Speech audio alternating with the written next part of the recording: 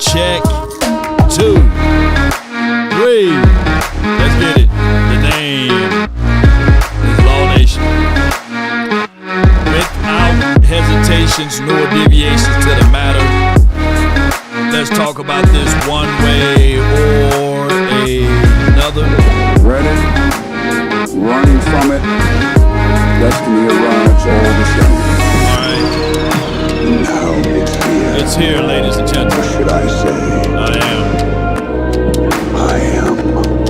Epic failure. We got things to talk about internally. And we got to get this thing going the best way possible. Yup. Hit that like button, share this content. Let that friend, that neighbor know where to go when it's time to tune in to Total Pandemonium, the meltdown. We got breaking news, and this could be a good news. The Titans just fired their head coach. This should be a fire sale, baby. Coach versus coach. 5, 4, 3, 2. My turn! My turn! Good morning, good afternoon, and good evening. Put a 1 in the chat if the audio is straight. We have phone lines open up a little later on today as well. I just got news that the Titans just released or fired their head coach, Bill Callahan. Let me just retweet this right here. Or whatever he was for them. Yeah, he was their head coach. For having a 4-19 season. I think that the Cowboys, if we are serious about anything, we should fire somebody. We should fire somebody. The water girl, the water boy, the towel boy, the towel girl, whoever's on the sideline, fire them at least. Somebody need to lose their job, you know. Fire sale for sure. I bet somebody like, hey, man, I'm just delivering the water for the Cowboys, man. I'm the water boy. I'm the towel girl, you know. Why should we get fired? Somebody, because the Cowboys are operating still out of comfort.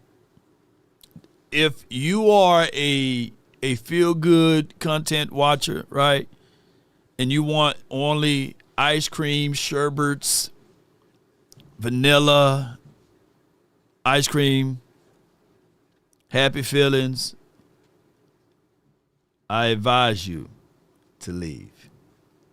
I advise you to do something else because we got to get this off our minds. I don't think that you guys understand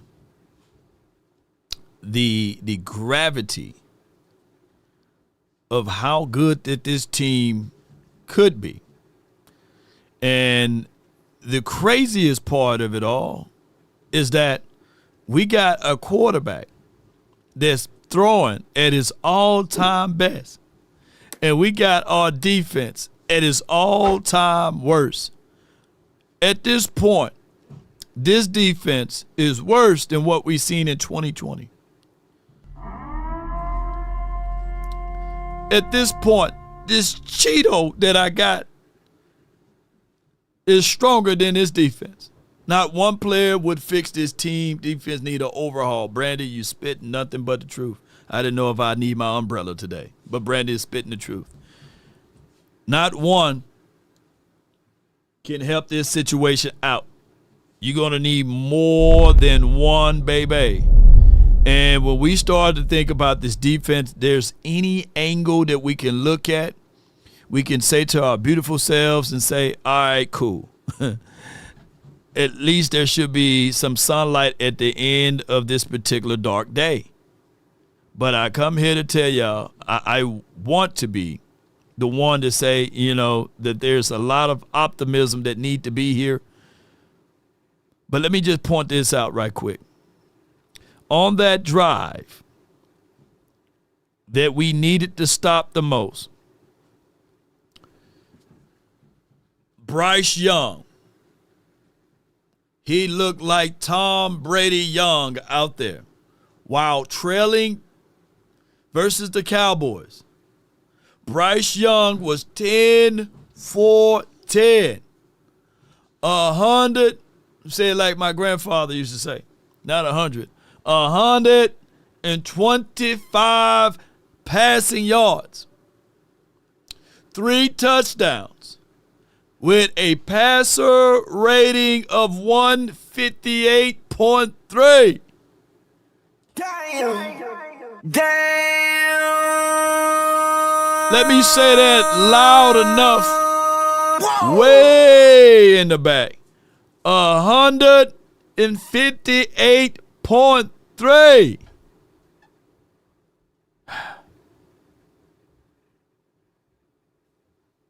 Doomsday defense. I mean, there's no other way of putting it. And you know what? Let's put it to the numbers. All right. Last year, Josh Allen was the MVP of the league. He had 101.4 passer rating. Right. Okay. Right. For the season. Let's talk about this Doomsday defense. They are right now on pace to give up the highest passer rating in NFL history. Right now, currently, 116.9 passer rating against this defense. You wonder what the legend Michael Irvin is referring to? This. They are guys wide ass open. Y'all hear that, Gilla Monsters? Yeah. No days off. No days off. No days off. Do you hear this? No days off.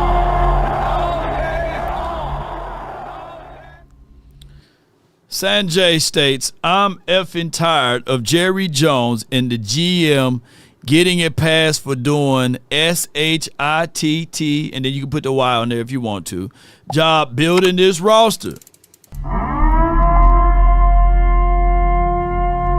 Yeah.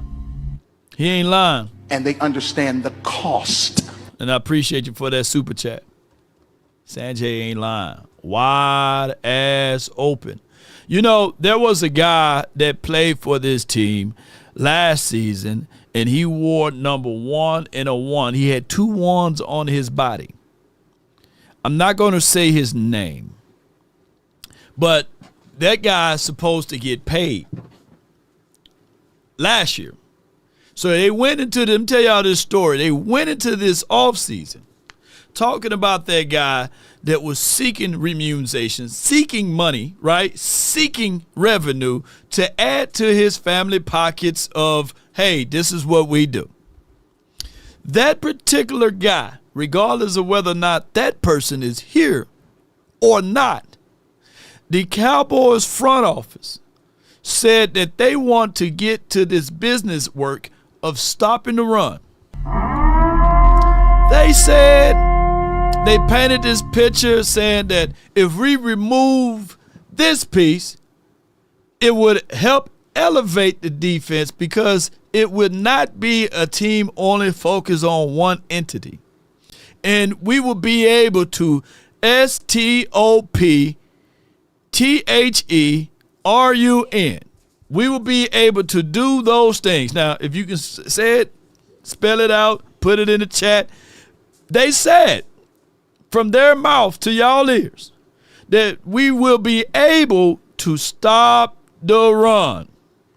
Well, lo and behold, guess who got the 31st ranked run defense on stopping the run? Guess who? We ain't dead last. We ain't dead last. We the 31st team. There's only one other team that's worse than stopping the run than us. But what's crazy here is I was looking at something, and I'm sitting here. I'm going to see if I can blow this all the way up. Well, I don't have to. You guys can see it. I can put my marker on it. Now, hold on. Bear with me. I know people, I'm going to point out people. Ace Boogie, JV Boy, Vic. I know you ain't Fangio, but Vic, DJ, that's my DJ. Brandy, Edgy, the Rebel, check. Oh my goodness, Pittman, Albert. Who else in here? Let me just give me any name, man. So y'all start naming your grandmamas, y'all naming your granddaddies, your great-grandfathers, and all of them. And I can guarantee that they are able to run the ball on the Cowboys. Look what you see right there. Look at this alleyway and lane. You had to zoom in. This is a professionalized football team. And I'm telling you right now that I guarantee you, your grandma, your great-grandma, shoot, your great-great-great-great-grandfather, he can get some yards off of that play.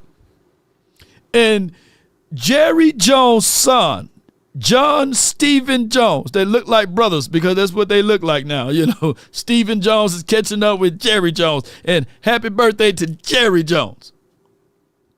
And Stephen A. Smith, I think his birthday today too, believe it or not. But can y'all see that?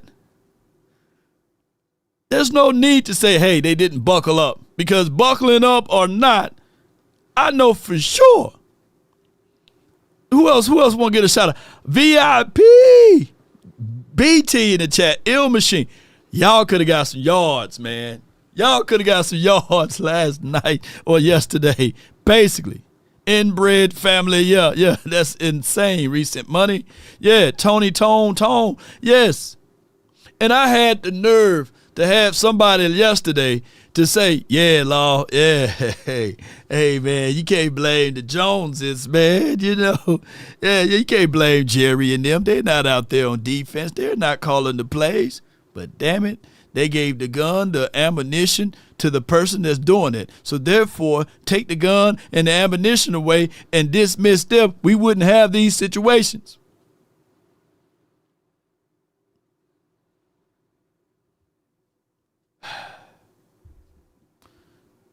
Let me just play this one more time since we got more people in here. More and more people coming in here. Look, y'all coming into a battering cage right now. Yes, indeed, for the new people that just came in here. Let me just rewind for your mind. I've seen some more people coming here. Let me just let y'all know. Let me elucidate these things upon our conversation for today. Yeah, let's.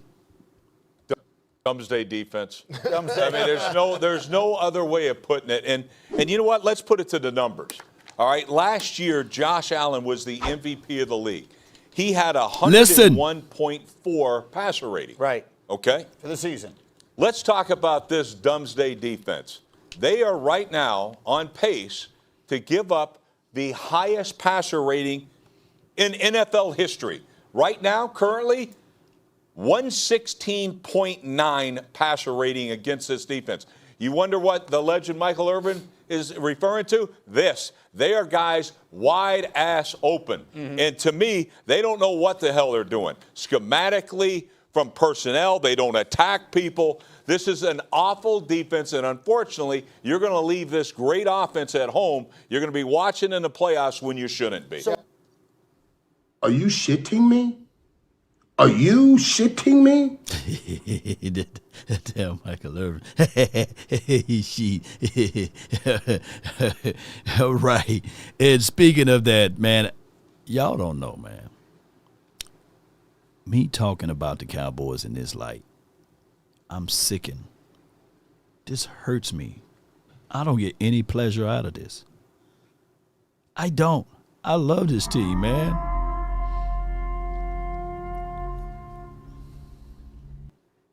Turk Edwards, $10. Bring Al Harris back as the DC.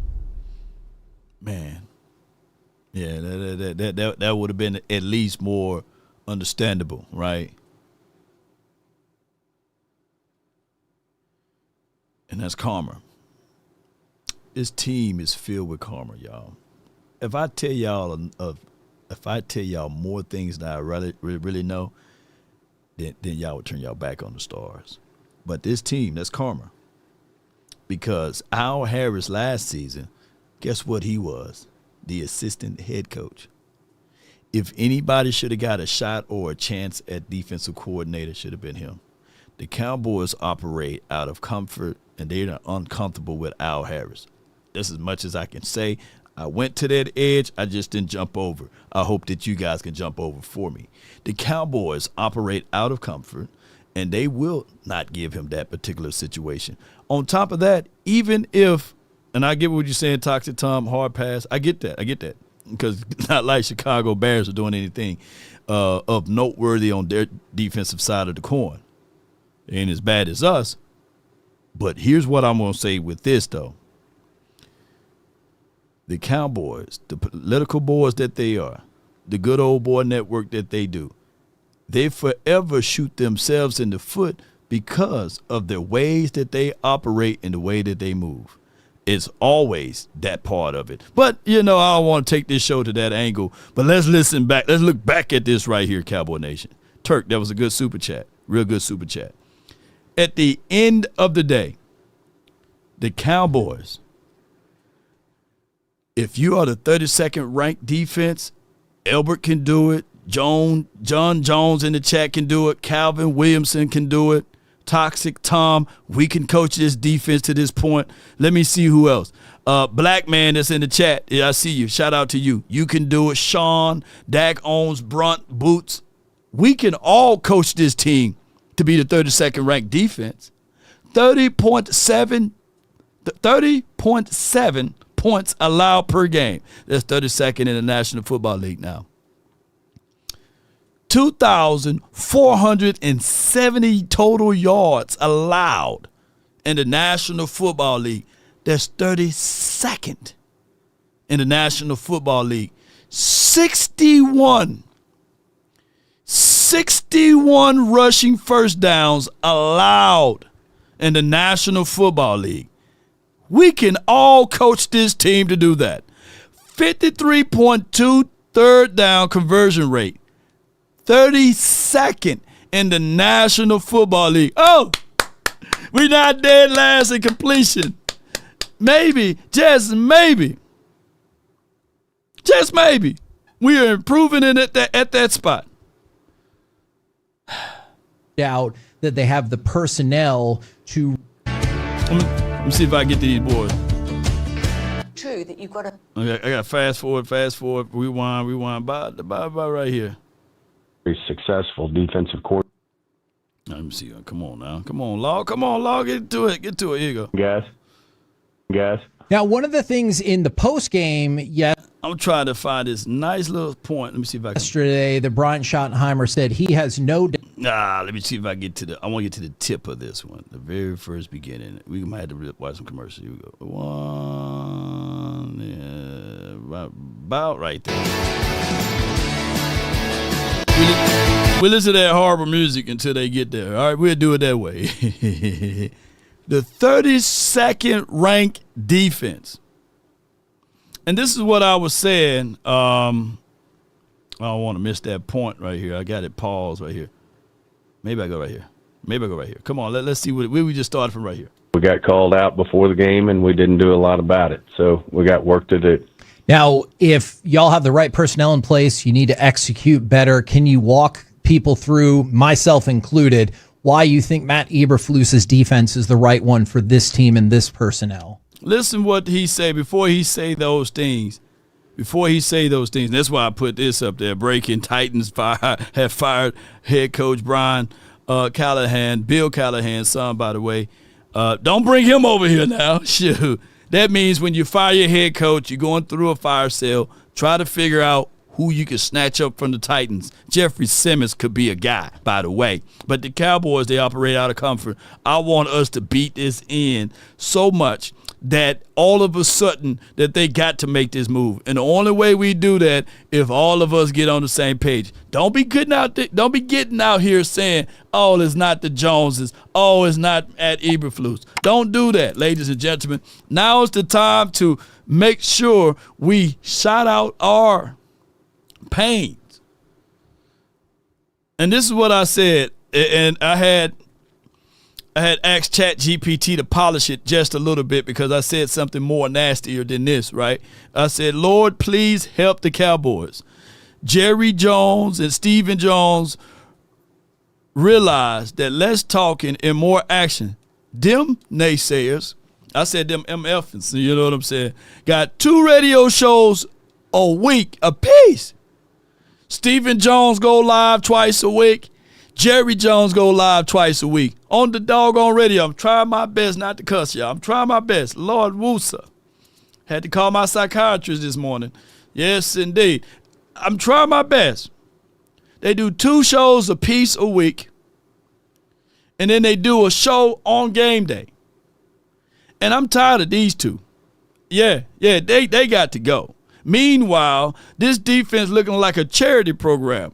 Hey, Make-A-Wish program, and it goes through all of those things that I just mentioned. And these naysayers have the nerve to call it a work in progress. No, this is a disaster in progress.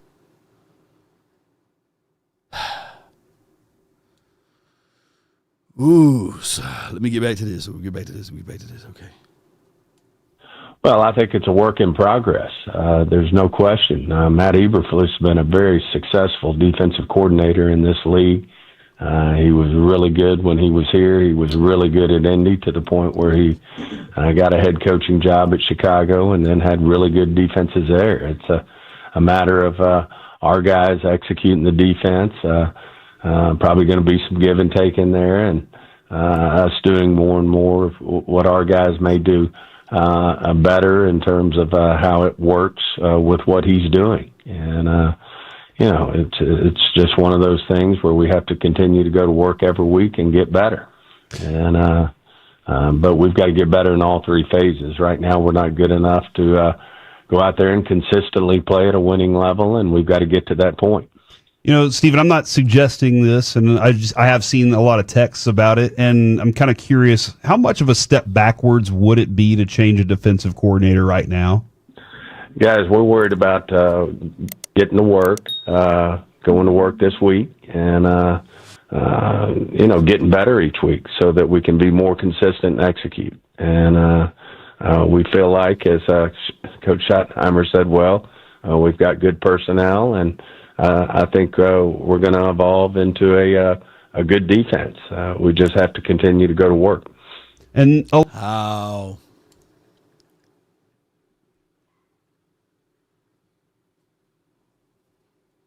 This brother said we're going to evolve into a good defense. Like osmosis is going to all of a sudden occur, and we're going to metamorph into like a great defense. I don't think now. I'm the internal wars of this. If the head coach normally picks his staff and assembles his team, if I'm not mistaken, Matt Eberflus was hired before Schotty. Schotty might have had his own mindset of what this defense should, and that's the operative word, look like.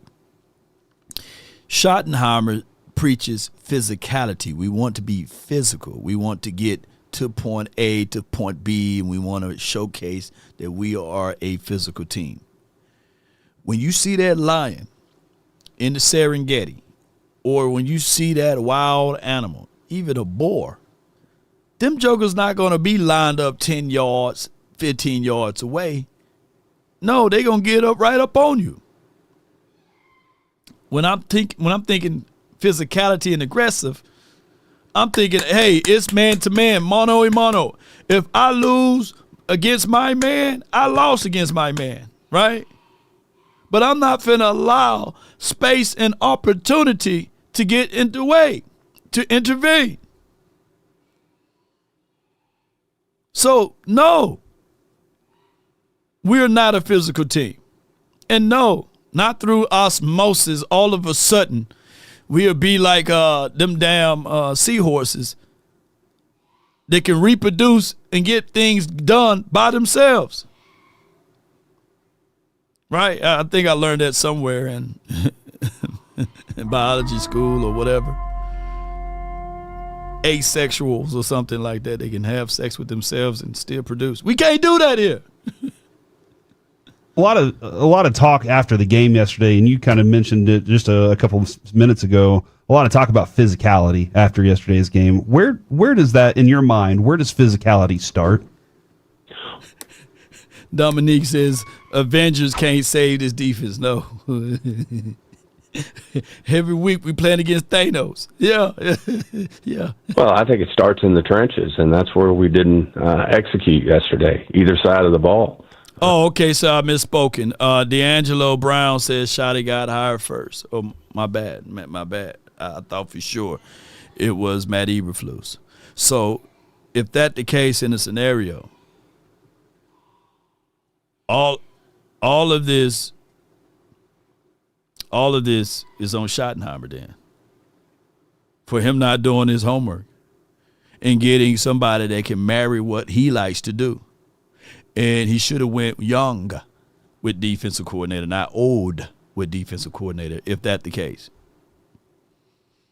Certainly, they ran the ball, in a strong way, and they were able to stop our run. And we've been able to run the ball, physically and good all year, but we didn't get the job done yesterday, and certainly we didn't stop the run. And that's not, what Coach Schottenheimer at the end of the day is all about. He preaches week in and week out. We've got to win the line of scrimmage, and yesterday we didn't do that. Hats off to the Panthers. They've got a physical line on both sides, and we didn't get the job done. When you describe being better with the execution, how big is communication as part of execution? Because Wanye Thomas talked about it yesterday, and are you alarmed at all that communication still seems to be a pretty big issue after 6 games? Let me just rub all of that bullshit up out of y'all ears from what he just said with execution. I said this morning on my show. And I'm gonna play the clip while I try to calm down just a little bit, because I'm really mad. I'm really upset, and my words and voice carries, really fast to the people and all of this stuff. But let me do this one more time. George Pickens had 9 receptions for 168 yards, which was cool. I give him that.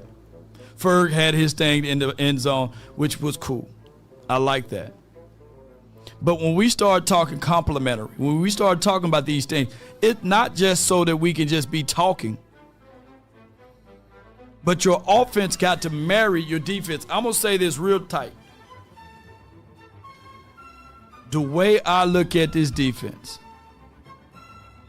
listen carefully. I think that Matt Eberflus is either jealous or said that, damn it, this job as a head coach for an opportunity for a team that I cut my teeth with supposed to be mine.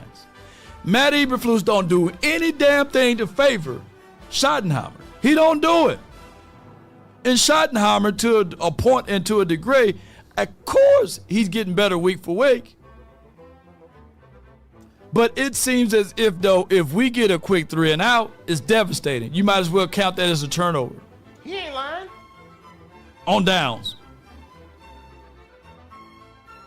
Appreciate you, Bill. Appreciate you for jumping in. Thank you, everybody.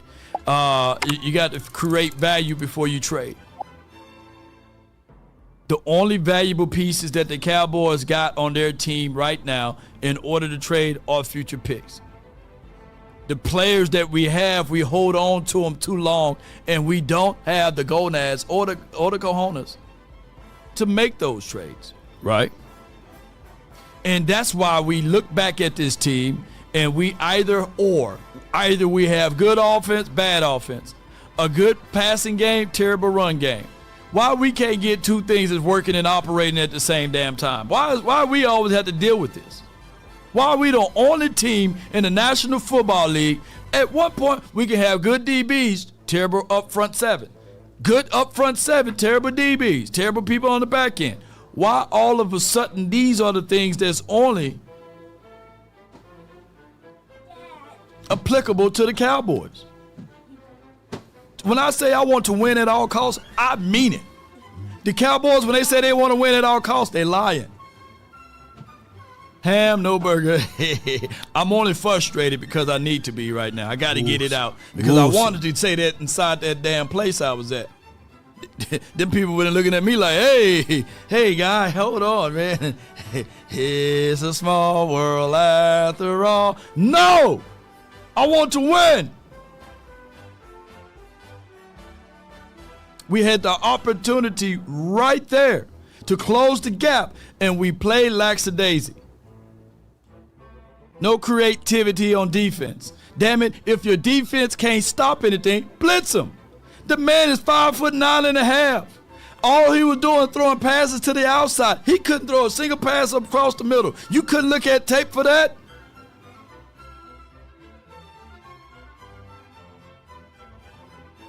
We got no heart, is what someone said in the chat. Yeah, and that's the problem. You know, we have to be better, and we'll look at it, and we'll get it fixed. Do you believe you have the personnel to work with Fluce's scheme? Yeah, absolutely.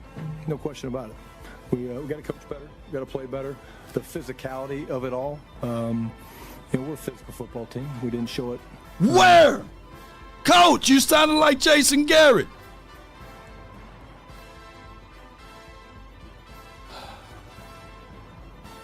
You can coach this defense to the highest of the highest point. No matter how much you coach Wilson, and I'm talking about Dono. Yes, that interception was nice. Yeah, I get that. Even a trash can get a steak. But damn it, he would not be able to cover. You could try to coach Murray to be in the greatest shape of his life to cover. How many years has Murray been in the league? He's not going to get better in that category. You can book it. I bet you $1,000. He won't get better in that category. So we can dismiss all of that stuff. You got to coach. You got to grow a pair of balls and tell the front office, I need on the defensive side better personnel.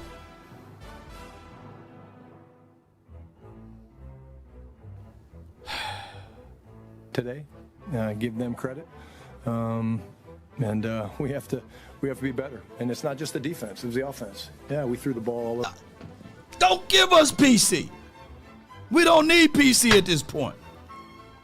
Say it with your chest. Damn it, we put up 27 points, the other team 30.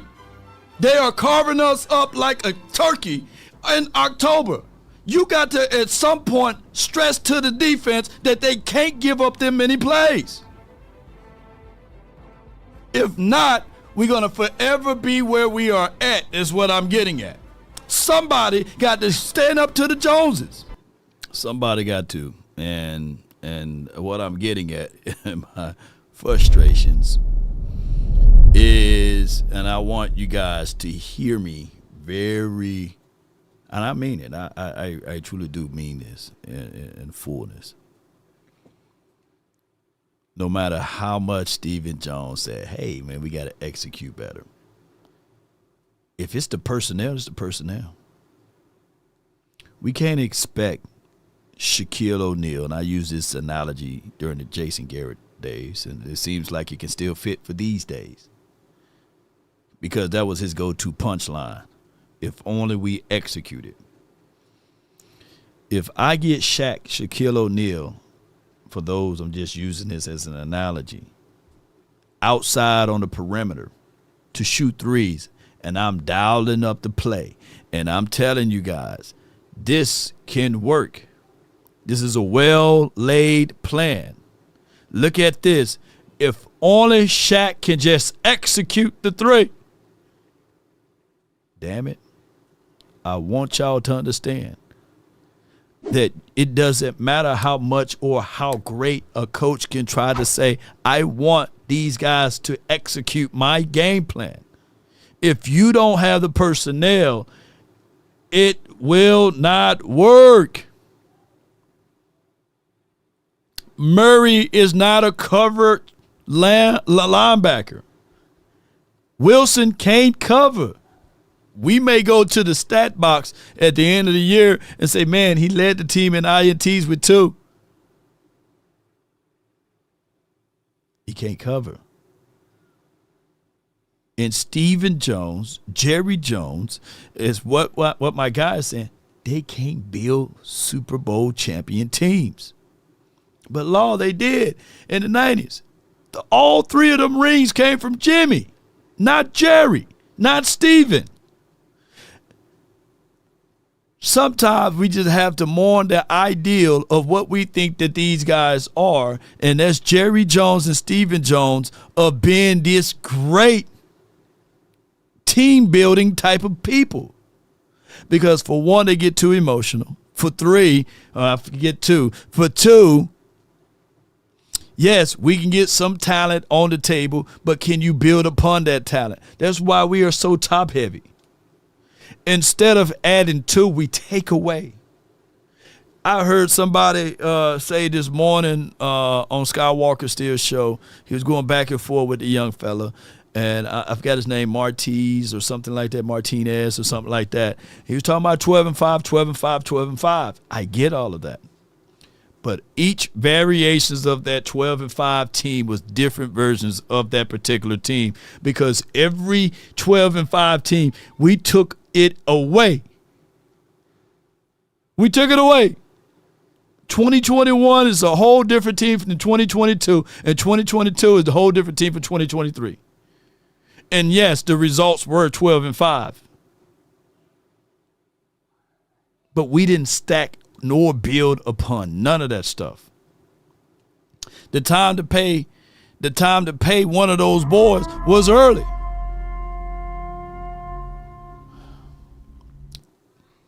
Eric states, Law, if you were the GM of the Cowboys, would you ride out this season and keep them picks? I thought you said keep them damn picks, but no, keep them picks or flip them and try to salvage the season to get into the dance. I would operate just like the talent in the parable that was in the good book. That's in the good book. I would try to give as much as I can to the exchangers. I would not try to dig a hole and bury it for next year and say, look what I have done with my talent. I have more and more resources than anyone else. I have the youth on my side. The youth on your side is only good when you already have something established. We don't have nothing established. This identity of the defense, we don't have it. And by us going to get more and more youth out there, and the way the Cowboys draft, it takes 3 to 4 years for these guys to develop. I'm with the belief, and excuse my French, I'm going to put a F them picks. The time is now. Don't put off what you can do today for tomorrow.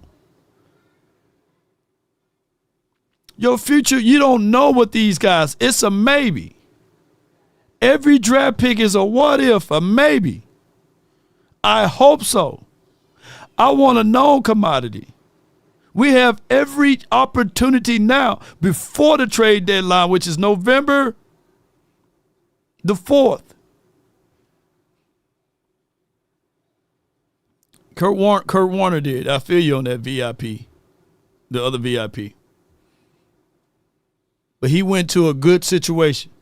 But before that time frame, he bounced to team to team. His storyline, he was picked up by Green Bay Packers. He was behind the depth charts of Ty Detmer, Brett Favre, and all of that stuff. So when the opportunity was grandiose for him, when he went to the Rams, he was still not considered, even after all of those accolades, winning the Super Bowl. He was still seen only as an undrafted guy, a guy that worked at Walmart, Publix, or Fred's.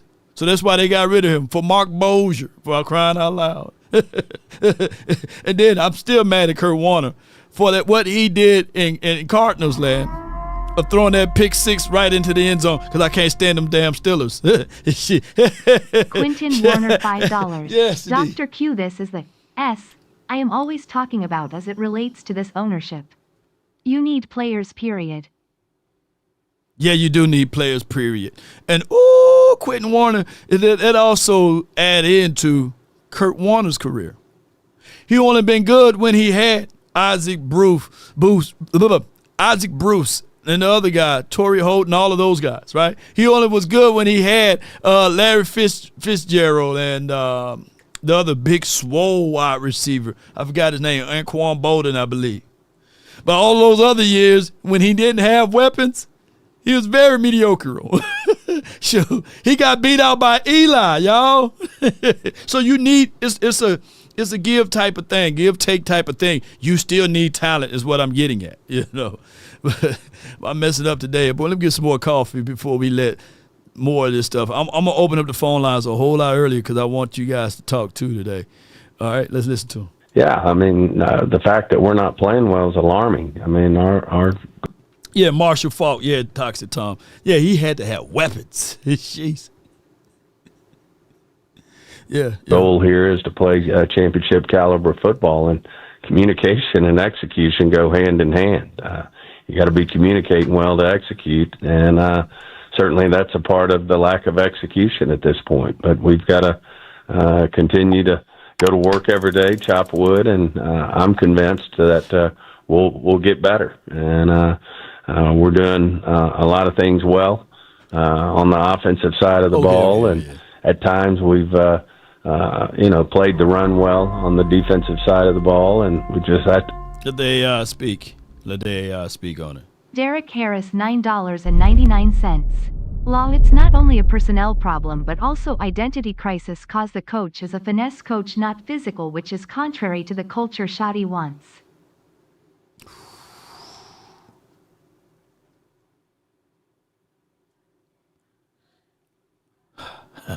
You got to make your face get real ugly when you say those things.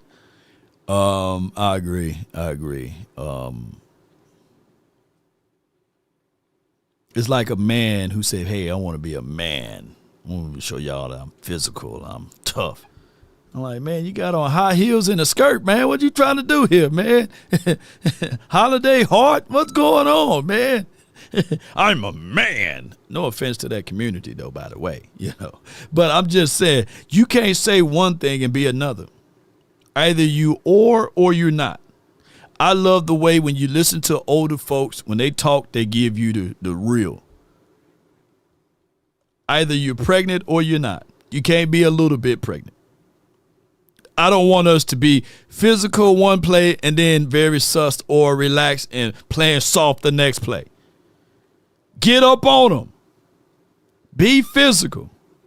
You can't be both. Ain't that right, Warren Duncan? Some fellas right now saying, Lord, I hope that I don't see them lines on that certain test to say that she's pregnant. You better be glad. Yeah, I wanted to show that it says not. You better be glad that pregnancy don't do the things that we were seeing with the Cowboys, saying, yeah, she's a little bit pregnant. You be like, God, dog, I don't know what I'm going to do now, Yes, it is. Y'all know I'm telling the truth. Either you or you're not. You know what I'm saying? That's just what it is. Have to continue to go to work every day and execute. You point out playing good on the offensive side of the ball. I think we were all kind of concerned when CeeDee Lamb got hurt, but is George Pickens raising his value around the NFL by every single week? Sure. I mean, if you turn on the tape and you like to watch people throw the ball around the yard and receivers make great plays, he's doing it at the highest level. And certainly Dak's playing at a high level. And, this is the first time we hadn't run the ball well, but we've been a well-rounded offense. And, we'll get CD back. That's certainly going to usually helps you when you bring back one of the best receivers in the league. And bring back Turp. He'll help in two ways. He'll help our offense and he'll help our return game. And we just got to continue to go to work every day and get our hands around how we can play the best defensive football. And certainly Flus has been an established coach in this league and have a lot of confidence that he'll get the job done.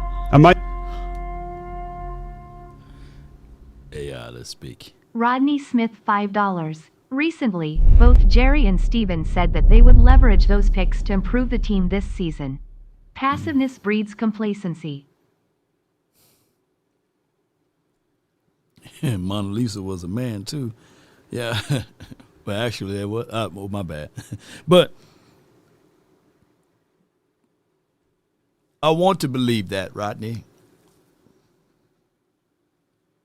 They said they got rid of a certain player that his run game is going to improve, too, on stopping the run. And we have yet to see that. And we have to also contextualize that even with Javonte Williams, and I like what he's doing offensively speaking, tape is out. Like, when people grab hold of your concept and scheme, now you got bad tape. Now teams are going to play this team like the Carolina just did, right? Now they may not have the personnel, but they have every angle now to say, okay, we just slowed down the rusher who averaged about 5.7 yards per tote to 2 yards. And there are teams that we have to play this season that's a whole lot better. And now we're looking at it like, okay, cool. Last night we looked at everything. We were seeing some things and saying, okay, all right, cool. We lost. We lost the mindset battle as it relates to being able to move the ball with our offense. But when you make this offense one-dimensional, those plays that we saw the last time we held the ball to the flat, and the next play it was to the flat, and the next play a check down. And, of course, one can argue. I was listening to Sky earlier this morning. It was just like, hey, he didn't meant for Javonte Williams to catch that ball for it to be third and forever after that negative play. But teams will play us like that. And it wipes away all of that great stuff that we saw out of George Pickens. But hear what I'm going to say. If we struggled and if we had issues with said Bryce Young, the next list of quarterbacks that we got, Jaden Daniel, we got him twice, who's head and shoulders way better than what we seen just yesterday. Bo Nix, who's head and shoulders better than what we seen yesterday out of Bryce Young. Kyler Murray, Tanny Murray that he is, who knows Clayton Adams to this degree. He might be saying, hey, man, look, if it worked for Rico, it might work for me. Let me just say they better buckle up. Because he can move and he can throw the ball just as good as what we've seen out of Bryce Young, and he can run the ball. Geno Smith, we might can get a little holiday vacation with Geno Smith. But looking at what quarterbacks are eligible and able to do against us, Geno Smith gonna look like Geno. Let me give him a name. Montana Smith. We've seen Jalen Hurts, but now it's more and more tape on our defense. So they might still figure out ways to get Smitty going, get A.J. Brown going and them boys. But I like Hurts to throw the ball everywhere. That'll be a plus for us. Patrick Mahomes. Woo! I see a 500-yard day with Pat Mahomes. Quinton Warner, $5. Lord Jesse Holly said the same thing I have been saying about S. Williams. He's does nothing well. Pass rushing, stopping the run. Mental. You're talking about Samuel Williams, right? I'm going to jump on that subject matter in a few. Appreciate you, Win Warner. Geno Murray. No. We got to use, hold on. This game is a little fun right here. Geno Smith plays for who? He don't play for the Seahawks no more, right? He playing for the Raiders, right? Whoever the greatest Raiders quarterback, he's going to be that guy. He's going to be that guy. Yeah, what's the greatest Raiders quarterback? Gannon, right? No. He's going to be better than Gannon. Who's the greatest Raiders quarterback? I forgot his name. It's the tip of my tongue. He won a few Super Bowls, but he wasn't that great, but the defense was good. What's his name? Yeah. Oh, my God. The Raiders, man, he's about to have a field day on us, man. Kenny Stabler. Geno Stabler. That's what he's going to be. Rich Gannon. Stabler, baby. Gannon was better. Gannon drops back. yeah, he's gonna be lights out. Hey, I was joking with my brethrens and joking with Cowboys Collective and a few people that we talked to, and we was talking about the Kansas City Chiefs. I said, shoot, by the time they play us, Chiefs gonna be in full good form. Shoot. If we got players, if we had other quarterbacks to look like Pat Mahomes, now we get actual Pat Mahomes. Pat Mahomes gonna look like a Super Saiyan Pat Mahomes. Whatever, I never really watched those shows, but whenever is that Super Saiyan, when they hair turn yellow or gold or what have you, he's finna turn into one of those guys. If we don't fix this stuff. Third and long, John. Yeah, Jake the Snake. Yeah, so Pat Mahomes finna go to a God-like deity versus us if we can't fix this doggone team. Defense by that time frame. At the end of the game, they're going to put a gold jacket on Pat Mahomes in the second half. right before the third quarter, they're gonna roll out his Hall of Fame jacket. Jared Goff, oh my gosh, boy, Goff is about to kill us. Our next break is not until J.J. McCarthy. If we don't fix this defense, Jerry Ball Z is crazy. Yeah. Goku Mahomes. Yeah. Who's better, Goku or the Vega kid, or the Vegeta, whatever they call that guy, Piccolo? They had all their names, Piccolo and all of them boys. I never really watched it, but some of the names coming back through. Use the wrong word, Stephen, here for this, because pressure is the only real word I can think of at the moment. If you can come up with a better one, let me know. But when Dak is playing this well, does it feel like it puts more pressure on everybody, and even yourself, like to make sure you don't waste this kind of a season from a quarterback that's at this level? No, I think at the end of the day, I'm sure Dak would tell you that, the job of the offense every time they get a possession is to take advantage of it. We have to move the football and get points. And regardless of what's going on the other side of the ball. So, no, I don't think there's added pressure in terms of, the offensive side of the ball. I feel good about our football team. I think, we're early on, and we've got to continue to go to work. We understand what's ahead of us, and, we like this team. We just got to, execute better, and we got to be more consistent. And I think good things will happen to this team. When you say it's early on, is there a particular point in the schedule when you don't think it's early anymore? No, I haven't thought about that. We think about things around here. When you come to work every day, you think about the task at hand. The task at hand now is our next game. And we don't think about the season as a whole. We think about the next game. He almost always speaks after each game. Do you have any idea or any insight about why Jerry didn't speak with the media after the game yesterday? You'll have to ask Jerry that. That boy running it. Stephen, how important is Kevontae Turpin to your return game? Right there before halftime, it did kind of look like there was a little bit of come on with it. Confusion. It just seems like he's a calming presence when he's out there. Well, he's an all-pro as a returner, so I would say he's pretty important. And it'd be like asking, is Brandon Aubrey important to the kicking game? Yes. When you got great players at a position and they're not out there, you're not going to be as good. I mean, he's considered one of the best in the business, and it'd be great to get him back. You kind of make that on Aubrey right there before halftime. Also, I was a little frustrated. There was about 20 seconds there. I was a little frustrated they knelt it out, and because this team does need to score, it does need to put points on the board. Did you question that at all? Or were you okay with that? No, I'm okay with that. Considering where you are and how much time's on the clock, I totally understand it.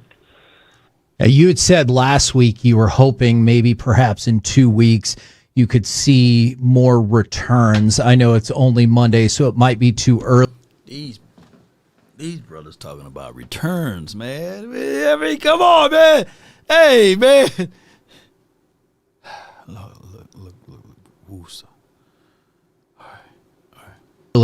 Whether it's Booker, Lamb, Turpin, Oh, you're talking about what are the early return. feelings about perhaps? I thought they were going to prounce on kickoff and punt return. All right, let me get right. All right. Let me see what they're going to say about these guys returning off of injury. So let's see what they say. It's their availability against the Commanders. Yeah, I think they have a chance. Certainly, at the end of last week, we were, felt really good, and we'll see what the week brings. That they were going to be able to start working in and see if they would be able to go. All three of them, Booker, CD, and Terp. So we'll see what this week brings, and hopefully they'll have the opportunity to be able to play. But we also understand they've got to be able to play. I know you were talking about, chopping wood and going to work hard every single day, and I don't think people are questioning that at all. But do you get annoyed when people like us ask questions about Eberflus's job security? No.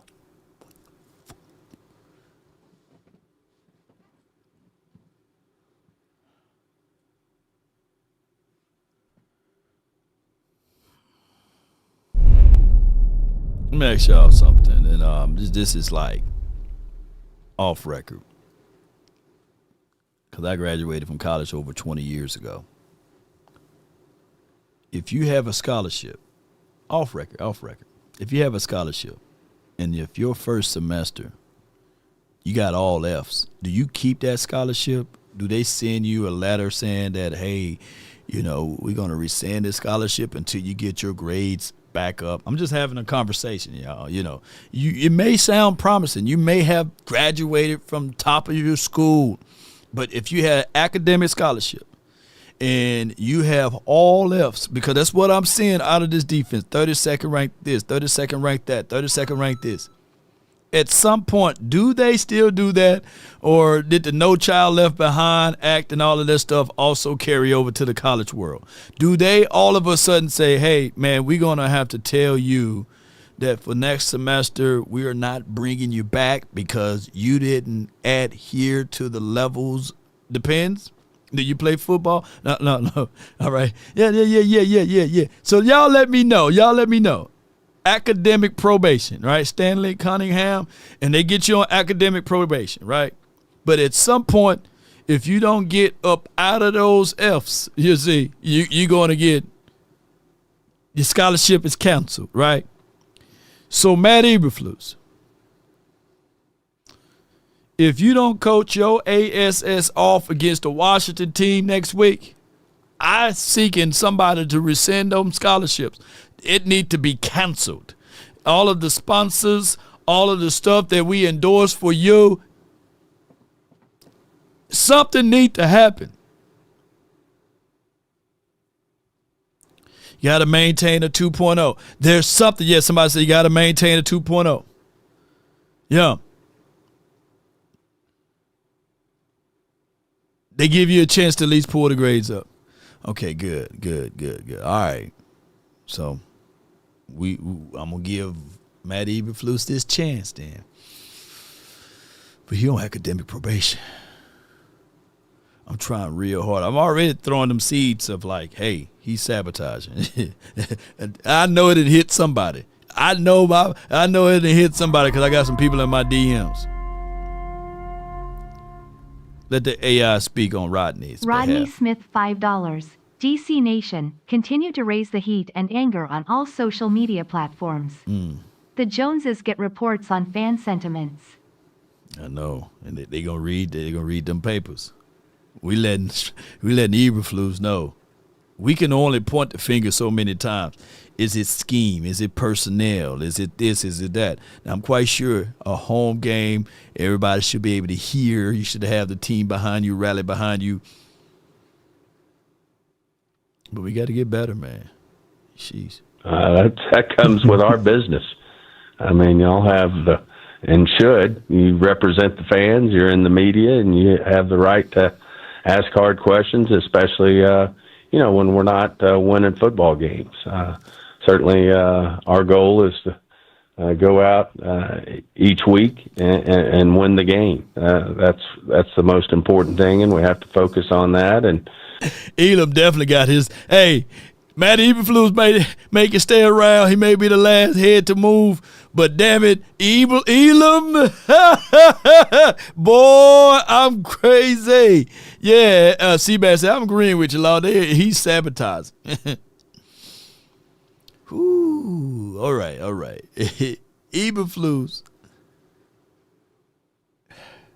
Let's go. Certainly, if we don't, then it's very fair that we get asked hard questions. And we'll try not to ask them like a bunch of a-holes. We'll do our best. Oh, my gosh. Just be nice. We're trying to do a good job here. Stephen. From my judgment today, you're lacking. Oh. Hey, I am. As long as you agree, that goes both ways. All right.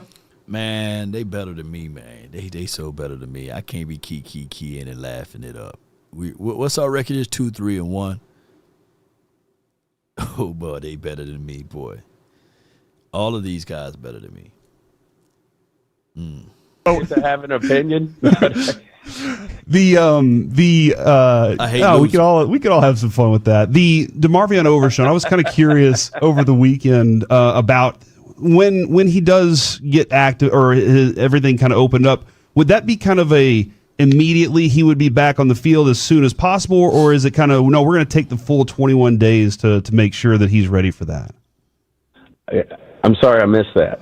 With DeMarvion Overshown and Overshown, okay, yes. Yeah, his return down the road. Think, obviously with him not having any camp, any work at all, and other than his rehab work, certainly it's going to take, I don't expect him to come back to practice the first week and go to work. We obviously could have started working him if we felt he was ready to work in practice. We could have started the clock on him if we felt like he was going to go day one. So, yeah, I expect there to be some weeks that he's getting acclimated to playing football. Okay.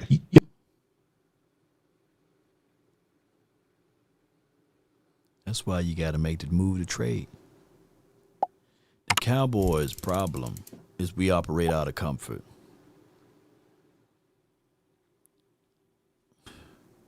That's why you make the move to trade now. Reliant on Overshown, and this it goes back to Sam Williams.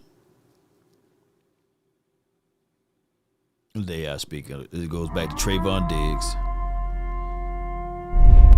Josh Butler, Siobhan Revel. Darren Posey Sr. $10. Chat. If you got to come in here talking about you quit, joining another team, etc., bye. You aren't loyal, we don't need you, why post it? Just leave, good riddance, also keep that energy. Oh yeah.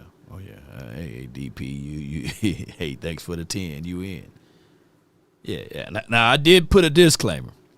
If you're listening today for some feel-good sob story like moral victories and, hey, wait till we get healthy and we're going to win the Super Bowl, today ain't the day. Like there's a time, in Ecclesiastics, I read that there's a time for love, there's a time for war, there's a time to hate, there's a time for all of that stuff. But today, I want to give y'all, it sickens me, man, to talk bad about Sam Williams. Who's my guy? That's my guy. If I need $20, I can call him right now. It sickens me to talk bad about him. It sickens me to talk bad about certain guys that's on this team that we work together with off the field or what have you, right? And setting up businesses and stuff like that. They're bringing in revenue and money, to the table. It sickens me, right?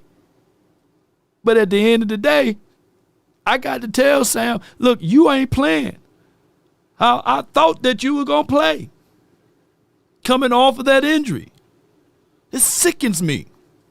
It's painful to talk bad about Jadon Blue just the other day when I got a chance to communicate with him and get things going and to help the young brother out on so many things that goes unseen through the city of Dallas, right?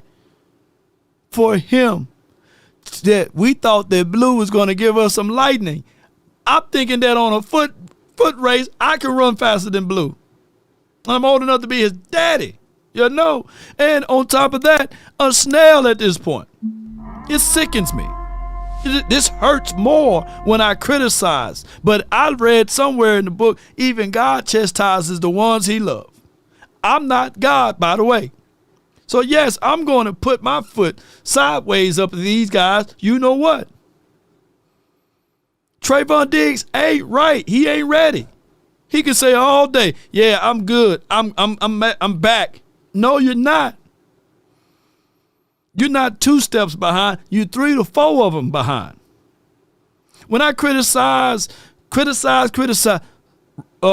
Wilson? Darnell Wilson? It sickens me.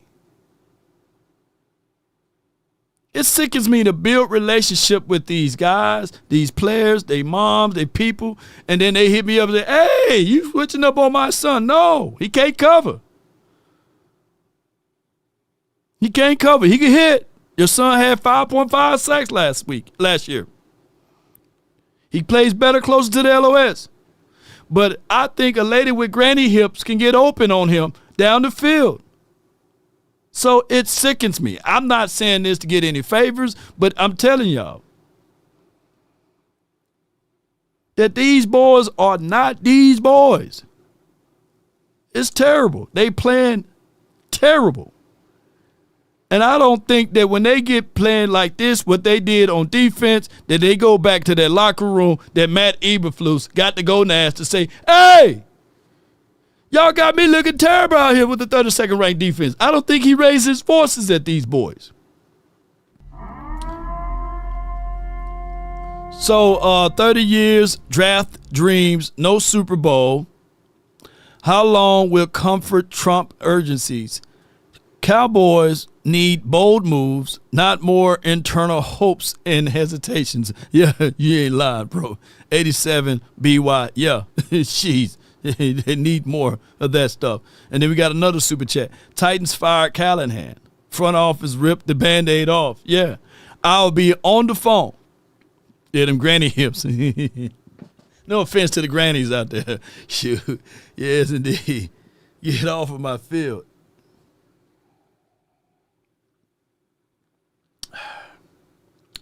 I don't think Eberflus cares. You're right. Y'all did open up the window for Carson and Mingo. I know they were ruled out for the game yesterday. How are you feeling about their progression? Because obviously there is a limit to their window. Yeah, I feel like both of them will be ready to go this week. Mingo and Carson, they should be activated this week. All right. Appreciate the time very much, good sir. We'll catch up with you next Monday. Thanks a lot, guys. There you go, Stephen Jones. Man, them boys need to get off the doggone radio, for real. Oh, man, it sickens me altogether, ladies and gentlemen. And we're the laughing stock of the NFL. And I hate this. I get no pleasure talking bad about my team because I want this. I want this team to be successful. I want us to be able to be successful. Out of all of the bull, we 2-3-1, 6th ranked in the offense. We can do a little bit better in offense. In some metrics, we are number 1. 32nd ranked in defense. 18th ranked in special teams. 14th overall. Now the season is still young. 2-3-1. My thing is, yes, I want Siobhan Revel to come back and be a dog. I want Trayvon Diggs to miraculously heal himself, Wolverine power-wise, and get back out there and do something better for what we can see what he's been doing these first few weeks. Yes, I truly like Overshown's skill set. I think that he's going to be pretty good down the stretch. Man, Josh Butler, man, he's my dog. I want him to come back and be thrown into the mix and make some plays like he did last year or the year before. Yeah, last year or what have you. Who else we got hurt and just battered and we waiting for them to come back? Yes, CeeDee Lamb.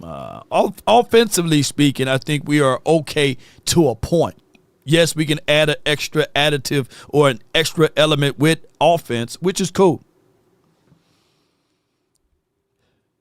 But can I be real with y'all, or y'all want me to lie to kick it?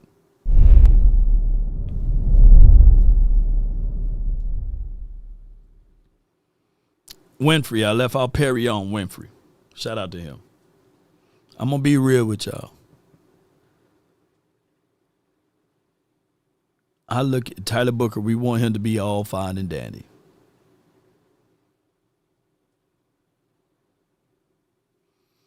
I'm not here for a feel-good story.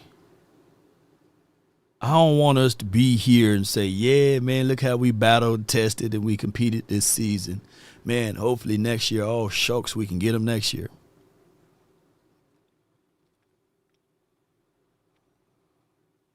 I want us to look at this every game as if though it's our last. I want us to try to win every game, put forth our best foot every game. I want us to make deep runs. Technically, I don't want to shoot for just making it to the playoffs and be happy. I'm not shooting for just winning the NFC East and be happy. Damn it, I want to lift up that Lombardi trophy. That's what I want out of this team.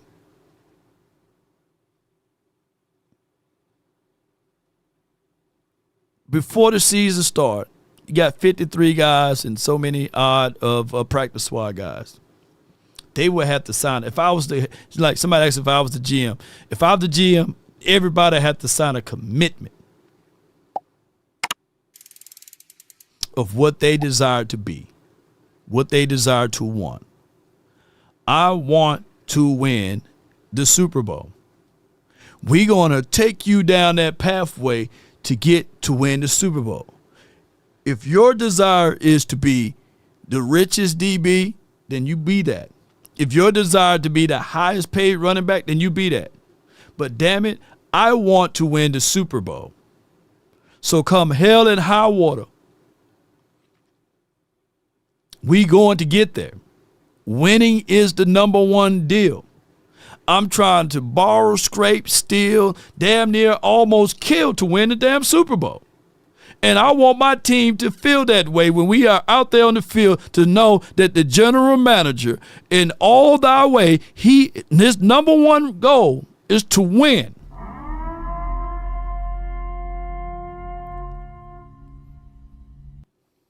G. Cuddy $9.99. Law, have we ever seen a defense go from 31 to 20 in a season? Oh, 32 to 20. I don't know. But what we can do, G. Cuddy, overall, we still may give up a lot of yards. If we can create two things that can be the elixir for this defense, because other stuff may not change just like that with a few players. If we can create more pressure and more takeaways, be an opportunistic defense, that's the only way. Overall scheme fit, it may take 3 years or 2 to 3 years for Matt Eberflus, if they're going to decide to keep him, to construct his defense with the personnel and all of this stuff. So what you're trying to do, G. Cuddy, is you got to have or create a defense that can get the ball back to your number one offense. So you're going to have to take a defense. If you're going – woo! Boy, G. Cuddy, you got my mind going. Kids, I know it's still early. I know it's 2 o'clock. I know kids maybe still in school. Mine's out for fall break. I never heard of fall break before, but they do that in Texas.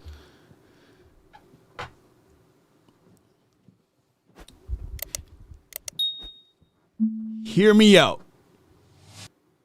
Cover your ears, kids, for just a few seconds. Grown folks talk. If she gonna let you hit on the second or third day, she might as well let you hit on the first day. That's all I'm gonna say. Y'all get what I'm saying? What's the difference? So Matt Eberflus, if they gonna score on the second or third drive, just be aggressive on the first. That's all I'm getting at. That's what it is. We easy on defense. We easy. They drove the ball for 6 minutes on their last deal. You play a little bit more aggressive. Hey, you may win some, you may lose some. What else you got to fail? You got the number one offense. Just be aggressive.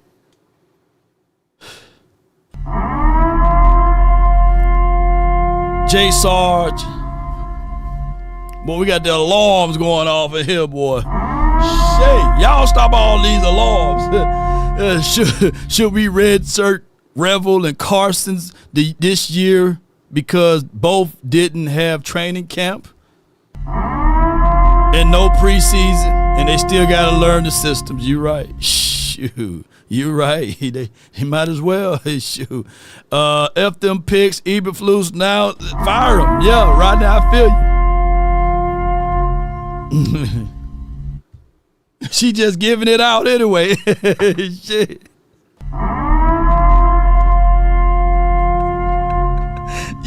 Yeah, laughing out loud. 6 minutes long, shaking my head. Yeah, you might as well got it done in the first minute. Shoot, I'm tired of us being the get-right game. I thought Kenny Clark was a run stopper. I said what Kenny Clark was. Y'all just didn't want to listen. Y'all was blindfolded. I said that he's a pass rusher, interior defensive tackler. You know, a defensive tech. If it was one tech or three tech, he could play both of those roles there. Yeah.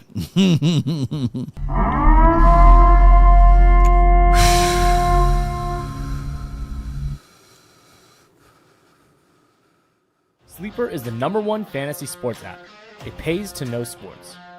Pick more or less on top players. Your first pick is on us, so start winning now.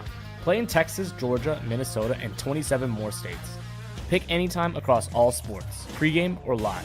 Over 10 million players are already on Sleeper. Make your picks count. Score up to 1,000 times your cash. Join today. Get up to $100 credit using code LAW. Call your shot on Sleeper. Download now. No doubt, download Sleeper, get your #1 fantasy app going. And on top of that, we got a specialized promo. Once you download Sleeper, it is automatically, without even putting any money in there, you get 20. But they will match up to $20 for those who can't comprehend. $20 automatic added to your account. And then if you drop $100 in there, they will match all the way up to that. So you can have $220 in your account by using promo code LAW. Yes, it's just for what it is, man. Chris Wilkinson just chilling. Bring his zesty tail in here. And bring all of the zest, all of whatever he can bring to the table. Bring it. We right here. Because at the end of the day, either we're going to continue to hope for things or we're going to continue to make things happen. You got your quarterback on a nice, good, generational type of run right now. And no other quarterback is throwing at this rate or throwing at this particular juncture of, I think that there's some type of stat line out there. Let me go to my guy page. Hold on for me, Cowboy Nation. Let me see if I can just pull this up. Here it is right here. Here it is right here. Appreciate all of y'all, man. I love y'all. I hope that you guys don't take offense to my raw talk, but it is for what it is. Cowboys, Dak Prescott, over the last 3 weeks via PFFFFFF and all of the F's that you can put in it, 71.8 completion percentage, 817 total yards or passing yards, 10 passing touchdowns to 0 INTs with a passer rating of 127.4. And this is without his #1 wide receiver. Right now, the Jets are 0-6, right? They haven't won a game. Quentin Williams is there. The Titans just lost their coordinator or head coach or what have you. Jeffrey Simmons is there. Matter of fact, man, I'll go get both of them boys and say, hey, Osa, I like you, man. I love you and all of this good stuff. And he's one of my guys. It pays for me to talk bad about Osa. I'm trying to get better. I'm trying to replace him. I'm trying to replace Solomon Thomas if he can't stand tall with it as well. But I'm trying to get better on defense. And whatever it need to be, I'm going out there and getting it done regardless of the situation. I may get some phone calls for me talking like this, but y'all get what I'm saying. Yeah. Yeah, phenomenal. Yeah, it's phenomenal. That's elite numbers. Daniel, you're right. All we are asking the defense to do is not be 32nd. We win that game if we had a 30th ranked defense. We win this game if we had a 28th ranked defense.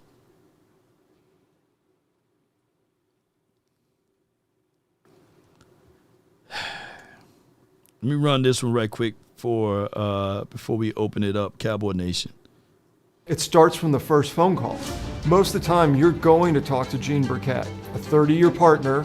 You're not going to talk to some employee that just got put on the phones that day. There are things that are so crucial, especially if it's a cataclysmic event, to have our experts get out and look at the vehicle, witness statements, photos, the whole thing. Call Frenkel first. Chosen by the people, feared by the insurance companies. Call Frenkel first. That's 214 and all threes or 817 and all threes. Frenkel and Frenkel personal injury lawyers backed by a combined of 100 years of experience. Not one individual, but if you add all of their years together, sure. It's a combined of 100 years of experiences. They are here located in the heart of Dallas. And think about this.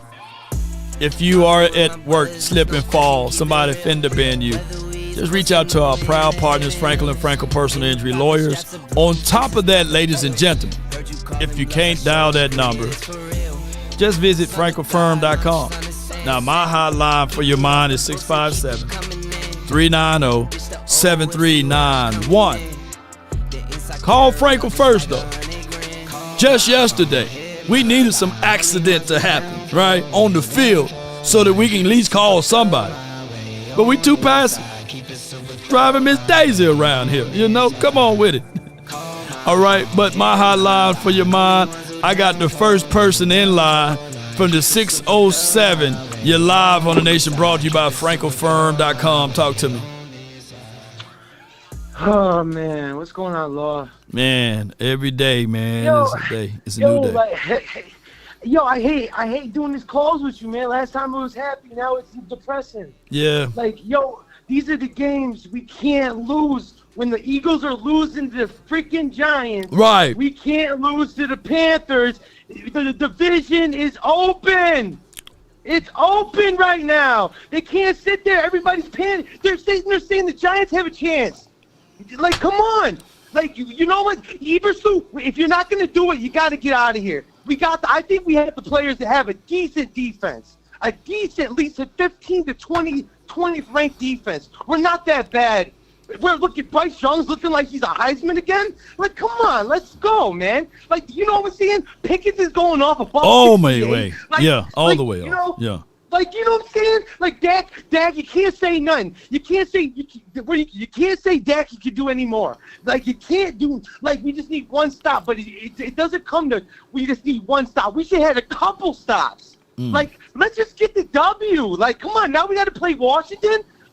If we would have beat the Panthers and we would have beat Washington going into the bye, we would have looked great. It's just, you know what I'm saying? It's just.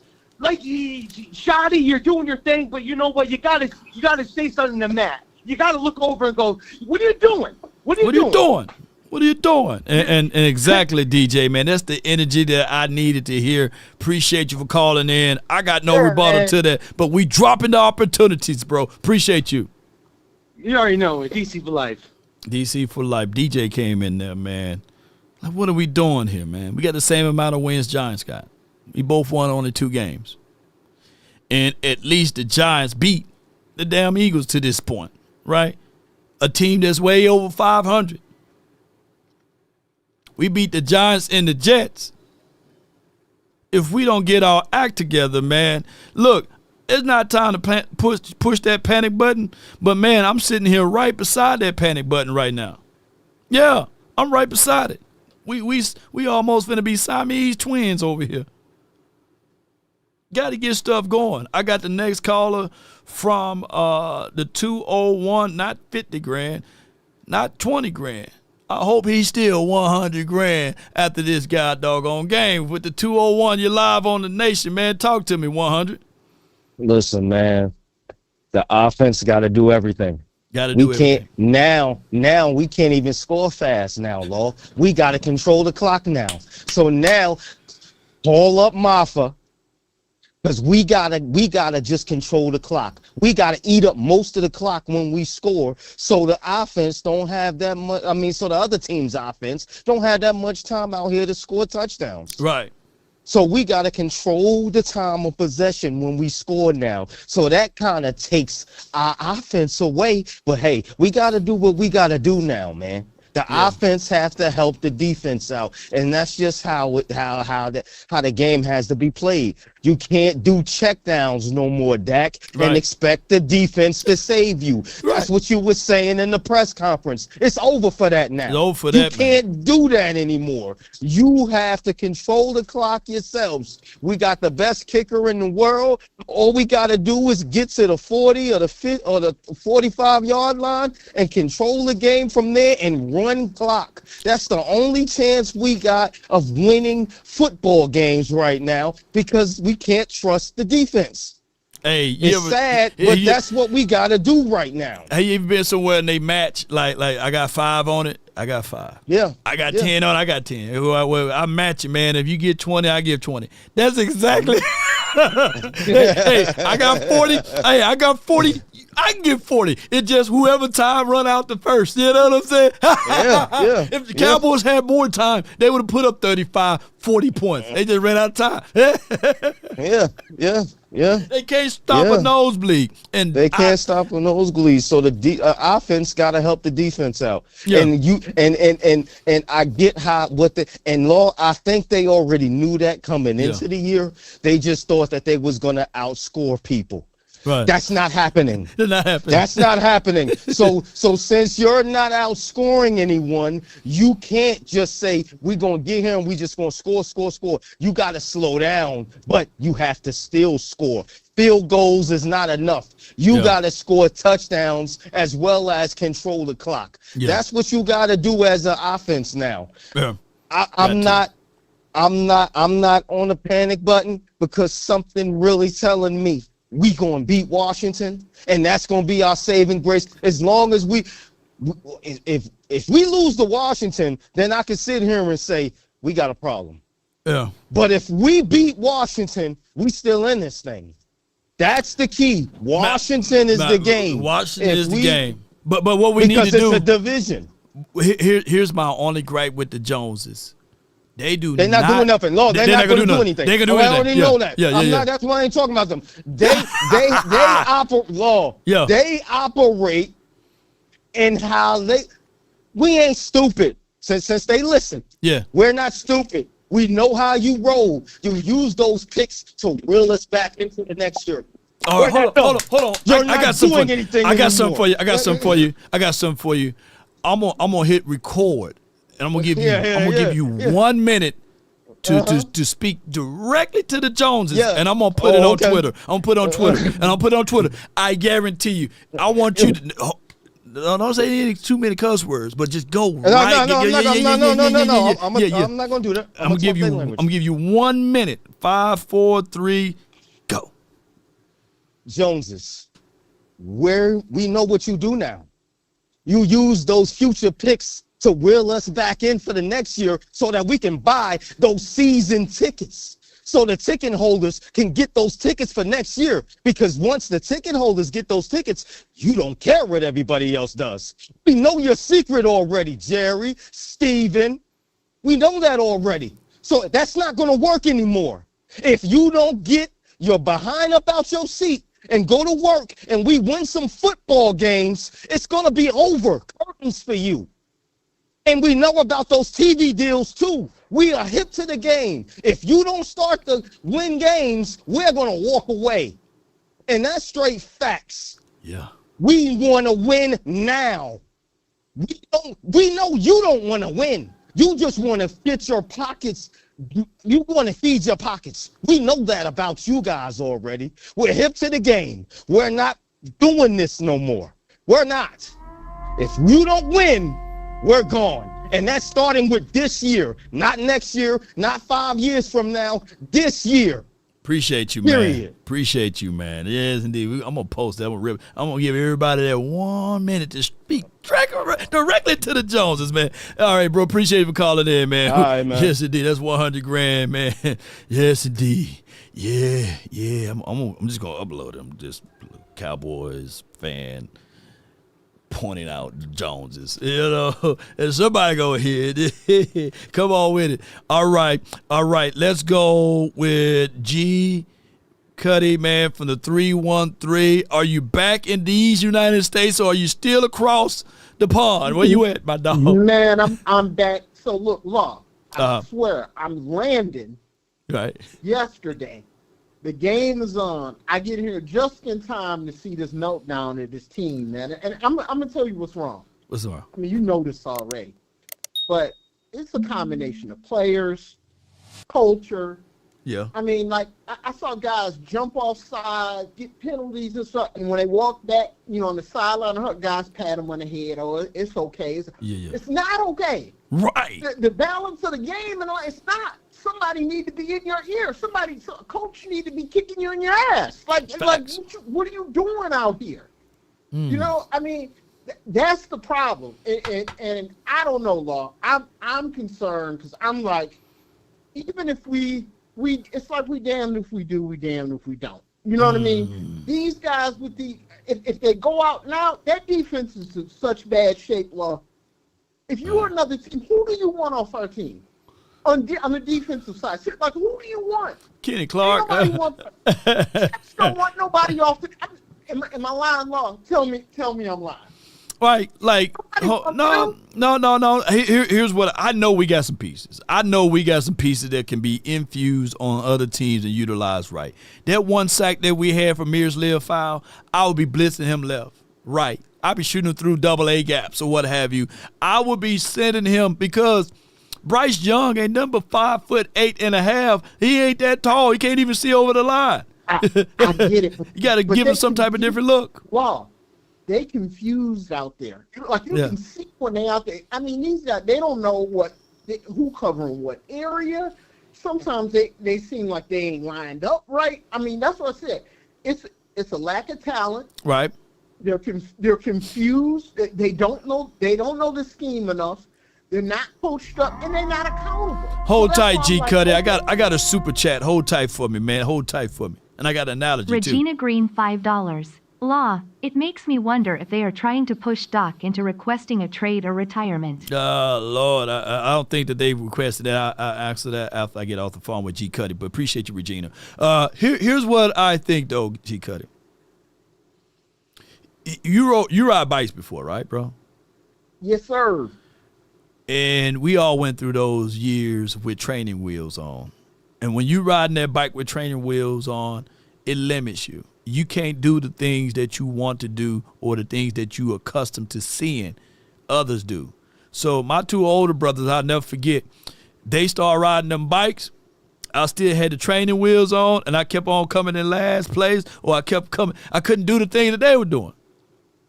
Guess what I did? I took them damn training wheels off myself. Scrape, bust my knee, then chip my tooth. That's all about life. But guess what? I can ride that bike like no other now. Because at some point, this team on defense, if we continue to have this damn defense playing 96 to 98% zone, not blitzing, take the damn training wheels off. Let's go and be aggressive. You might scrape your knee. You might bruise your elbow. You might bang your head. But you're going to get better instead. You get what I'm saying, G? And that's what this team need to do. I get, but that's misalignment, right? Between your coaching staff, right, the players, what they've learned. All of that is out of whack. Facts. And so, like, for us to save the season, and I'm not panicking, right, but you have to do a combination of moves. Because even if you bring in new players here, they got to get used to the system. They got to gel with guys here. They got to fit the scheme. Yeah. That's a whole lot of ifs to put together, and you're talking about incrementally moving up. I mean, like I asked, and you ain't going to go from 31 to 20. No. You ain't going there. You ain't going there. Yeah. You know, but if you go to 25, okay, then maybe that can help you. But for that to happen, man, it's a whole lot of stuff that you got. So Fluke's got to say, you know what? Hey, we gonna have to gamble more. You got to gamble more. You got to play without that helmet. You got to play with them training wheels off. You got to do that, G. Yeah. 6 minutes to go. Look, like I ain't gonna let them bleed that whole clock. Hey, right. At 4 minutes, I'm sitting in the house. I'm doing. Hey, look, either y'all gonna beat me deep, and my offense gonna get it back with time, you know, or something. Or like, but I'm not gonna just sit back and play this passive stuff. 4th and 4, and my guy's 8 yards off the receiver. Like, that's it, man. That's appreciate it. So you, anyway, man. Yeah. All right, I appreciate it. How about them Cowboys? How about them, G? hey, we undefeated when you over there in London, man. You need to go back. I blame you. I'm going to get my ticket. I'm headed back. Yeah, go head back. We gonna win. I appreciate you, G. Cuddy, man. Yeah. But I hope that you guys get what I'm saying. If you're gonna fall off the bike anyway with the training wheels, fall off the bike without the training wheels. Learn how to ride that bike is what I'm getting at with this particular defense. Why do we play zone? We play zone to stop. Hold on. Before I go into this conversation, I don't think that they are trying to squeeze Dak Prescott to request a trade, by the way. But it is a good super chat. I thank you for your support because you've been following the channel for a long time. But here's what I got. Here's what I got with this whole thought track. Why do teams play zone? Why was zone defense invented in the first place? Zone defense was invented in the first place to stop a certain player named Bullet Bob Hayes. I believe that's his last name, by the way. The fastest man in the universe at the time.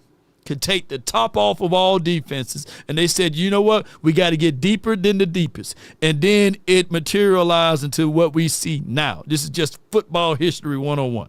So if the Cowboys continue to play zone defense, what they're saying is that we do not want to get beat deep. We want everything cheap underneath. We will bend but don't break. But this is the part of the problem. You getting beat regardless.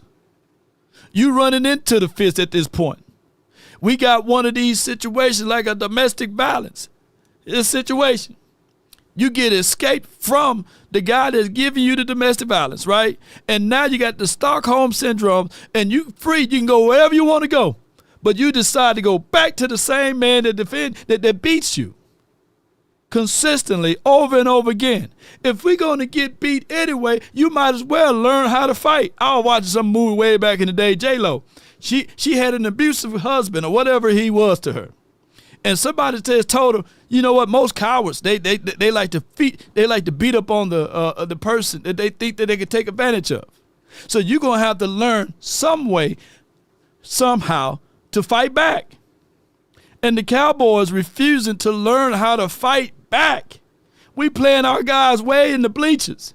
On 4th and 3, man, I can run a route to get those first downs. At some point, we got to say, like Dre Maddox said, I think that's the name of the movie, enough. At some point, we got to say to ourselves, enough. Matt Eberflus, somebody got to pull him to the side, one of these guys, and say, hey, coach, now I'm a direct extension of you. My name is Aaron Whitecotton. I'm a direct extension of you. Or Berganzi, the linebacker coach. I'm a direct extension of you. Overstreet, I think that's his name, whoever the DB guy is, I'm an extension of you.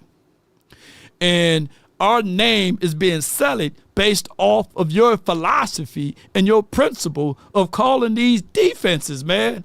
These guys can't make plays as it relates to them being off the ball. So at this point, we got to figure out ways. Maybe we blitz on every play. Don't send the same guy. Send somebody through the A gap. Send somebody through the B. Send them around the corner on the C side, which is forever. Let's figure out a way to fight back.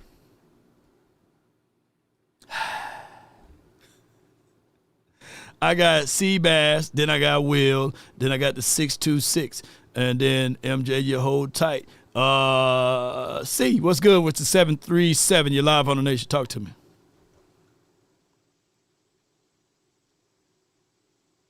Man, all right. 662. Will, you're live on the Nation. Talk to me. What's up, Law? How you doing, man? Man, I had better days. Come on with it. Man, I'm going to tell you something, bro. I been hearing these stupid people, 153 the fans, they need to cut. They need to just get off the station, man. You know what these fools said? What they say, man? They said, hey, man, what can we get out of George Pickens trade? That's what they said. You think we get a first round George Pickens right now? Why are we trading George Pickens? Why are we trading George Pickens? Let me put that laugh on that. Why would we do that, man? Why would we even do that? George Pickens. Why would we do that? What was the context behind it? What was the context behind it? What was the context behind it? Give me all of the context. Give me everything because. Well, I saw a little clip on Facebook, him and Brian Brothers and the other guy, and I just saw a little clip where it said, well, you know, they feel like we just tanking anyway. So they said, hey, they don't know we're going to resign George Pickens. So they just said, hey, can we get a first round out of him? Can we go start shopping George Pickens? So why we trade George Pickens, in which they should have had a conversation and say, hey, what can we get out these draft picks for a defensive player? That's the shit. That should be the real conversation. Besides just say, hey, we need to trade George Pickens for a first-round pick. You think we get a first-round pick out of George Pickens? We'll be back in the same predicament that we was last year. It'll be CD or bust. If CD go down, who's the reliable receiver we can go to? Yeah, let me see if I can. Come on now. So we're gonna make the offense. We're gonna make the offense worse, just like the defense. So we're gonna have a bad defense with a bad offense. Really? And I wrote in the comment section, hey, y'all act like y'all just want this team to fail. That's why I said in the Facebook comment section, because they just say stupid stuff, man. They just say stupid stuff. Man, it's just, I'm gonna go find that clip and I'm gonna listen to it, and then if you're still on the line, man, I'll bring you back up so I can give you some analysis, man. Appreciate you for calling in, though. All right, man. Yeah, I just pulled it up on Twitter. I gotta listen before I even respond, and I'm seeing that 16 hours ago. Let me know. Would you consider trade? Okay, Zach Wilchuk, my guy. He's one of my guys. He's one of the good ones. Okay, all right. Let me see what we got here. All right, so I'm going to read it first. Should the Dallas Cowboys consider trading George Pickens while his value is high, or do they keep/pay him and add to their defense before the trade deadline? It's just a take. And all takes are not genuine, because sometimes before you make a move on this particular plane, and not saying Wilchuk or Brian Brothers is a part of this, but sometimes the Cowboys front office will get a little filler. Before we do this, let's see what the people feel like before we do this. And they have been known to do this. I got historical reference and data to support what I'm about to say. Just like there was fillers out there, people around the Cowboys front office is fed up with MP's antics, right? There was fillers. They're trying to gauge the community and see what people will say. And I'm just saying that these are tangible things. There were fillers out there when people made the storyline about Amari Cooper. It's just that me and West Coast Cowboy, we jumped in front of those fillers, right? And we said, no, this is what absolutely happened, right? So before I hit play, I just had to put that out there. So let's listen to what these two young gentlemen had to say about this. Would you consider trading Pickens while his value's super high? You and I had this discussion. If you're a team that you do not feel like you're going to re-sign him and you could get more for him and just letting him walk, maybe get your third back or get especially if you're rebuilding a defense. Yep. If you know what, if you get everybody back, and I know it's crazy talk, but if you're a team that you don't feel like you're going anywhere, and if you're losing to the Bears and the Panthers, you're not going anywhere. You're not going anywhere. So, the possibility. That's why I asked Stephen Jones that question about, how the team, how does the team is how the team plays the next several weeks going to tell you. And he was like, no, you're going to make a move and all that. The last thing I want them to do is make a big swing move and this team still suck.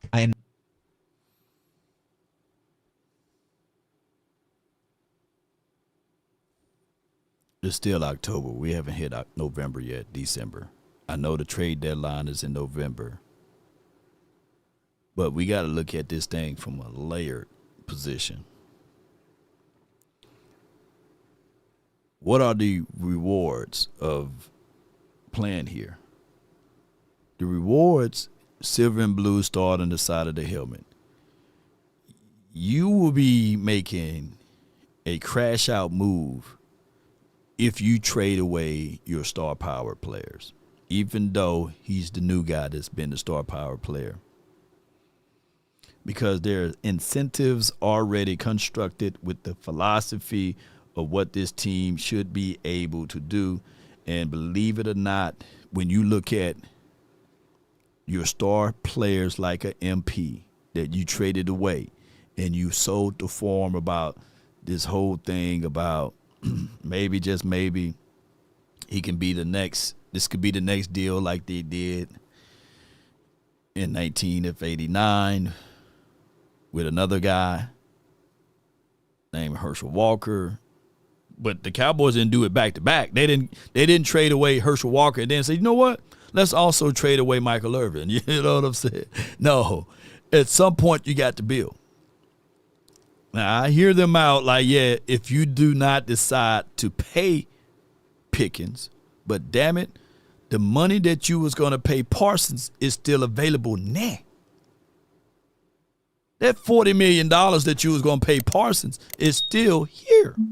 I know it's 32 now, but the salary cap is going to increase next season.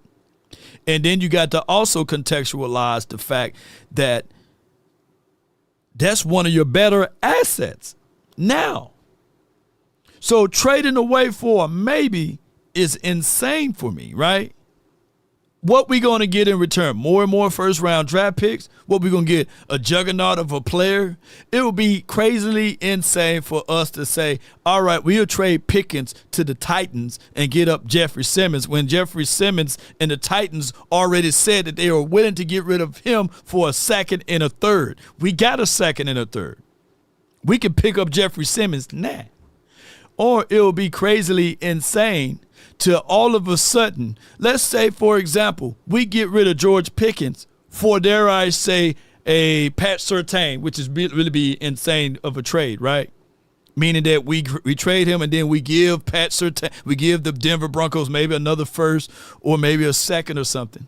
Now, all of a sudden, we help out our defense to a smaller point and we weaken our offense to a major point. And we rolling out there with Mingo and Jalen Tolbert and Ryan Flournoy as our wide receivers now. And now we can't even move the ball. So, no, I'll veto this whole idea and say at some point, Cowboy Nation, you had too much dip on your chip with the MP thing swing.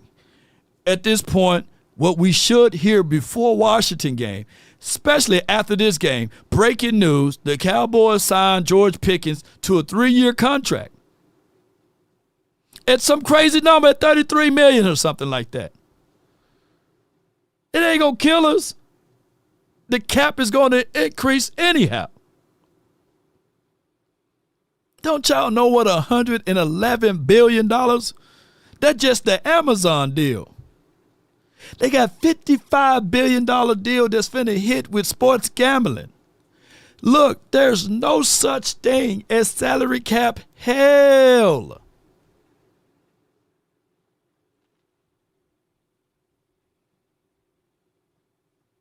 It's going to go up. It's not going to go down. In the pandemic, the Cowboys made revenue. The NFL made revenue. Nobody was at the games. That made the world open up their eyes for the NFL people to open up their eyes. Stadium revenue ain't nothing. TV dollars is where it's at, baby. We got a recession-proof business. But let me hear the rest of these guys. I think that that's totally on the table. Yeah. I really do. I do too. I mean, it's just. That's bullshit if it's on the table. Just going by my lifelong history as a Cowboy fan, especially if the feeling is the fan base might be kind of jumping off the train, not believing that this team had. Hold on. Alex Martinez says 33 per year will kill us, Law. Look at the Bengals. The only thing that's killing the Bengals is that they don't have a Joe Burrows. Had nothing to do with the 2 wide receivers that they got. They have offense. They still have enough money to go get things. Don't you know the Bengals front office is just as bad as the Cowboys, by the way? 2 things can be true. They just paid $30 million for Trey Hendricks for 1 year rental. They could have signed him for a 2 or 3 year deal, and they wouldn't even be having those type of issues. But even to compare us to the Cincinnati Bengals is where we are at now with the Cowboys. When it cripples them and it cripples us, but we send the Eagles sign anybody, mama, uncle, cousin, Tupac, and Biggie, whoever they want to sign. I'm looking at the 41ers to that degree. They can sign whoever they want to sign. Look at what the Detroit Lions just did. Don't associate wins and losses with the salary cap, by the way, but control this mindset that there's no salary cap as it relates to coaching. There's no salary cap as it relates to those type of movements that you can also improve your team with. This is not a poor, disenfranchised situation as far as the NFL. They use salary cap and these salary cap measures for excuses. But trading away your number one asset and even just talking about it before the season is done is insane.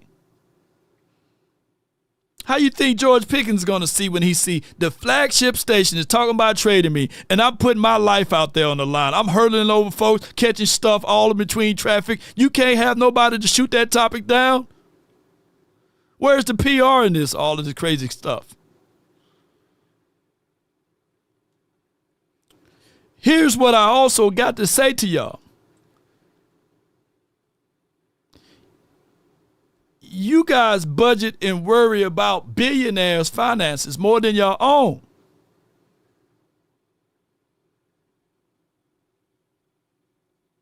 We protect, y'all collectively protect billionaires and select to be on the sides of billionaires opposed to these millionaires who's literally putting their life on the line. That's always insane to me. That's crazy. Oh, man, let's give the billionaire a break, man. Let's give him some discounts. Hey, I'm going to charge Law full a price to get in here.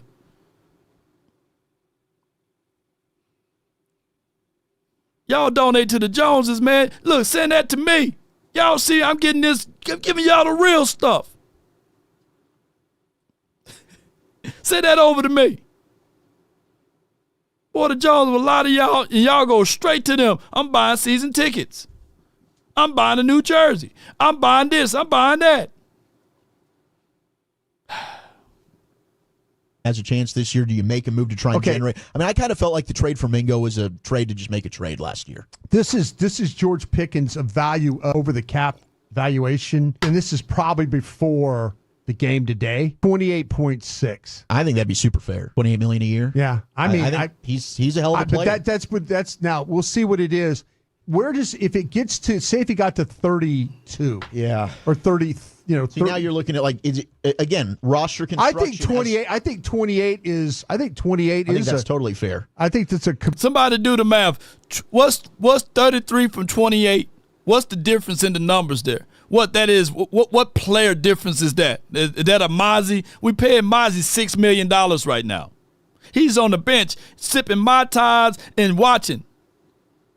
So we lose out on the Mozzie. So what? Pay the man and get it moving. Keep those things, stack something together. At least be the franchise and say, you know what, you come here, they take great care of you. They pay you and they keep it moving. But if you keep dragging these contracts out, we're going to forever be talking about finances. All off season, we talked about Michael. Try not to say his damn name. All offseason, we talking about how much money we have saved. And now we saved the money. Now we talking about how much money we going to save on another save. That's crazy. Don't y'all know how crazy brainwashed y'all are? Don't y'all know how crazy that sound?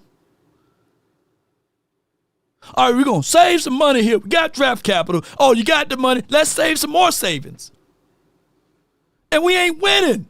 We beat 2 teams. And they both in New York or New Jersey, wherever they at. And we talking about saving money. Man, if they don't get off of their backsides and go spend some money and try to win and compete and stop trying to have this financial ploy and already planting the seeds of saying, hey, let's go ahead and put Pickens on a trading block, it's insane to me. What incentives are you giving this kid to ball the hell out? To go catch a plane somewhere else? The man is happy. And the team can't understand that we got the 32nd ranked defense and we trying to get rid of one of our better players on offense. Build around that. Veto that conversation. Can that. Say that, hey, man, we had a terrible take. Look, let's continue to figure out ways to build this team. But trading him away is not the answer. We got an opportunity to have CeeDee Lamb and Pickens. We have an opportunity now. We know what Javonte Williams can do. Let's add in another player to be a dynamic back in the backfield. Our offensive line, even at shambles, that they can at least still have us putting up 25 to 30 points a game. Let's continue to build. Let's stop all of this damn breaking down this team. I'm tired of these type of messages because they don't do that to nobody else. Woo, sir. And y'all listen to this. Oh, yeah. Good point, brothers. Good point, Will Chuck. Let's open up the conversation to trade away our best assets.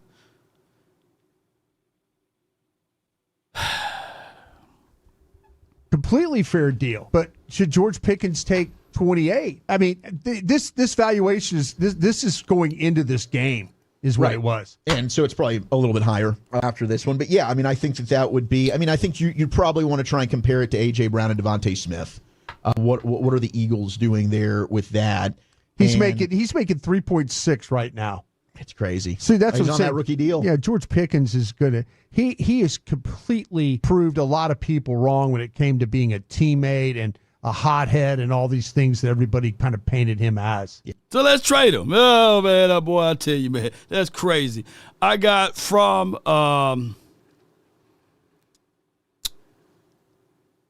who we got here? I got from the 205 and then the 901. Hold tight. 205, you're live on the Nation. What's up, Law? Not much, Unc. What's good with you? Man, let me say this, Law. Like I say, every time I talk to you, I think about you and your family, and it's a blessing to know that you are able to do what you do every day, and get this news out to the Cowboy Nation, because it's very important. Right. Because what we see on TV is not just a celebration; it is a tragedy. Let me say this, man. You know what? Me and my son in here yesterday in the bedroom, jumping up and down. Get out of that defensive scheme. What are you doing? How in the hell you gonna cover somebody? How you gonna cover somebody and you cover them from London? How the hell you be way in London and you gonna cover a wide receiver? They was in the nickel and zone the whole game and nobody said nothing. Nobody said nothing. Let me tell you something, man. I told my friend Wee, I got my best friend Wee. We've been friends since playing ball. He weighed about 400 pounds, and we went to another friend of mine's funeral. And they got like 16 steps going up to the door. Well, I went on in. I thought he was behind me. I look around. I said, "Where's Wee at?" He down on the 4th step. I said, "Man, what's wrong with you?" "I'm tired." "You tired? I tell you what, you won't be tired. Stop eating them damn bonbons, Skittles, and Jujubes. If you fall right now, your ass will turn into a damn refrigerator. Stop eating." See, this is what I'm talking about. Jerry Jones had no problem putting that face, if you want to call it that, in front of that camera when we beat the Jets. Yeah. He had no problem putting that face up there when we tied the Green Bay Packers. But when we lost yesterday, could we find Jerry? No. Right. Couldn't out of nowhere. You know why you couldn't find him? Because that's a Jerry pick. See, this is why you need a general manager. He know why they sent Everflux out of Chicago.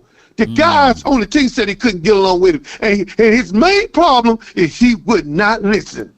That's the problem with Everflux. He won't listen. And I'm going to say this in closing. Do whatever the hell you want to do. But do you know if you take off your shoes and socks and go outside and stand in the parking lot barefooted, do you know that a charge and an energy goes through your body? Why? Because your body's returning to the earth. Yeah. It's a spiritual thing. See, we put our heart and our spirit into this.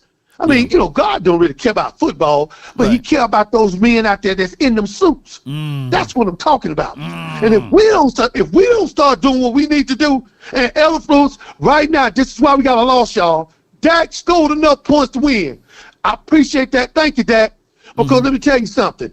You put enough points up on that board for us to win, and guess what? You will sidetrack Dak. Don't you put that on yourself, Dak. It had nothing to do with you yesterday. You had 2-3 bad series, and that was it. You did enough to score that. It's that damn defense. And you know what? Maybe Jerry might come out again if we beat the Commanders. And that's all I got to say. Appreciate you, baby. Yes, indeed. That's my guy, Uncle Charles, man, calling it a spade a spade. I mean, when we don't, when we ready to hear him, he ain't talking. Jerry, we wanted to hear you yesterday. We wanted to hear the the obs. We want to hear the obs and the oobs. You didn't give us none of that. Because when we don't want to hear you up here with the oh Lord, let me not go there. With the bumpy lips, oops, I said it anyway, bumpy lips and everything, grinding all over the damn mic, talking about, hey, we did what we needed to do and all of this stuff. Lord have mercy. I tried to pull it up while Unc was talking. And there was a few beat reporters saying, hey, because there was an article out there, Jerry Jones dodges the post-game interview. And people were like, oh, you spineless Joneses. And then I saw one of the beat reporters, I'm not going to say his name, saying, no, Jerry Jones, to be fair, he don't speak after every game. Bull sugar. I'm tired of hearing Jerry, but I wanted to hear him crumble, and I wanted to hear him whine about last night. I wanted to hear him. Because we frustrated. We are only mad as Cowboy fans because we see potentials in this team. If it wasn't potentials, we'd be sitting here laughing and having a great time saying, tank-a-thon, tank. Can't wait to get that number 1 draft pick. Boy, we'd be happy if we know that we don't have these type of potentials. But we seek finite potentials in this team. And we see the front office operating out of comfort.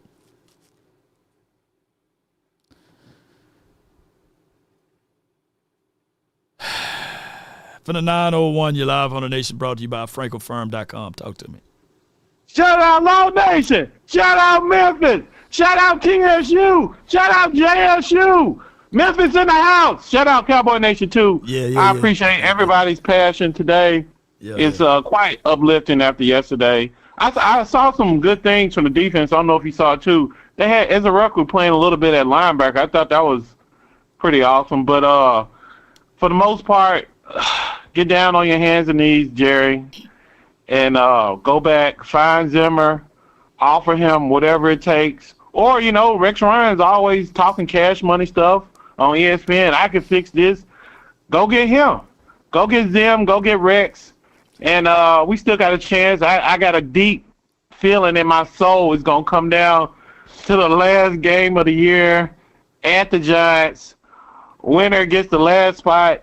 I got that type of feeling right now. But overall, I'm pretty optimistic. I know everybody's upset over the defense, but in the grand scheme of things, I just want to get in. And our offense could, you know, take us deep in the playoffs. But if we can just get in the playoffs. But like I said, deep down in my soul, it's coming down to that last game against the Giants for the last spot. That's all I got. M-Town in the house. I'm out. No doubt, man. That's my guy right there, 901. I needed that. But man, for the last spot in.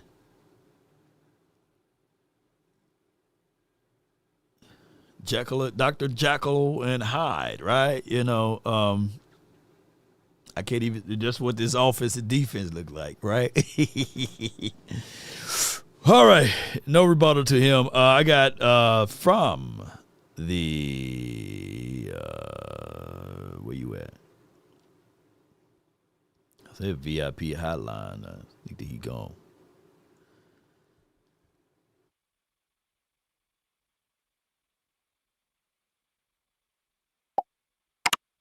Five seven three. You're live.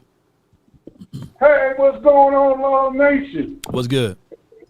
Hey, man, this is the Detro from Illinois, and I've been a Cowboy fan since the 1970s, and I've been tuning into you for a good while now, and it's the first time I got online, and I appreciate you. All right. And I want you to know that the defense needs to gel. They got the scheme of the defense needs to be incorporated to everybody, you know, because you got a bunch of players that's out there, and you know that's their job to learn the scheme, but they haven't learned it yet. You know, this man's only 6 games into the season. Right. You just can't just toss everybody into a new thing and expect it to work overnight. You know, so we got to stick together as Cowboy fans and pray them up and let them know that we behind them. And once we show them that we behind them, you know, go out there and get a couple additions. I say go to Tennessee and pick up Tony Pollard as a backup running back and get that defensive tackle they got and pick him up.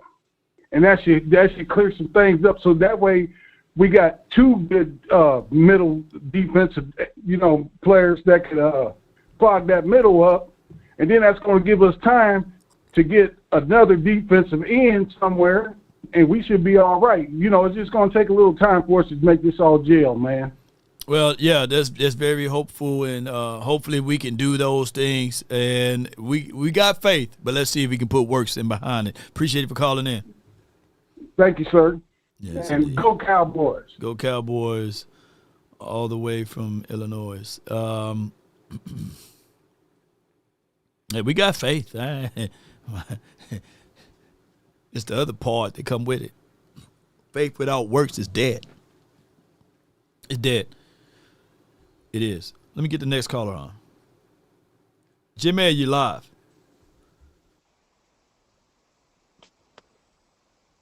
Hello, my guy. I gotta go grab me some more water. Go ahead, though. What's up, my brother?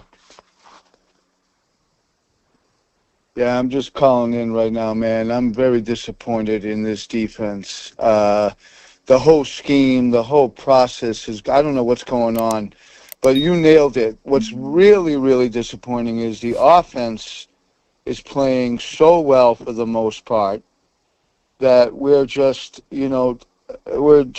wasting Dak's talent. We're wasting Pickens' talent. And this is a shame. It really is, brother. And I don't know what we're going to do. I don't know if we're going to make any moves at the trade deadline. But if something isn't done, then this team, you can forget about the playoffs. Because if you can't stop a team from scoring, I don't care how good your offense is. And that's it. That's my take, man.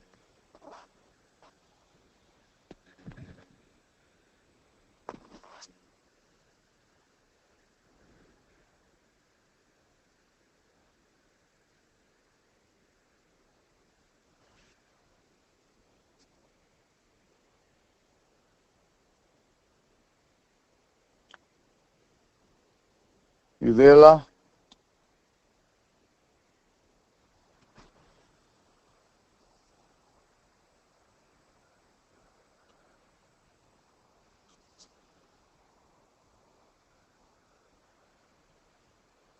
You ain't there no more? You go? Yeah, you here? Yeah, I'm fixing me some coffee right quick. I got a pot brewing. Come on, we know what you're fixing. Nah, man, but I'm gonna put it on a house call right quick, and and it should be almost finished. So hold tight. Take your time. All participants are muted, and they can unmute themselves. All participants are muted. All participants are unmuted. I know, Law. Law, young, you What's up, Law? Yo. You done muted everybody. Nah, you done muted everybody. Yo. Yeah, that's what yo. you did. That's why I say you put on that house call. We got the whole crew here, man. Hey, it's all good. This is Jimmy the Greek right here. I don't know who else is on, man. Was that it? Was that the most? Was that the most embarrassing loss that we've taken in a long time? Yeah. Time out, y'all. You know this is me. Y'all have heard my voice on here before. I done told why is all y'all surprised at this? I done told y'all this since the beginning of the season. This is what's gonna happen. Y'all gonna start listening to me. No, man. No. The man ain't kind of went. Them boys had the ball with 7 minutes left. It's not going to work if all of y'all are talking at once. How about we try one person at one time? Law's got to mute us again. Yeah, let one talk at a time. One talk at a time. Yeah, not the solution.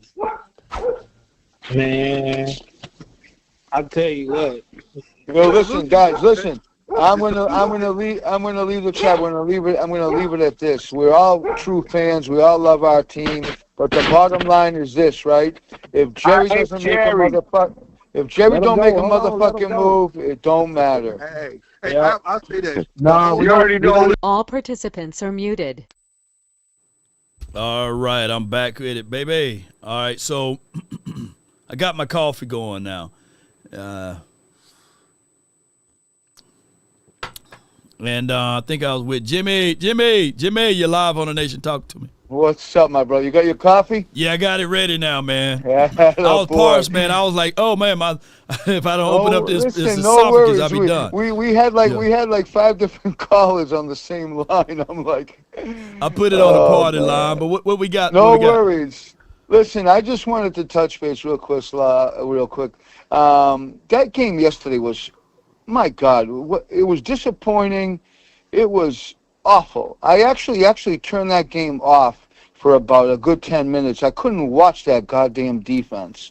I don't know what's going to happen, and you nailed it, my brother. You know we're wasting a really good, effective offense that could take us deep into the playoffs. Right. But when your defense is this bad, where you can't stop a team on any possession, that's it. That's not good. That's not good, my man. And I don't know what's going to happen. I don't know if it's the scheme. I don't know if it's the players. I don't know if it's the whole combination. But something needs to be done, or else this season we're not going to make the playoffs. You can't play defense like that. That's it. No doubt, man. You got to figure out a way to correct that, man. You right on the money, man. Appreciate it for calling in, though, Jimmy. Thank you. Of course, always, my brother. Hey, Law. Hey, what's going on? Who that? That's my wife, man. She's a big fan too. About them Cowboys. How about them? Hey, at the end of the day, we still bleed silver and blue. Even though we mad, but we gonna try to hold true. We mad, but we still love. Yeah, yes, indeed. So shout out to Miss Jimmy the Great. You appreciate you. Thank you, my brother. Yes, Thank appreciate you. you. Thank you. I guess as Mama the Greek. I got C, man, from the 737. You're live on the Nation. Talk to me. Well, I didn't hit you with it last time. I'm going to do it again. How are you doing? Oh, man. Better than I deserve. Come on with it. Well, then that's better than what we all deserve as Cowboys fans, I guess. Yeah. Because what we just saw yesterday, when you get beat by the lowest two teams that have been the lowest two teams of the fucking league for the last 5 to 10 years, mm-hmm. What do we deserve as Cowboys fans if we're not going to change the damn scheme? Right. If you're not going to fire the man, if you're not going to spend the money that you have sitting there that you would have paid Michael with, right? What are we doing? What is the point of even competing? What is the point of having Dak go off on an MVP race? What is the point of even talking about Pickens? What is the point of even wanting to get CeeDee Lamb back and healthy? What's the point of this offense being as badass as it is if the defense is going to let every team score up 40 points? Law, Right. without going into further disclosing what I did in my career, do you know what a chain of command is? Oh yeah. Oh yeah. Oh yeah. Go ahead. There's a pecking order. Come on with it. And the leaders on this team are also going to be held accountable because they don't speak up. Okay. When you allow other teams to score 40 points on you, you don't go to the podium, Shoddy, Dak, Eberflus, Jerry over here ducking interviews. You don't get up on that stand and talk your shit before the game comes. But now when the game's over and you're wrong and you're eating crow, you don't get to go duck and hide. And you damn sure don't get to stand up on that podium and say that bullshit that none of us want to hear. We don't want to hear what's politically correct. Right. We want to compete. We want to win. In closing. What else you got? That's my in closing for you, Law. Have a great day. Yes, indeed. It's my guy, man. C from the 737, man. Voicing his frustrations out. Yeah, Jerry Jones got to go to the gun line and speak. You know, he can't be dodging these questionings here. I agree with that. All right, I got my guy from the 206, and then I got Dr. Q, and then I see VIP. But for the 206, MJ, you're live, bro. What's good? Hey, man, I'm a fan for life. You know that. But I can tell you something, Law. This season, I hate to tell y'all, this season's over. I already gave up. Me and my friends yesterday, they couldn't believe it. They say, Ma, you more than a positive. It's over, Law. It's over now. It's over now. Because you got a prideful defensive coordinator that the guys all in the wrong position. You got number 6 playing safety when you should have this sorry ass on the fucking line, blitzing and staying there, and number 2 in the back.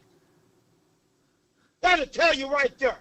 Yeah. Number 97 is playing hero ball, and they running right by. Yeah. Yeah, you're right. The DNs is not holding their edges because they can't get a rush. Got the corners playing 4 out, and that's not their game. Hell, I'd rather play bump and run. If they get got, oh well. They bump and run corners. They are not no damn 10 yards out. And when they did that play, first it was number 20 when he made he was running right with the guy, perfect coverage. But he panicked and the dude fell and they called a penalty on him. Would have been off the field right there. And then the player of the game, y'all, number 26. I just paid you $22 million. And you paying. So what you telling me, you a bitch. You pimp me. Yeah. I just paid you all this money. In closing. And you can't make, in closing, you playing 10 yards off the man, and the man get a first down on a 4-yard catch. That right there, that's what I said. After that play, Law, I said I was done. I'm done with the Cowboys. I'm still, you know, if they make it, okay.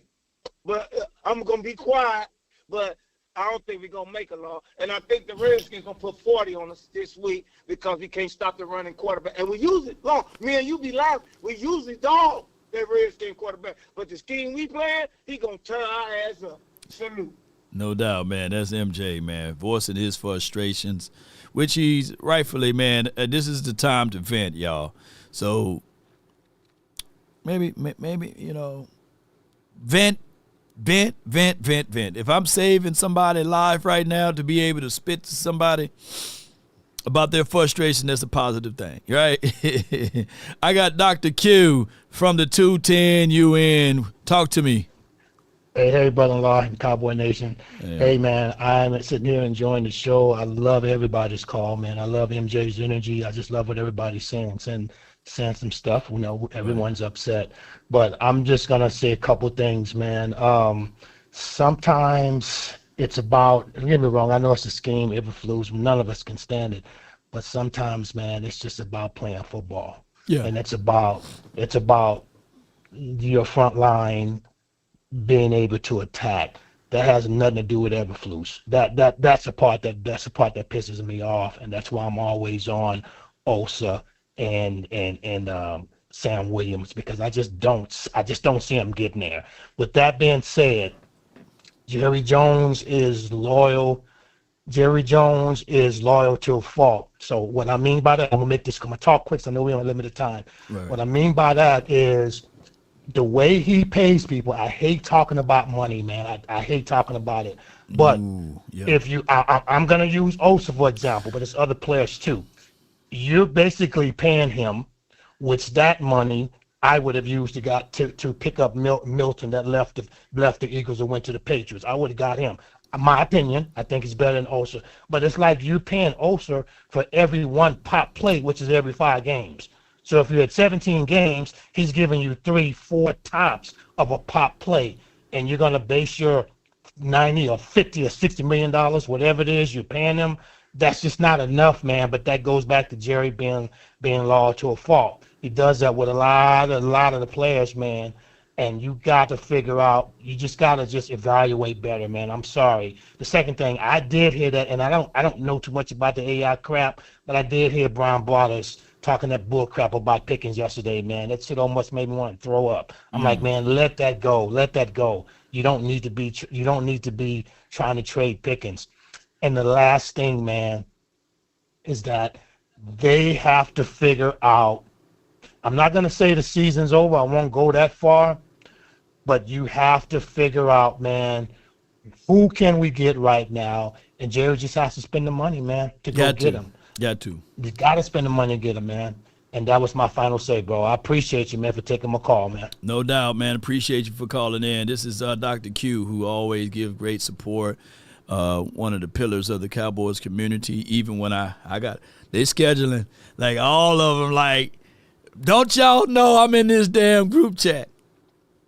And we gave life, liberty, the pursuit of happiness to my guy, Lord Brunson. That joker was like, I'm back.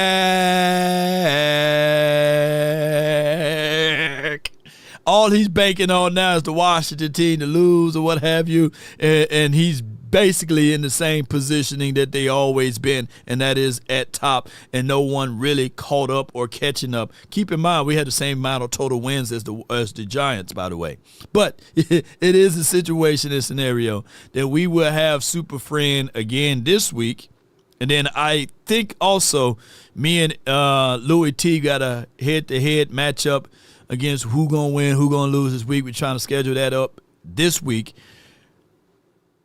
So, man, the Cowboys killing me, man. Like, if y'all think for 1 second I got this going because, damn, we're going to be on a marathon show today. Because the presser, I got to listen to Schottenheimer.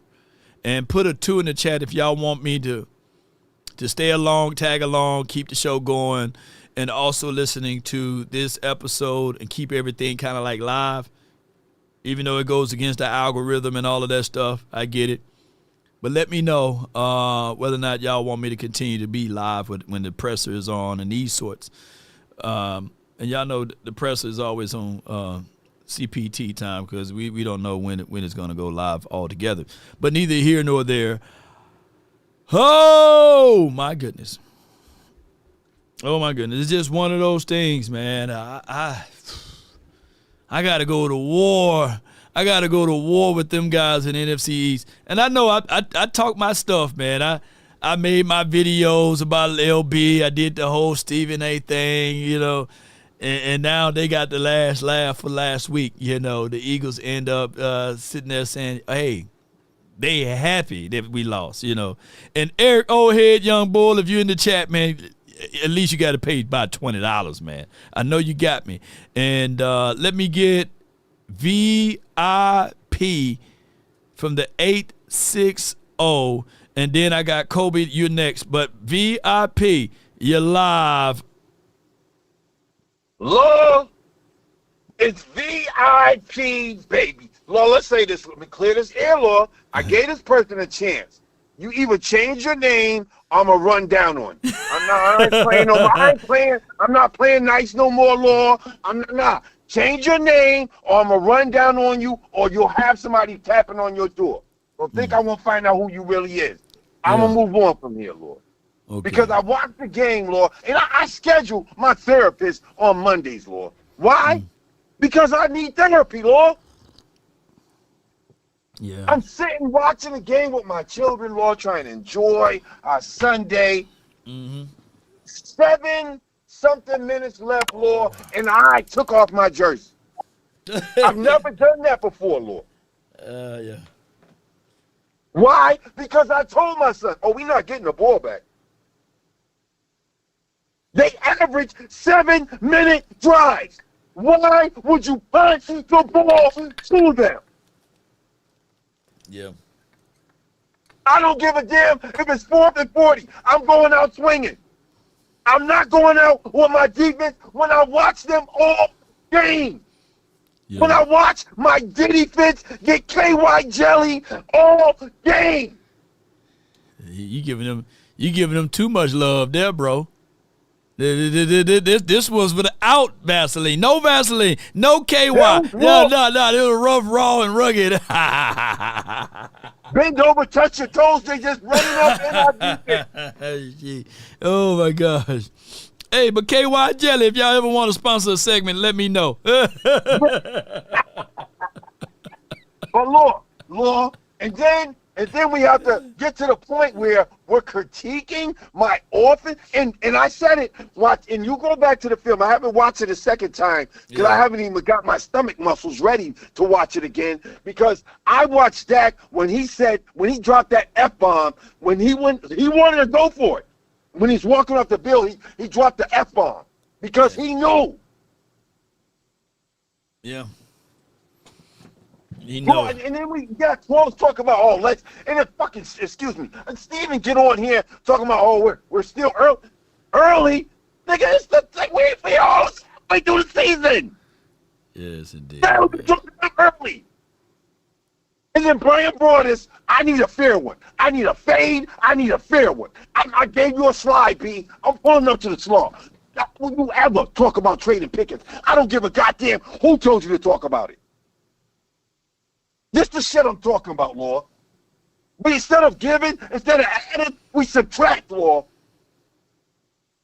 We're the only team that does it. Yeah, man. Whoo. But in closing, VIP. All right, I'm gonna land this plane, Law. Because it's a soul plane I'm landing.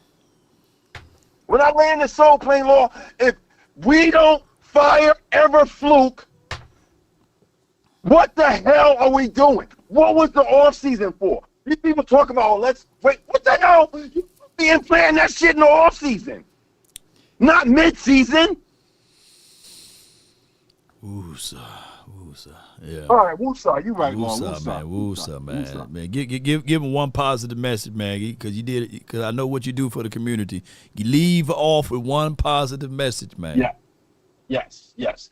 And Law, I'm gonna leave off with this.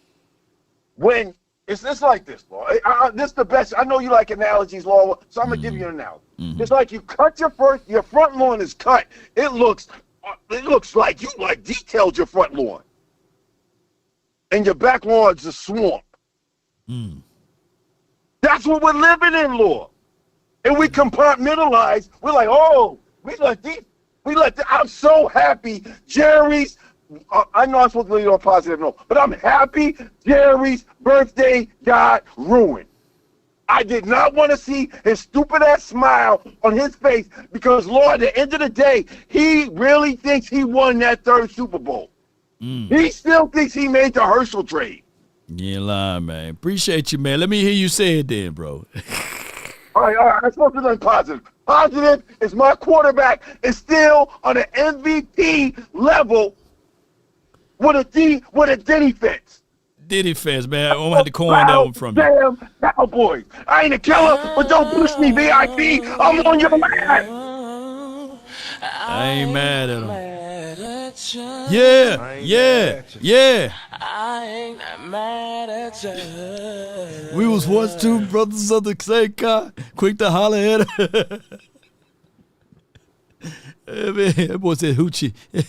All right. Before I let Kobe on, man, I got Jerry Jones on for his birthday. Joining us now on the ticket hotline is the birthday boy, Cowboys owner and GM Jerry Jones, who turns 83 today. Good morning and happy birthday. Thank you. I appreciate that. Good morning. Thank you for the birthday wishes. I'm 83 years young, as I like to say, and that's a long time to be on the earth with only 3 Super Bowl wins.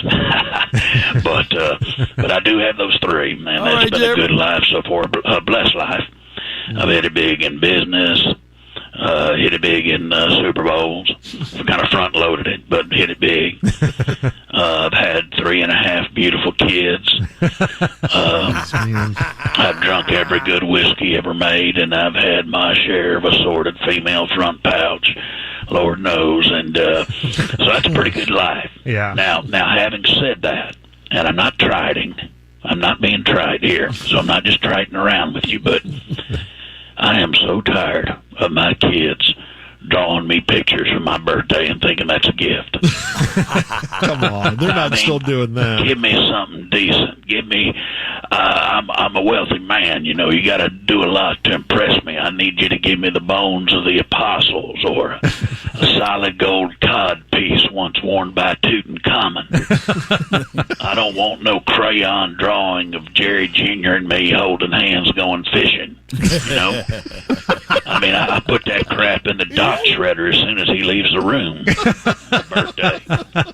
Well, despite all of that, are you having a good birthday so far? No, I'm not. Oh, yeah. I don't know if you noticed, but I did not talk to the media after the game yesterday. Right. And that should tell you how upset I was. I mean, anytime I pass on the chance to get in front of a camera and throw out a bunch of word salad and nonsensical, unrelated stories, you can bet I'm pissed. Right. Yeah, I am pissed. Right, Jerry? Well, and you probably should be. Your former player, Rico Dowdle, looks like an all-pro yesterday, another 200-yard total yard performance. How'd you feel about that?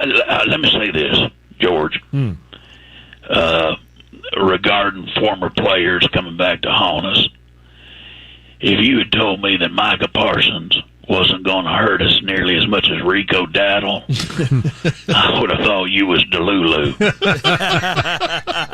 I mean, when Rico said buckle up, I'm thinking, you know, maybe a little bit of a roller coaster ride, but that felt more like flying a plane full of Brazilian soccer team right into the side of a mountain there. Remember that story? Yeah, it's really dark. When that plane crashed and them guys had to eat each other's buttocks and nut sacks and all that. Yeah, I remember that. That's what yesterday felt like. It felt like eating Brazilian nut sack on the side of the mountain. That's awful.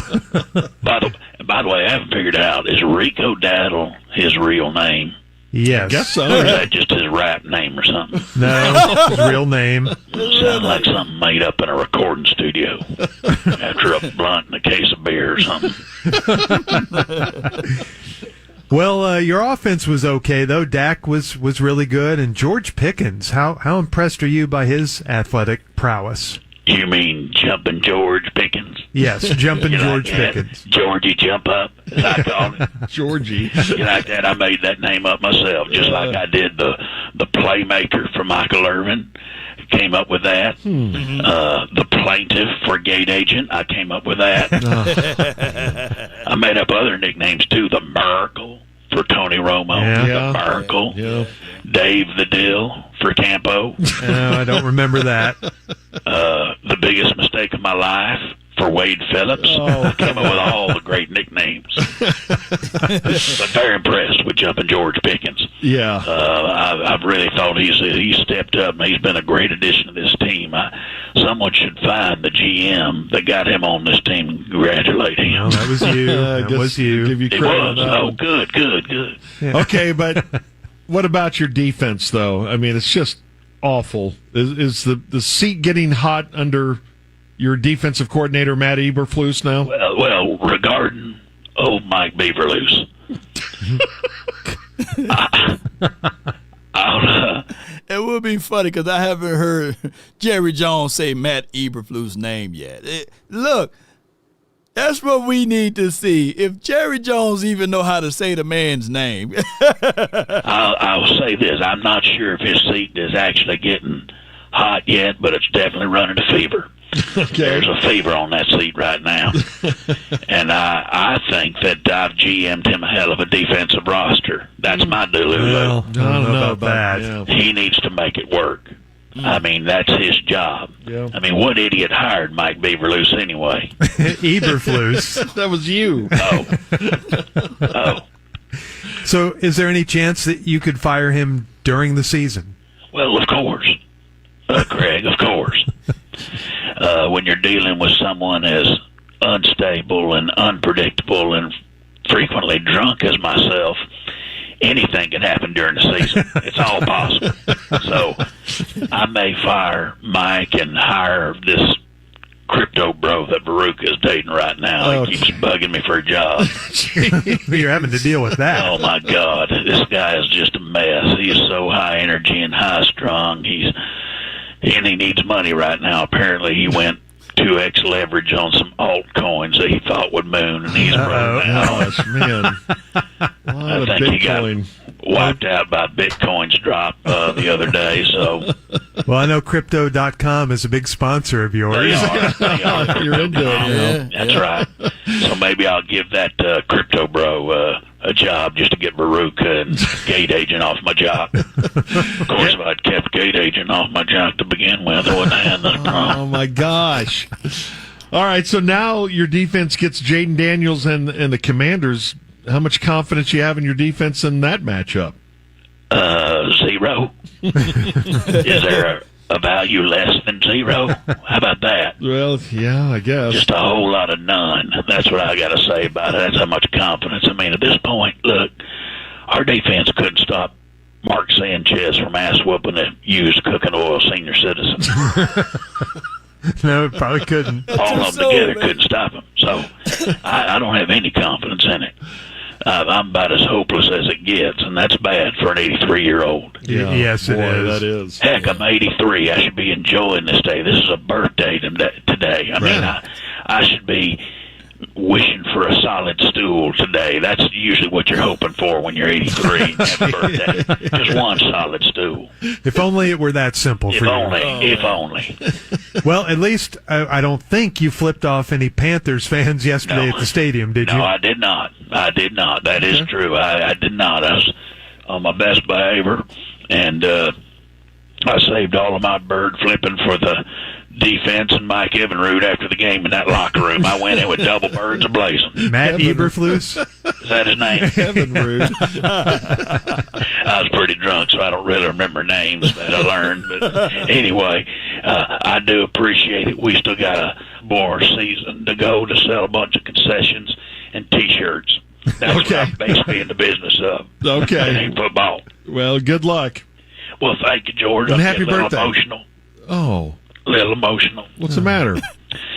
I'm 83, and I'm going to die without another Super Bowl win. Well, don't say that. You don't and know that's that. the only thing that makes life worth living. Good morning to you. All right. Hey, well, good morning to you. They going to hell, man. That's 1310 the ticket, man. They don't hold back no punches over there. 1310 the ticket.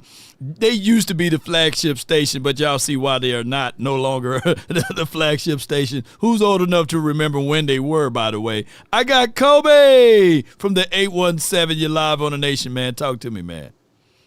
Oh, how am I supposed to go after that, man? Hey. I got no points to say.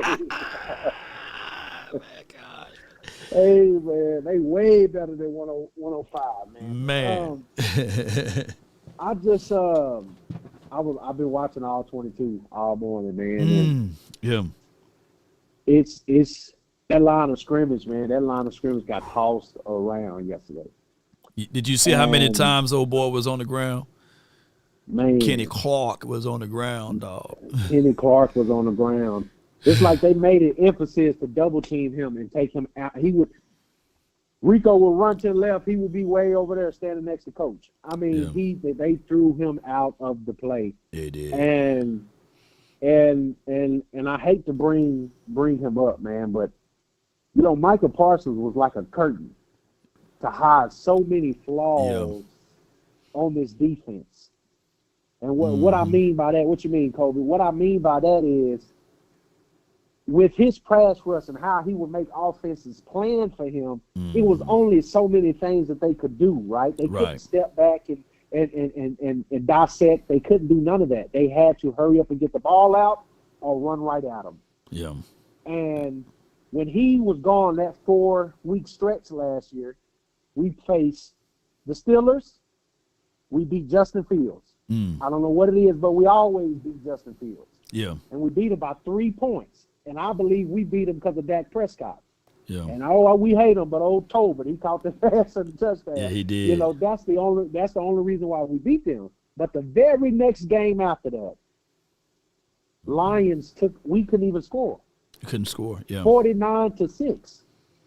Yeah. They were doing what they wanted to do. Then after that, we played the 49ers. Yeah. What did this no-name running back do on us? He almost rushed for 100 yards, had 6 yards average, if you go back and look at the stat sheet. Yeah. So what I'm saying is that Micah Parsons hid so much with the Osa, who I've never really truly been a fan of. He's a great guy, you know what I mean? Works in the community, great guy. But what I don't like about him is he's not a run stuffer. He's not. Yeah, right? Yeah. He's that's never been his game. That's not who he is. Right. He was really getting all of those sacks because they would put so much attention on Micah Parsons. Then we had Fowler and Armstrong on the other side, so they feasted off of Micah Parsons. You're so right. that's where these guys got all their name. And so now that Micah Parsons is out of the picture, is the NFL talking about Armstrong? Are they talking about Osa like that? How's Fowler been looking these last 6 weeks? They have been exposed because Micah has been a curtain for so long for this defense and this defensive line. Yeah. I remember when it happened. We were on the phone, and you said, why couldn't we keep Micah and just add Kenny Clark? Yeah, and add Kenny or someone to that degree. But they didn't do it because they was like, well, you remember Jonathan Hankins, and I like Jonathan Hankins. The year we had got him into the fold, and it was still more the same. But I was like, even at that point, we had got the older version of Jonathan Hankins. If it was 4 to 5 years ago, been a chef kiss for us to have a Jonathan Hankins. Absolutely. But they pivot and they went and they got a Mozzie, and Mozzie is supposed to have been this guy, but we all know that it takes 3 to maybe 4 years for interior guys to develop. And a third of the Cowboy fan base were so busy arguing with Eagles fans on comparing Mozzie to Jordan Davis, to Jalen Carter. And I was sitting there like, hey man, I like Mozzie, I like Jordan Davis, I like Jalen Carter. But these 3 guys, they are not the same. Mozzie is not in that position because he was drafted technically on the later end of the first round. And I had Mozzie in the second round. You see what I'm saying? Because we had I never forget, and I got a super chat, hold tight for me. Son of John. $10. Flus is not the problem, but a symptom of the main problem. And the common denominator is JJ. Jeremiah chapter 22 verse 13. Woe to him who builds his palace by unrighteousness. Jerry lied, mocked God. Ooh, that boy brought the word scripture. He threw a scripture on there. He is scriptionist, man. And I'm gonna touch on that. But here's our problem. I think that I get it. MP is gone. That kind of caliber of talent is gone. But we like to, when we lose, we get emotional. And we looking for reasons why we lost. Just like all of those years, Prescott was the reason why people said that we lost in the postseason, right? On the offensive side. And then the Prescott for our defense been Michael Parsons for 4 playoff wins, for 4 playoff games. He didn't only generate only 1 sack, right? So he was the reason. And I was trying to convey to everybody, if it took Aaron Donald to have the Avengers to win in the postseason and to ultimately win the Super Bowl, what do you think it would take for what do you think it would take for Michael Parsons? It's not about one individual. You're going to have to add 2. But the Cowboys continue to play the low man hand hand to this and the straw man's argument that they put it all on one. And with this team inability to make wheels and deals and moves, they can always sell draft picks, because draft picks are something that we can always look back at and say, hey, these can be valuable because we got the cloak of we know how to draft well. And then when I went through that list, the Rams been drafting better than us. Believe it or not, to this degree, the Eagles, to this degree, been drafting better than us. There are other teams in the National Football League that's been willing and dealing and also drafting better than us, but we keep getting this conversation that we are a good draft team when we're not. But go ahead. We're not. That's the seller, right? That's the seller to the fan base. I got these picks, guys. Give us some time. I'm telling you, these picks are going to pan out. Right. Man, if we look at if us as fans really look at years of us drafting, they have not been good. Right. We fell in luck on Michael Parsons. Facts. That was pure luck.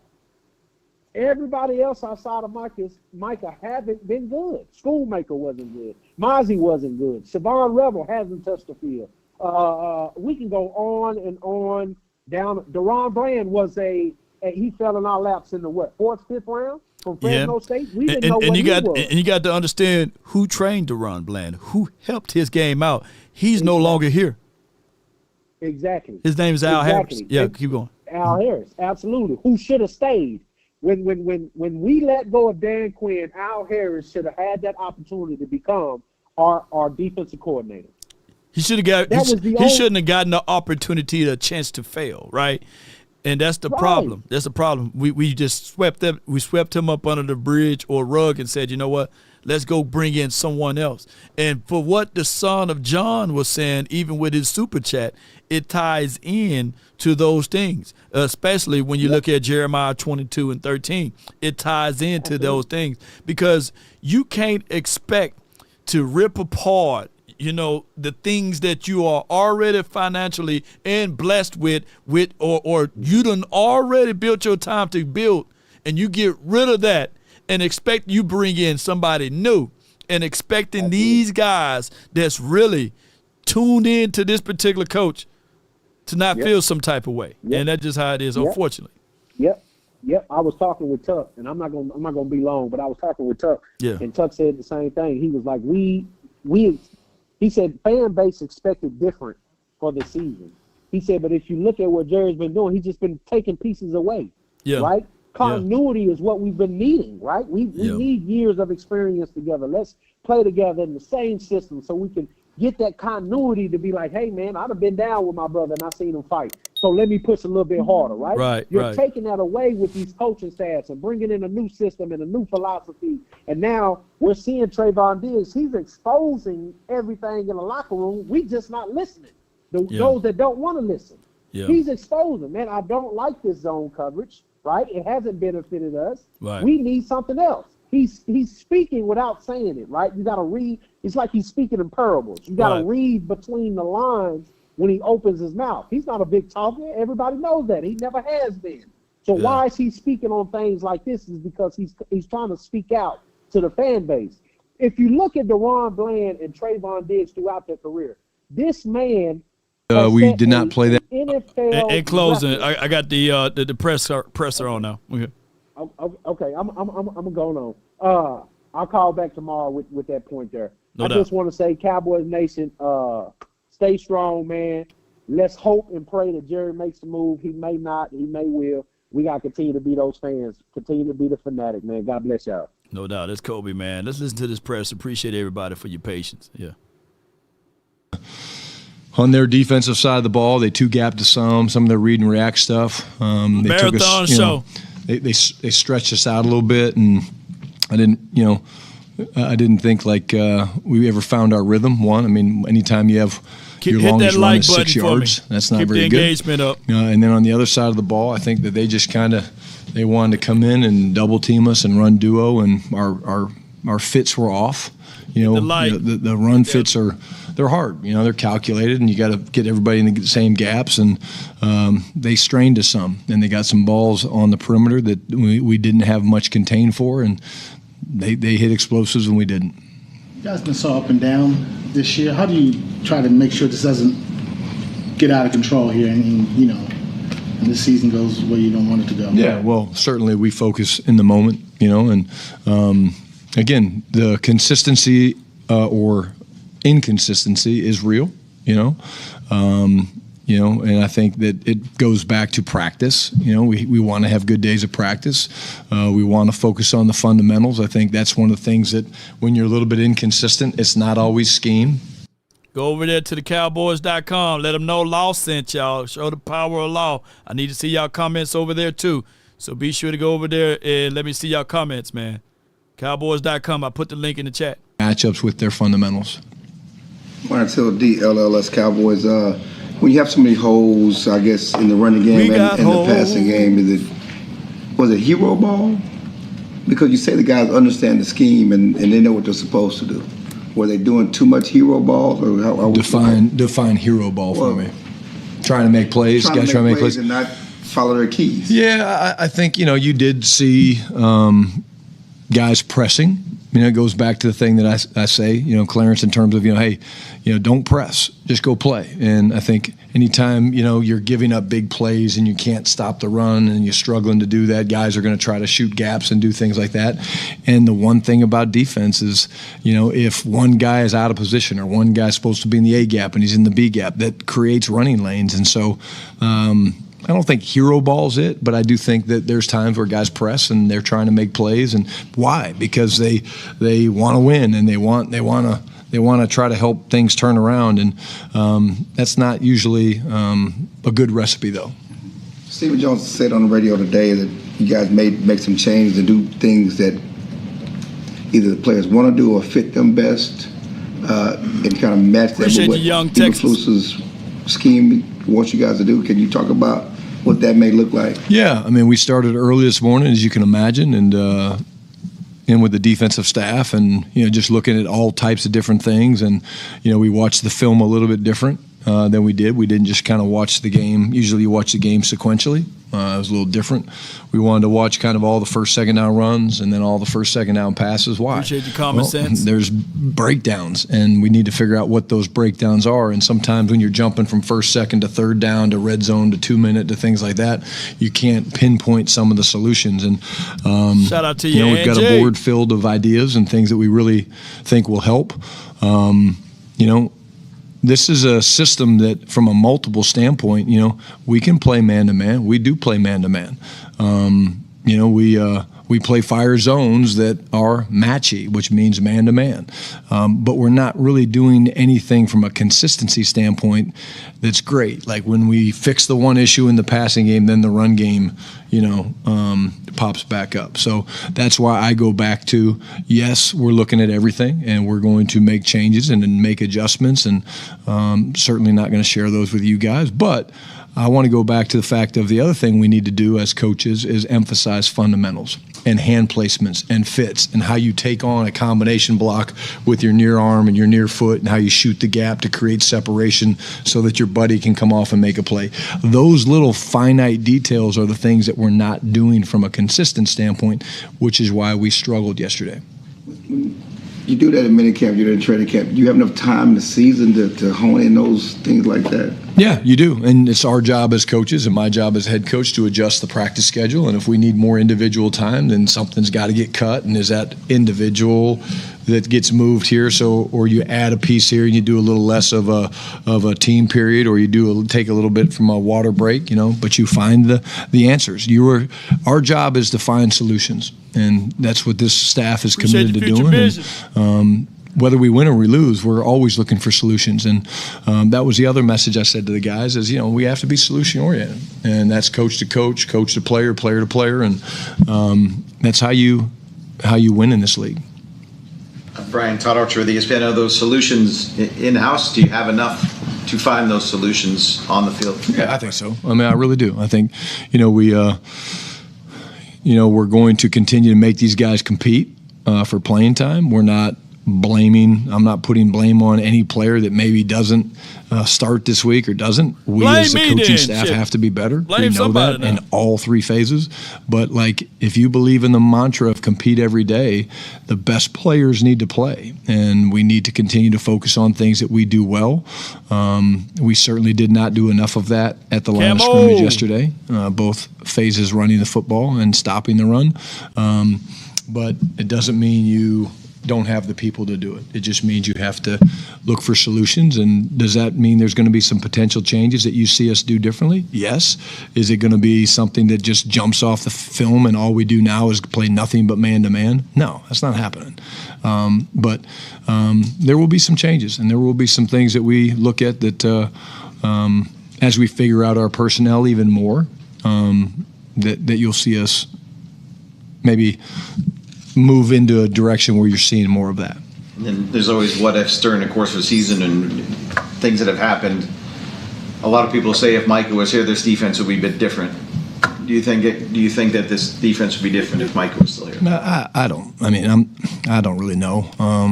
Mike's a great player. Real, we've got other great players, but it takes 11 on defense. And again, that is the thing that, again, 9-10 guys on a football team, offense, defense, special teams, if one of those is a little off with their assignment, a little off with their alignment, then plays happen. And so I think it's more about the guys that are here continue to impress on them the importance of doing their job and doing it correctly and with the right fundamental and technique. And that's really what we're focused on. John Machota with The Athletic, specifically with the linebacker play. What do you see from that group that makes you think that you can get better play there and that they will have the answers as the season goes on? Yeah, well, I think, I would start with this. Number one, you go to Shamar. Shamar's a guy that we see the traits, we see the ability to dissect and make plays and shoot gaps, and very, very physical. K9 playing a different position last week. That was different for him. Being the guy making all the calls and the green dot and all that stuff with Jack being out. That affects things. Maris comes in the game, and we bring him on an edge pressure, and he gets the only sack of the day. And we're going to continue to play some base, but also you'll see us play nickel some, and you'll see us play different versions of nickel. And again, we want to get everybody involved. That's part of the deal. We want to have different packages, and quite honestly, I think some of the things that we can do from playing nickel different ways is what's important. That's kind of what Carolina did to us yesterday. They made us work, and give them credit. They were in 3-4, and then they were in nickel, and then they were in dime, and then they were playing 5-1, and that gave us some problems from a communication standpoint. And but again, this is not a issue of personnel. It's an issue of execution, and we have to coach it better. We have to detail it better, and then the players have to go out there and play. And then offensively, how do you get the guys on the offensive side of the ball to not feel like they have to do everything, they have to be perfect for you guys to have any chance of winning on Sundays? Well, listen, I'll start with this. When the defense got the 3-and-out in the fourth quarter and we got the ball at the 46-yard line, I had no doubt in my mind that we were going to go win that football game. And the first play is a screen that, they kind of string it out and they make the tackle, and then, the next two calls, they force a check down, and but we had our chances. Hey, if we go 3 for 4 or 4 for 4 in the red zone, which is what we've done, then we're not even having this conversation. So we need you're not going to find anybody in the offensive room that feels like the defense is letting us down. I truly believe that. This is a team game. And there's no reason we shouldn't go 4 for 4 in the red zone. We've proven we've gone 3 for 4, 5 for 5, whatever it's been. We've done that. So, we need to focus on doing our job, and special teams need to do their job. And there's plenty of things to clean up, not just on the defensive side of the ball.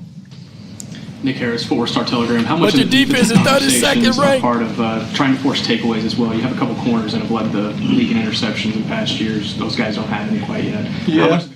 Yeah, again, I think that's a huge deal. Like when you're giving up yards, which we've given up yards, Nick. We're giving up too many big plays, and you're giving up yards, and whether it's runs that pop for 7 or 8 or passes that go for 10 to 14, whatever it is.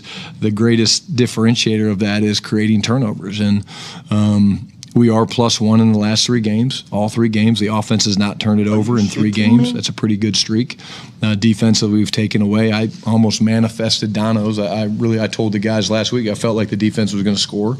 And when Dono got the interception, I thought that was going to come true.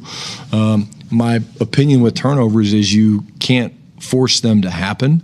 You train them in practice. We do ball, disruption drills every day. And they're going to come, and when they come in bunches. But, again, I think that, great punch out by Donovan, Azaraku yesterday on the one off of Rico late. They kind of get it back, but you can't chase them because that goes back to, I can't remember how we referred to it as hero ball. No, you can't chase it. But when they're there, you got to maximize them. And I think they do come in bunches.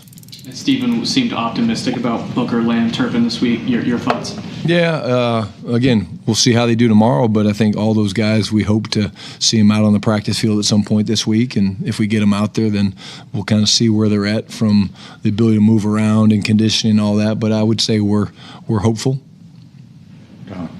Tommy Arsh, DallasCowboys.com, ran for 180 yards against the Jets without 4 of your starters on the offensive line. When you get 2 back and can't get the run game going, is it frustrating a little bit? And what when you watched it back, did you see just in the run game on offense that wasn't clicking?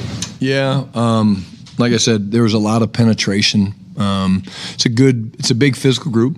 They got Ashawn Robinson, they got Derek Brown, and I felt like our combinations and communication weren't great. I thought it wasn't ID issues. The IDs were fine, but we didn't communicate it up and down the line, so there were times that we were targeted and maybe not all working in the same direction.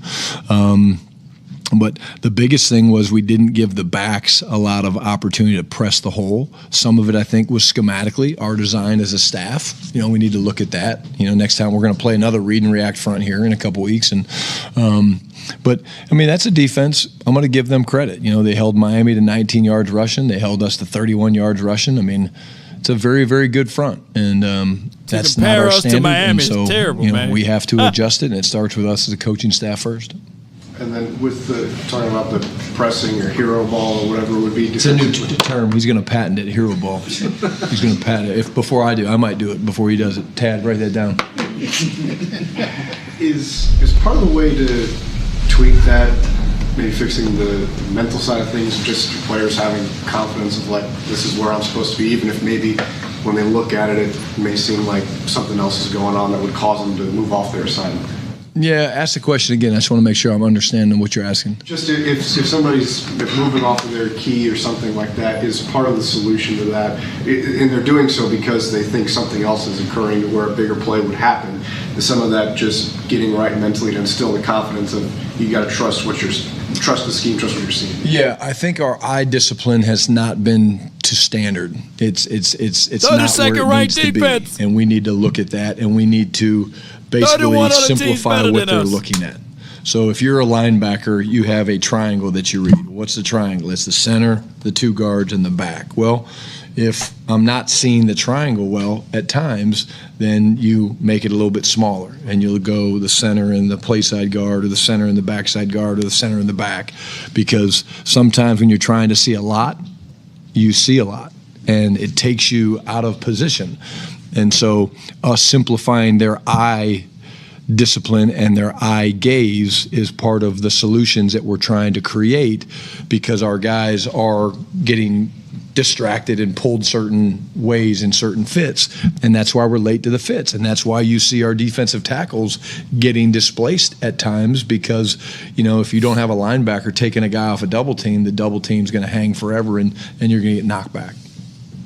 Garrett Podell, CBS Sports. Brian, a lot of the players have been saying, guys, the communication, this has led to blown coverages and guys not being in the right spots. How surprising is it to still be dealing with that 6 weeks into the season? Yeah, it should not be happening at the level. I think, there was a call that, came in a little late the other day, and I had to burn a timeout, and Flus knows that, and he and I have discussed that. And, the changing of personnel makes coordinators work. I try to do it to defensive coordinators all the time. I'll sub personnels in late, knowing that it kind of puts them up against it.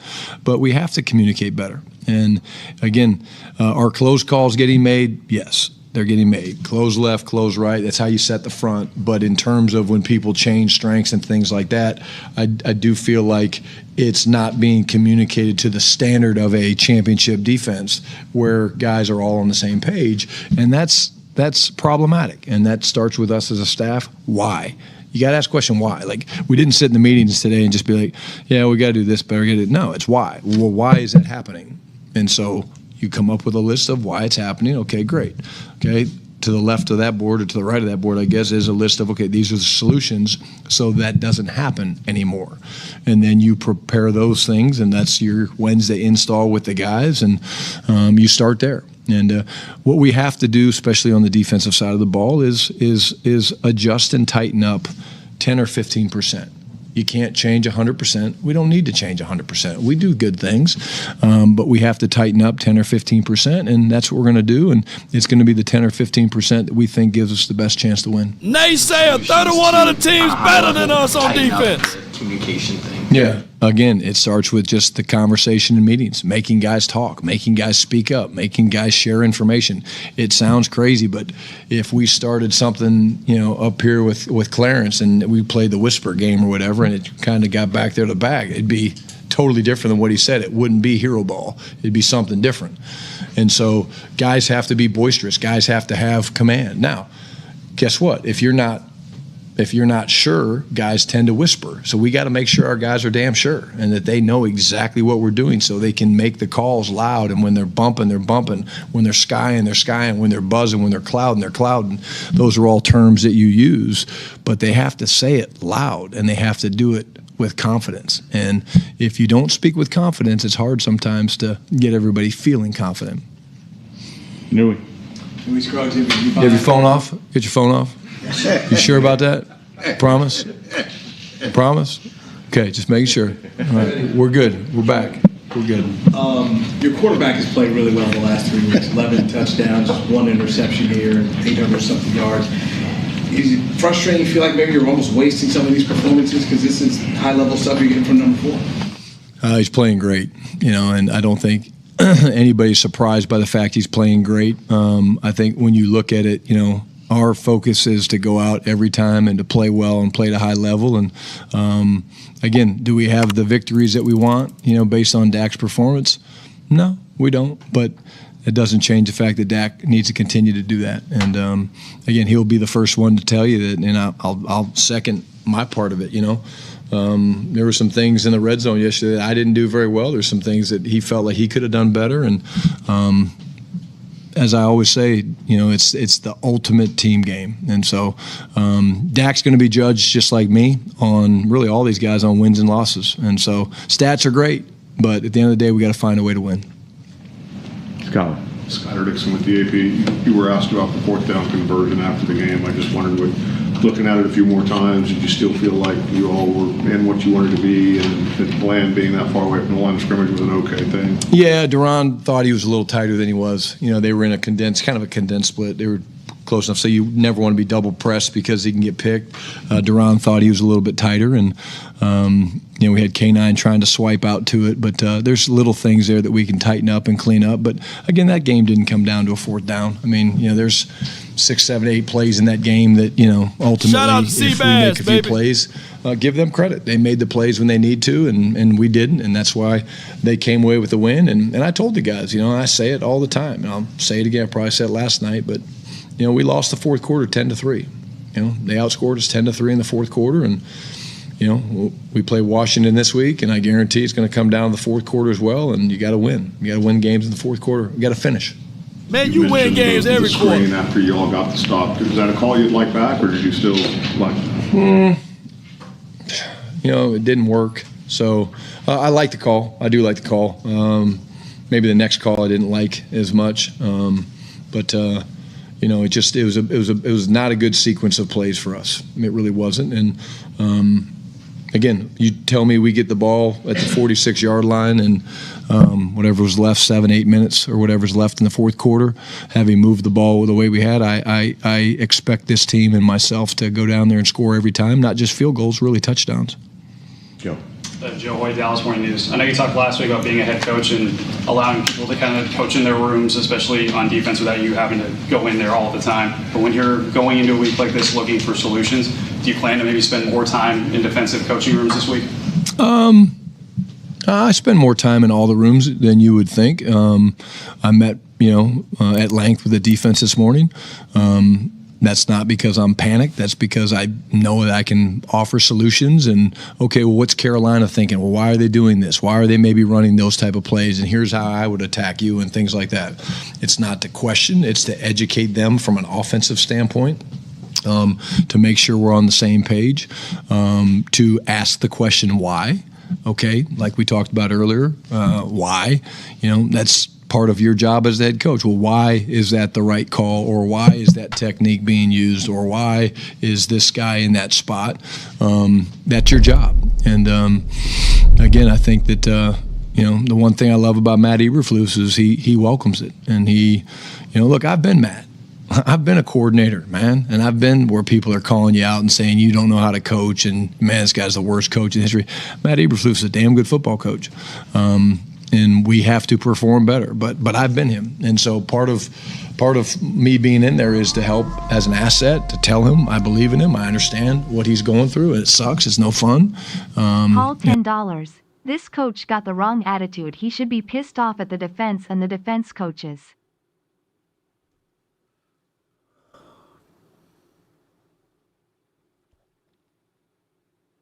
You're right. Sympathy ain't gonna win us nothing. Oh my gosh, man.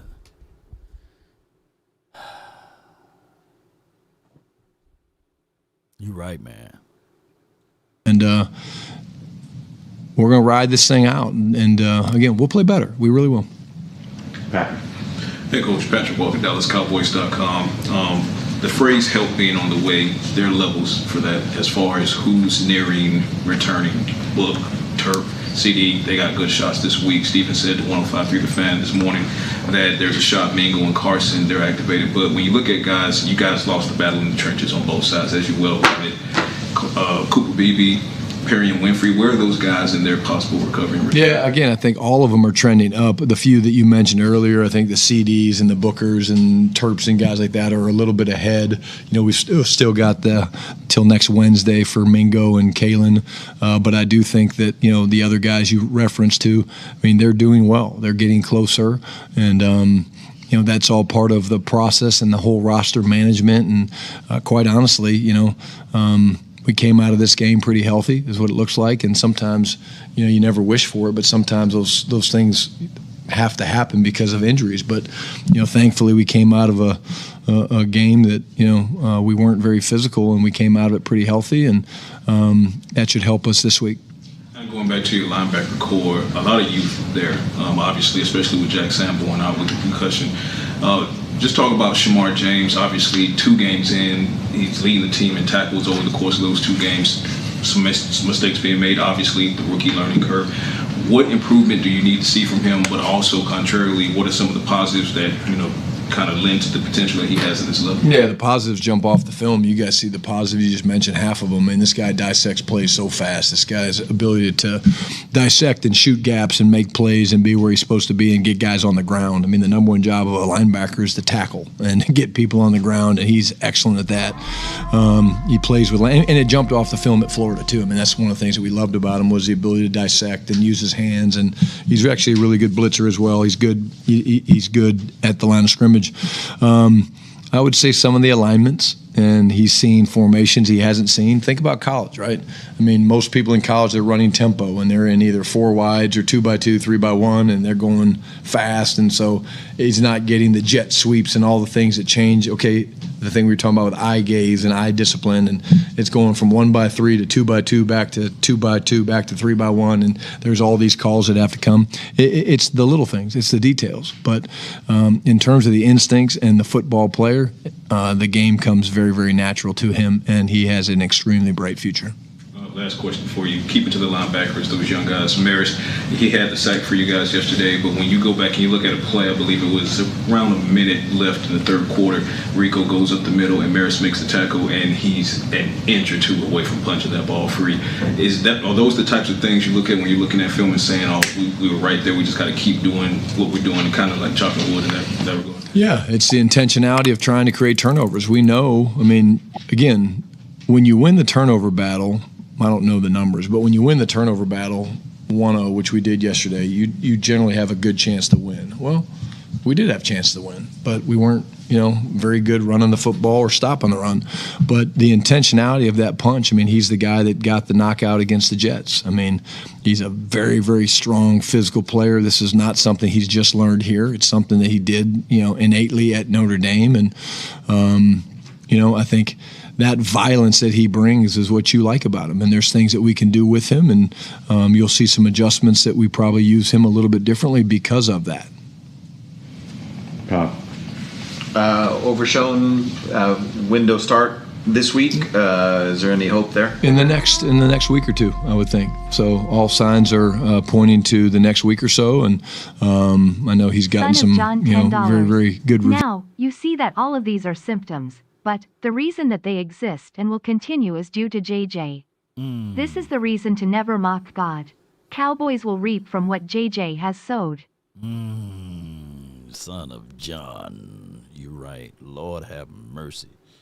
Lord have mercy. Views, and so I think we're getting really close. And then obviously you have the bye that factors in when I assume you're not going to be practicing or doing very much. How does that impact when you start? Yeah, again, I mean, we take all of it into consideration. Hell, I can't even think when the bye is. You live in the moment up here, but all those things come into factor, in terms of, because we do have some tight, we have 3 games in 12 days and then 3 in 11 days or something like that. So the practices at that point become a little bit limited. So that all those things we factor into the decision-making process. When we talk about communication, do you feel like your defensive players are believing in the calls because there's a reluctance? Do you almost have to convince them to say, hey, this is going to work, I think I have no problem with them being like, our confidence right now is a little bit, of concern, Why? Shaking. Well, we're not playing great, and so when you're not playing great, and they're all welcome to their opinions. I mean, I listen to players all the time, and do I think that us playing nothing but man-to-man is the answer? No, I don't. Us playing nothing but zone, is that the answer? No. Us fitting gaps right and us executing what the call is, but I think it goes back to, I don't think the lack of communication is lack of confidence in the call. I think it's lack of getting it out and this just changed really fast from this to that. And so those are things that we have to do in walkthroughs. Those are things we have to do in barrel drills with the linebackers and safeties. They're the biggest part of it.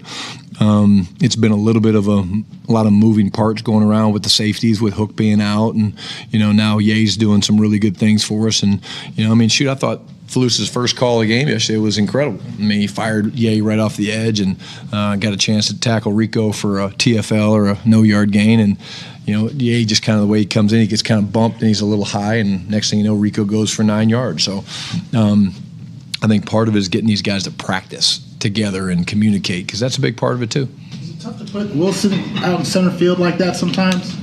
Who? Donovan Wilson. No, I don't think so. I mean, Donovan's a great player. I mean, again, you love him down around the box because of how physical he is. I think they did a good job. They schemed us up yesterday, and they kind of moved the receiver to get away from Donovan to get him out of the box, and they kind of were running the ball at ready and some of the nickel stuff we were doing. But no, I think, we all realize Donovan's strengths. But again, that, those things happen sometimes when you're out there, and sometimes it's got to do with pass rush and other things that affect, those looks. All righty. Thank you. Thanks, guys. Yeah. Hero ball. Tad, go get me a patent lawyer. It's not a good start. All right, man. I'm sitting here. All right. Hey, I put my guys, I had to tag his super chat over. And this is what I said over here. But before before I roll it over, I appreciate everybody, man, for rocking with me. I'm gonna catch all type of knives for spitting my thoughts. But what I'm gonna say here is pretty much out of this presser, it's oh my God, it's opening up so many things, and I like Coach. I like Coach. I think my thoughts of this overall. Let me see if I can get AI Tisha involved, because I want her to read this right quick of what I said basically. Overall, and I know it can get spicy, it can get dicey too, with those who want to only hear the positive messages of this. And this is what I said right here. And this is to respond to Paul's super chat. Paul says this coach got the wrong attitude. He should be pissed off at the defense and the defensive coaches. We rank 32nd. There's no way you can splice it and say, hey, man, we good. We okay. We can survive through this. He's acting as if the modern day gentle parent theory. You know, who's old enough to remember or know that gentle parenting is you don't want to roughen the feathers. You want to be able to be nice to the kids. You don't want them to be in the mix of being ripped apart, basically. And I'm gonna try to get this going the best way possible as soon as I find my the other super chats. Y'all bear with me, and we're gonna get this going the best way possible. I just don't think that this will work for the Cowboys. And AI Tisha, I'm ready whenever you are ready to get this conversation going. Come on, AI Tisha, get it going for me. Because I just don't think, and it's not me being negative, but I got to tell y'all the truth, you know. AI. Dear Cowboys, Brian Schottenheimer is using the gentle parenting theory, a child-rearing approach focused on empathy, respect, understanding, and boundaries, not punishment or fear. It's about teaching instead of controlling, and guiding instead of demanding. This format, in my opinion, isn't going to work. I hope I'm wrong, but I don't foresee this approach being successful overall. Overall, I don't see that approach being successful. Key and laughing, not demanding, but just trying to understand. And the empathy parts of it, because he's been down that road before. He's been talked about as a bad offensive coordinator. So he can sympathize with Matt Eberflus and say, hey, I've been in those shoes, right? And that is one of the things, whereas Tom Landry, of course, he was a different kind of breed of caliber of coach, but he wasn't docile. Let the AI speak. Let the AI speak on this one. It's Brandy. Randy Mahoney, $5. The only problem I have with Shati is bad play calls in critical situations. Hell yeah. Hell yeah. Hell yeah. So, and it's going against all what I don't want a head coach in his rookie year to be crucified the way he's about to. But this is going to hurt him. He's more of coaching his team as an offensive coordinator in control. Naysayer, if you don't get over there and talk to them damn people on the defense about their inefficiencies or their lack of sufficiencies, right, and insufficient ways of handling plays, then there's no bead of concern of Matt Eberflus of getting chewed out. And when we start talking about this, gentle parenting is the way of the world now. Kid do bad in school, tell him go to the corner, say, hey, I understand you're frustrated, but we're going to count to 10. Back in my days, you do bad in school, you getting BTA, right? You know what I'm saying? And it's brutal, you know what I'm saying? It's literally, you going to make sure you step properly. And the part of the problem is when Jimmy was coaching here, he wasn't a gentle parent. He was, hey, Michael Irvin, get your S together. Hey, Troy, I'm about to bench you, bro. You get your act in line. And what seemed like medicine at that time was necessary for the growth and the healing of this team during that time frame.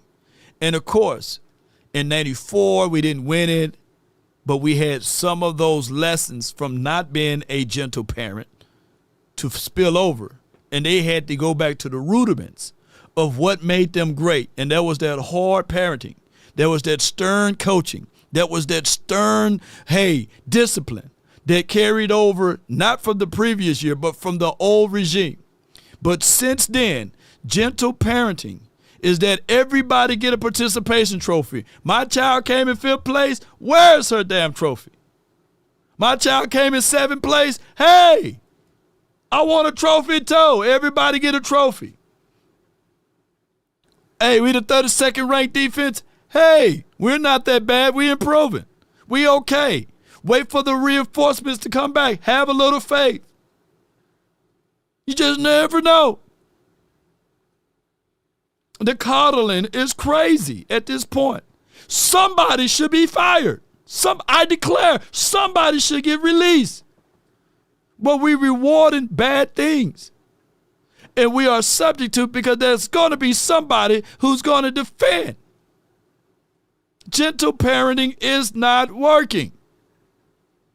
It would never work here in Dallas, unfortunately. And nobody is going to have the gonads or the cojones to say that in front of him. And I get it. I understand. They want to keep their jobs. But Jerry Jones, you're doing a terrible job as a GM. Stephen Jones, you're doing a terrible job talking with the slick back. You look just as old as Jerry on his birthday.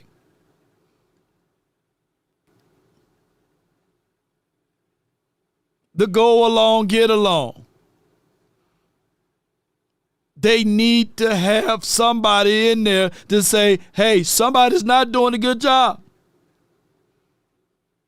Not we going to get better. Matt Eberflus, he's going to, no. He's doing bad. You can't live off of your old bodies. At some point, Mike, don't y'all know at some point Mike Nolan was a real good defensive coordinator. Or he was on a team that was really good. How did that work out? At some point, Mike Zim last year, he was a really good defensive coordinator. Good day, speak. Angie Rebel Chicks $5. Shati breastfeeding instead of BTA. You can't do that with grown men. You can't. They will run straight through you. Look, you got to have established some type of fear. Look, the Detroit Lions got a brand new defensive coordinator, brand new offensive coordinator. What's the Detroit Lions record is right now? And I know that they probably lost the other night. I get all of that. Rob Marinelli as well. Yeah. Rob Marinelli saying I'm okay with the gentleness of keeping guys like Benson Mayoas of the worlds and all of this stuff.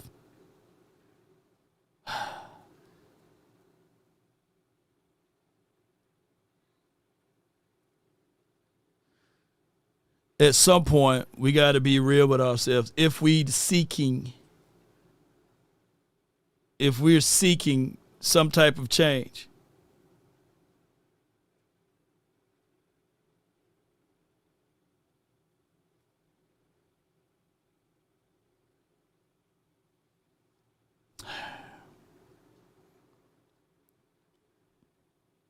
I got Coach A.J. Jones on the line from the 316. Coach, talk to me. Man, first of all, quit lying. Your defense sucks, and you're over here talking about it's the offense. We could do better. Hell, they only missed on 2 plays. Right. It's because your shitty play calling on those 2 plays. You threw a screen 2 plays in a row. Yeah. That dude didn't even bite on it.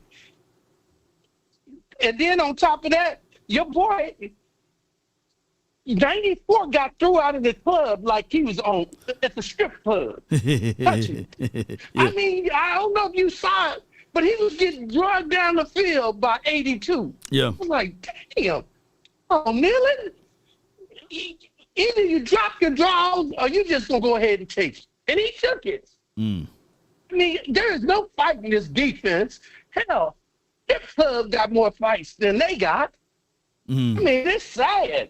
Hell, Priest doing more fighting. I cannot imagine. You know, Barry Sanders was great at one thing. Right. He let you be the man that you want to be. But if your ass didn't do your job, like we got Bill sitting over there for 3rd or 4th and 4, knowing that they're going to throw a damn slant. Put Bell in the game because Mary can't run to the flat. He can't get there. So take him out. Yeah. You know, I mean, it's almost like they need to hear the stuff. What the hell is? Because they're not doing their job. And then you letting the man, this man going to cost you your job. When you going to get upset at him? Yeah. Now, I've been around some great coaches, but if our D coordinator wasn't doing his job, the great coach went over and said, hey, you don't do your damn job, you're about to get fired. Yeah. I'm not losing mine.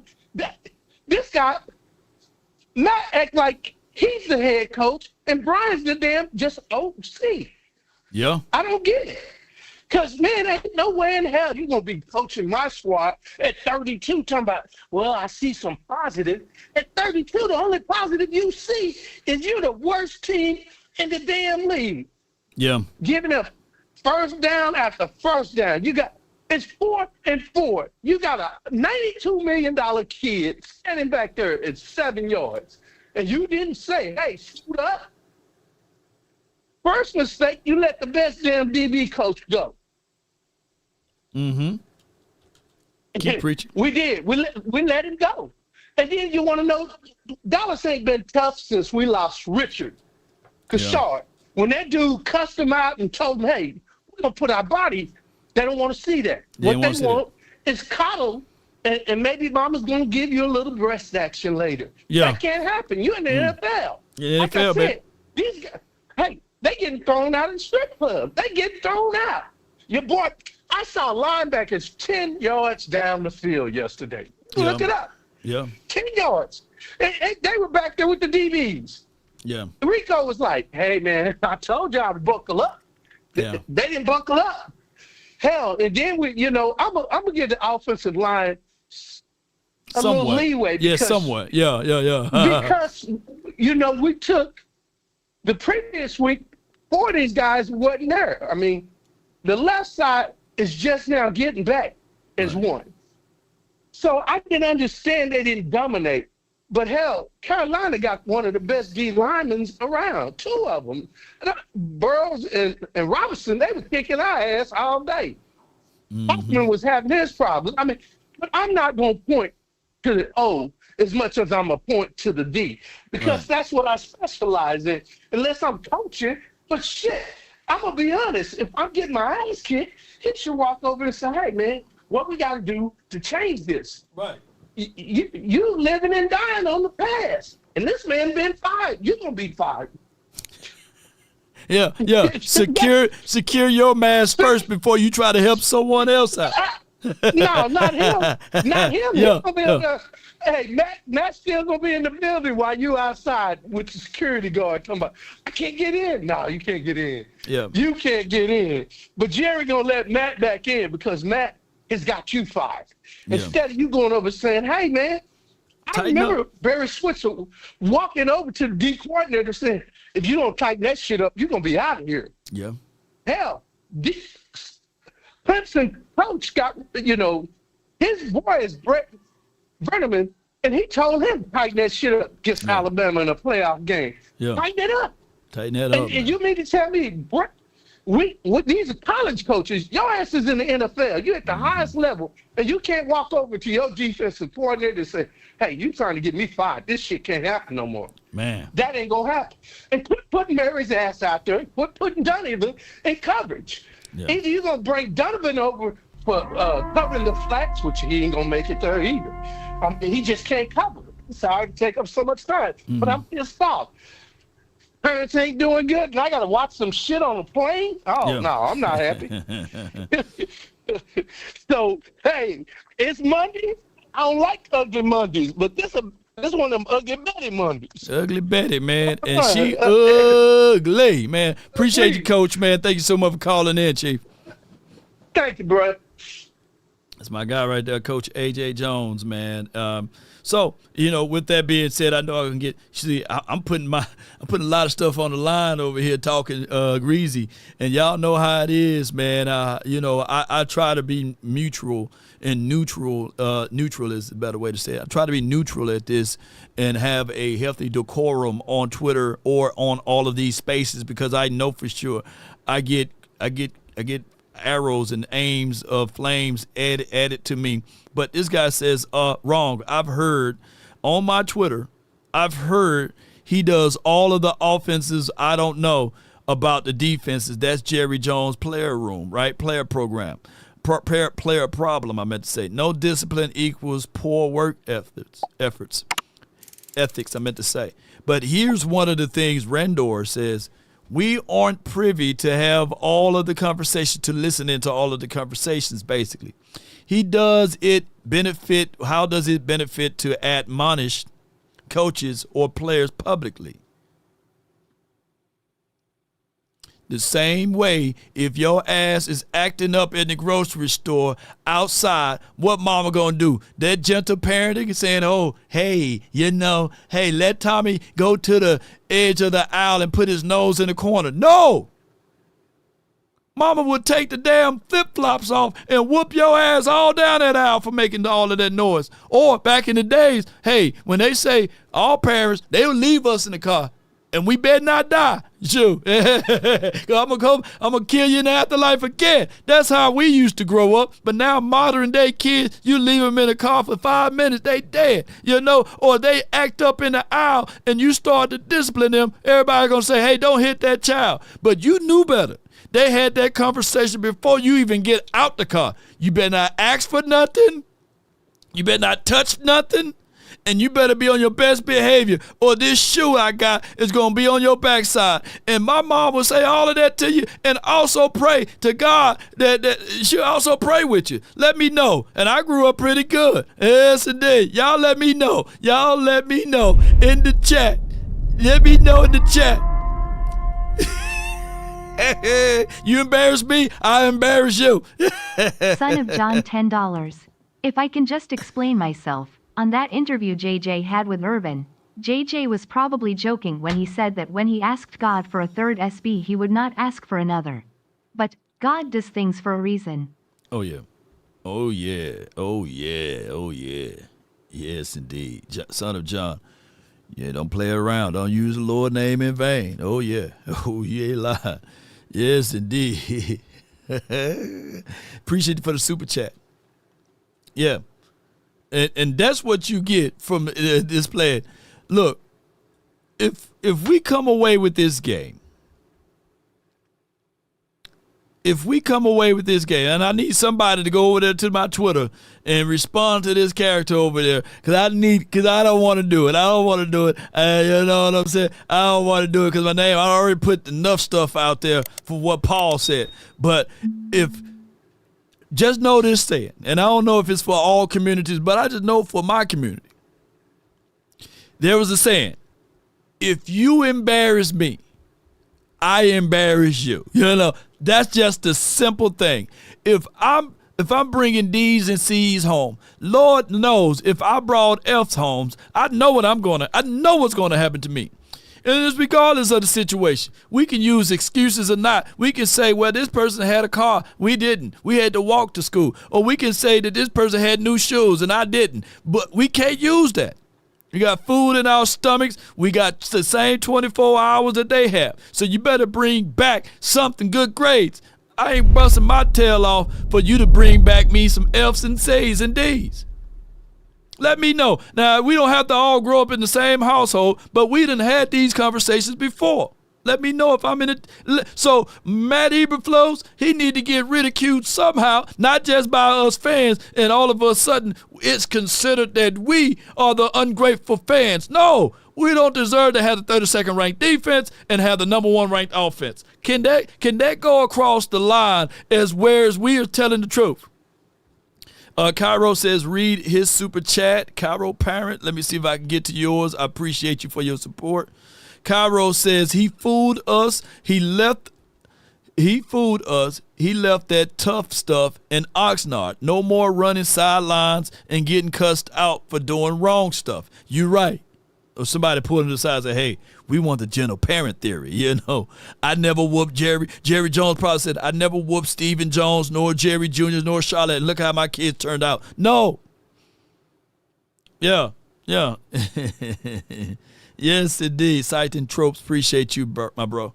Yeah. So at the end of the day, this gentle parenting is what he's doing. Gentle coaching. He's doing gentle coaching. And I said in that tweet, I hope I'm wrong. I hope I'm wrong. I pray that I'm wrong.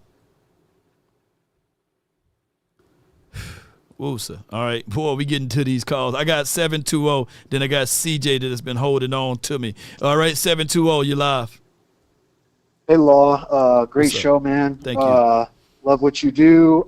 I got a couple quick points. I'm going to identify what I see as the problem, and by me identifying that, I think it's going to kind of give the solution and make it self-evident. So just give me 1 second. I wrote it down.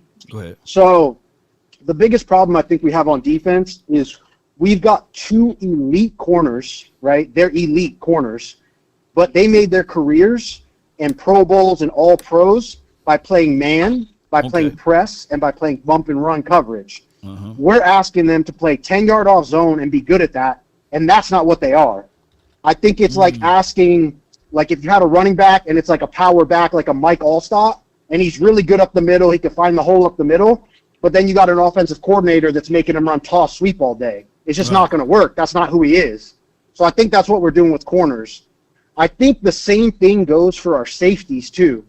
I think our safeties are actually good safeties in zone when they've got guys playing man underneath, like the corners we have. That's what they've done for the past years, and they've been top defenses with these same guys doing that. It's only when we've gotten away from that we've had problems.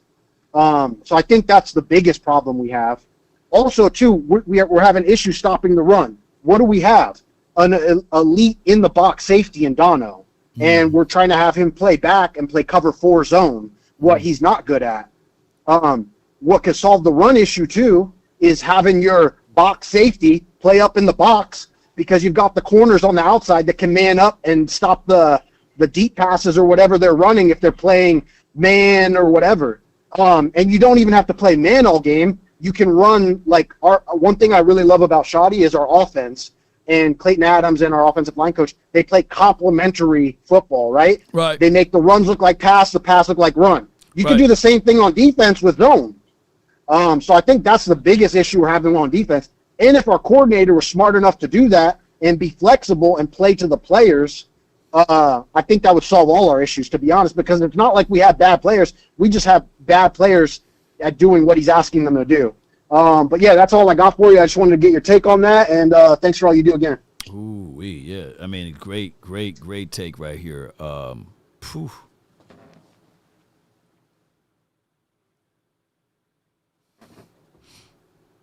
The conference has been locked. Here's what I got from my guy take.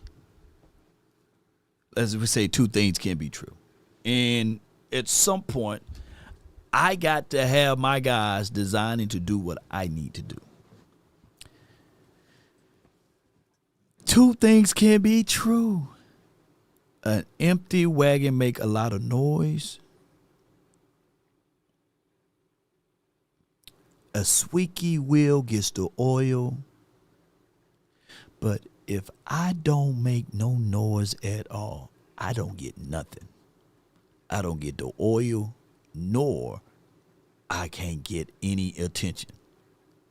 So if I don't add to this freight, and I mean just this wagon, the whole ideology of an empty wagon makes a lot of noise is meaning that it's not carrying anything. The whole ideology of that squeaking wheel gets the oil, meaning that it's making so much noise that you got to add here to pay attention to it in order to correct the issue. Two things can be true. So what I'm getting at, ladies and gentlemen, is that if we don't cry out enough about this defense being ranked 32nd, that means that we are living with the ideology that we are satisfied with the abusement that we're getting from this team. And we are taking this as we're going to organically or through osmosis or through natural evolution. And that's what Stephen Jones said this morning. And I've been live that long.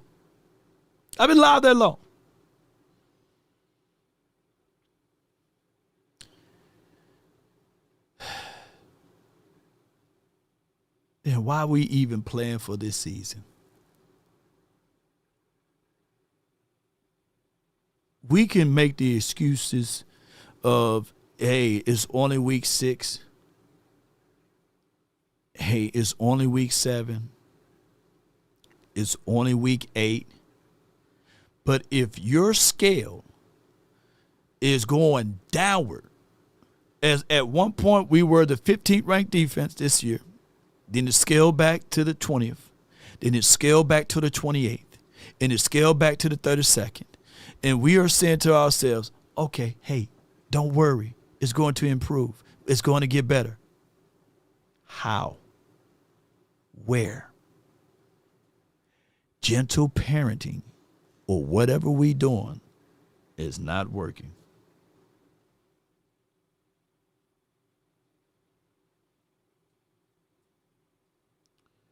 I got CJ, man, from Hooks. I think Hooks, Texas, I believe, or I'm getting your name wrong. 210, you in. What's up, CJ? Hey, what it do, Law? What it do, man? Say, man, you ought to change the name to the show Monday Savior, because you saving a lot of people, man. A lot of people on edge. And rightfully so, though. Rightfully so, though, Law. Because no matter how,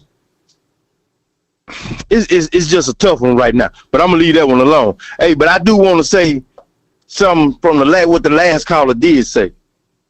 He right. We do need to play more zone.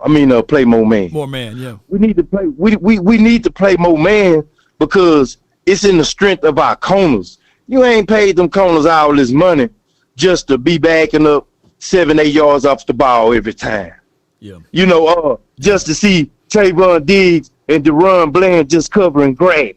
They just playing the flat. Why you got them just playing in the flats? It's a lot of stuff that this guy is doing, Eberflus, that he's doing that just don't make no sense. And then his play calling is like, it's bad. Because in situations where we need you to dial something up, you come up with something just that don't even make sense where the players is not even in position. Yeah, we know the personnel. This is what I got right here, CJ. And I was trying to pull this up while he was talking because I remember Boss said this earlier, about 3 hours ago. He says, and this is Boss Cowboy Sports, Boss showed me. Yeah. He says, as a former cornerback, I honestly would hate a coach who's playing zone coverage 90% of the time when Bland and Diggs got their bags by playing man. System over playmakers was Kellen Moore's philosophy, and now it is known as Matt Eberflus' philosophy. System over playmakers. And granted, we know that Diggs is not 100%. But he got his bag. He got his corns, just like Bland got his bag and corns by playing man. So I agree with Boss. I agree with the last caller. And now, CJ, I agree with you. Come on with it. Hey, but Boss, but the thing is, Eberflus has been oversold to the team, to the fan base. Like, let's just keep it real. He had a decent year. He had a good year in Indy. He had a decent year. He had a good year in Indy. He had a decent year. Chicago don't want him. He got fired. His mind cannot be in the right place. When I called in and I talked to you one time before, right? You know what I'm saying? I said that the only fretful thing about Eberflus was going to be, he going to be all about his scheme. You did say that, yeah. And that's what he is. Like, it's going to take a cavalry. It's going to take the National Guard to get this man to do something different. And then you still want to be stubborn and arrogant, and you goes in this press conference and you say, I don't like grits. Like this man was taking a shot at you because he said we could have dialed up anything today because we had instant grits. And he was referring to the pass rush of the Jets game. Yeah. In closing, CJ. Yeah. In closing, something do need to change.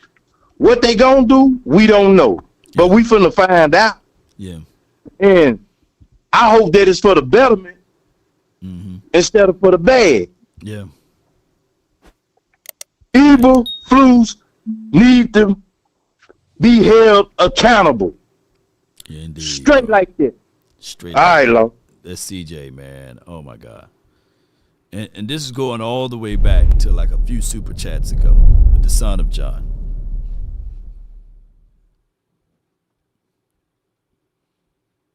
And this is not about, I'm gonna put a little cover over it. It's not about a Hugh thing. It's not about a Hugh thing. But it's about a situation whereas you are giving false promises. And when you are giving false promises, then there's consequences for those things, those decisions that you made. The Cowboys had a guy that was on their staff in 2020. The only glaring spot of approval in 2020 were the takeaways that we were able to exhibit. That same guy that was on this staff in 2020 was here when Quinn got here. And Quinn benefited from this guy's training and teaching of DBs.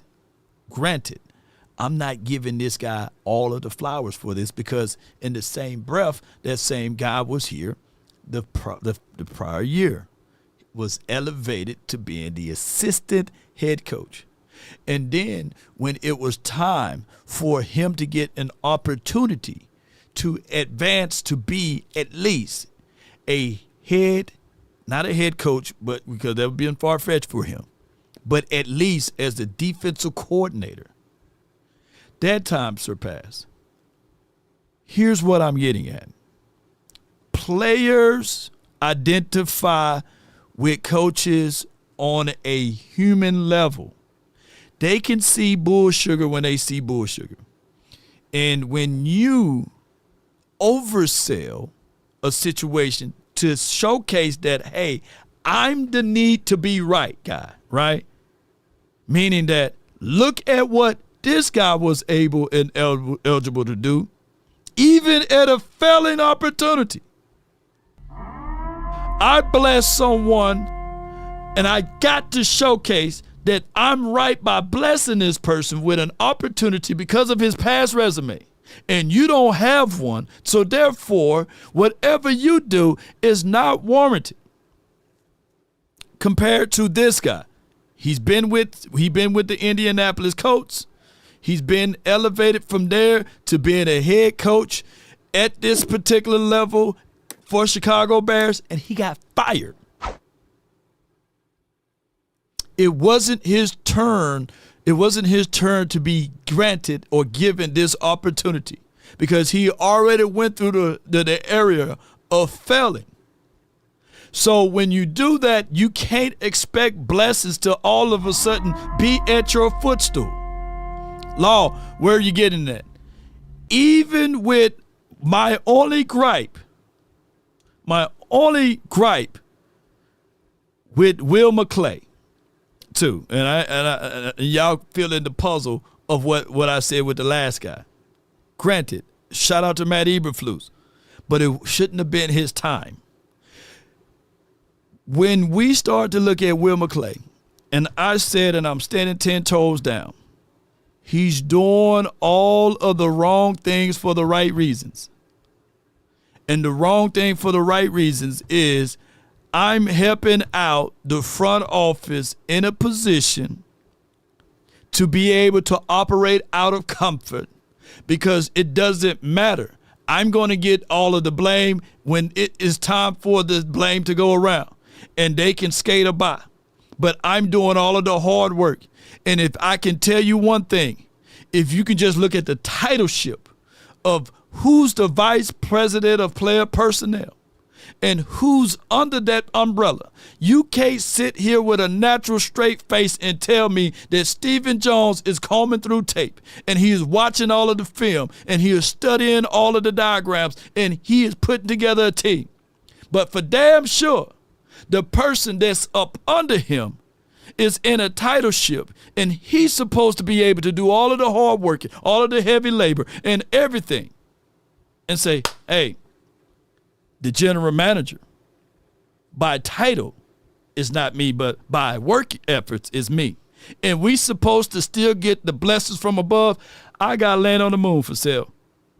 That's why things don't pan out for the boys, because of the infrastructure of how things are being built. And at the same time, people should be sitting back here looking at this team and saying, the Cowboys, we're not going to get blessed because we don't have the infrastructure right here in Dallas.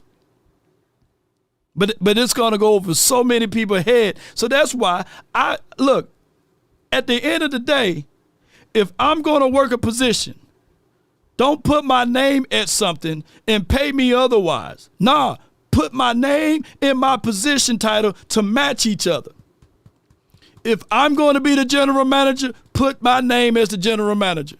Because, hey, at the end of the day, if I'm going to be a GS-13, give me GS-13 classified, give me my damn office. Don't put me GS-13 and say, hey, Law, I'm going to put you in the closet over there. No.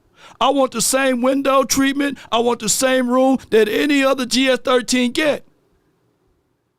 But I digress. Regulator says, Law, I don't think that this defense like Matt Eberflus. Maybe he don't gel well with the coach. I haven't seen anybody say, I'm willing to run through the wall for Matt. That's just me. But I've seen people say that they will be willing to run through the wall for the other guy. Flus need prescriptions for those glasses. This is from Angie. I appreciate you. Yes, indeed. So, yeah, at the end of the day, people is going to look at this and say, hey, is that no? This is real talk that people don't want to hear. And this is what we going through right now. And these players are feeling it. I got from the 214, you're live on the Nation. Yo. Hey, can you hear me? Yeah, I can hear you. All right. And man, I'm gonna make this short and sweet real quick, man. My bad. I'm walking through Walmart trying to do some shopping at the same time. No doubt, no doubt. But look, I'm gonna make this short and sweet, man. I just want my Cowboy fans to calm down. Just calm down, man. We knew this was gonna happen. We knew it. So let's not. I hear a lot of people, you know what I'm saying, about to have a heart attack today, man. I've been listening to you and dudes about to have a heart attack, man. Y'all calm down. Don't have no heart attack over these Cowboys knowing they were gonna do this. So chill out. I heard another thing I want to touch on: the George Pickens trade rumors. I think the reason why the George Pickens trade rumors is coming out is because the Cowboys are trying to get something for him before he walked for nothing. So y'all just be on the lookout for that one too. You know what I'm saying? Because then people gonna be mad and saying that we got nothing for him and we traded picks for him. So y'all look out for that. You know what I'm saying? That's the reason why Brian Broaddus had something to say about a trade of George Pickens. Everything is coming out for a reason, y'all. Read the tea leaves. Another thing I want to say, man, is there ain't finna be no trades because the Cowboys coveted being on TV in the draft. And what way to be on TV during the draft is to have 2 first-round picks 2 years in a row. So y'all get that out your mind too, man. And that's all I want to say, bro. No doubt, no doubt. Appreciate you for calling in. I tried to make it short. and simple for you, dog. You know what I'm saying? I didn't want to stay on too long. No doubt, bro. Appreciate you, man. Hey, what aisle you on at Walmart, man? Pick up me some Skittles, man, or something. Hey, this the crazy part about it. I'm in the candy aisle right now. Candy aisle, and they got Halloween candy and everything. Appreciate you, dog. For real. All right, bro. No doubt, man. I didn't want to debate. I didn't want to debate him.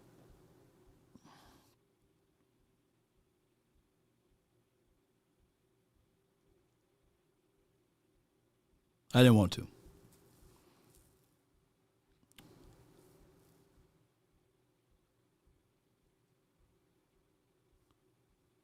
But we the only team that find a rumor, create it, put it out there, see what it does, and then talk about it, get views off of it, and say, oh, man, we didn't mean no harm about it. We don't team to do that. And I get it. I understand. It's a point that we need to say. Most trades of good players happen overnight, not even thinking of it. You woke up one day, Khalil Mack was traded, right? Name me somebody else. You woke up one day, a player of a higher stature is all of a sudden traded. And you don't even get the news or the tea leaves or none of that stuff. But the Cowboys leak information on purpose. Whether it's good or bad, I just don't think that it's the situation for us to even utilize to play that type of mind game over a guy. Not even to bring it up. There are some players that other teams will have so much respect for that they won't even mention it. There's nobody in Cincinnati land that would even utter the words, Joe Burrow's injury prone, let's figure out ways to get rid of him. Let's figure out ways to trade him. Jamar Chase, hey, man, let's compile a reason why we can trade him and get multiple other draft picks so we can help that team out.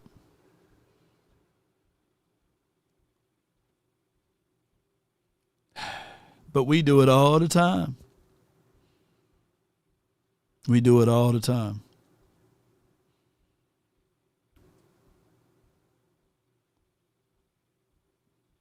Roy R. Williams says Cowboys front office don't deal with Pickens' agent, who's happened to be Parsons' agent. Yeah. Yeah. We the only team in the National Football League that got the number one offense, and we talking about trading offense players, when we had the 32nd ranked defense.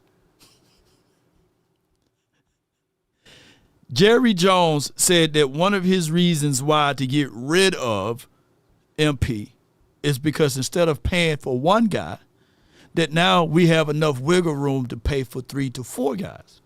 And them same 3 to 4 guys, you trying to get rid of the other one guy that you already got when you have enough money to pay all of the guys in the first place.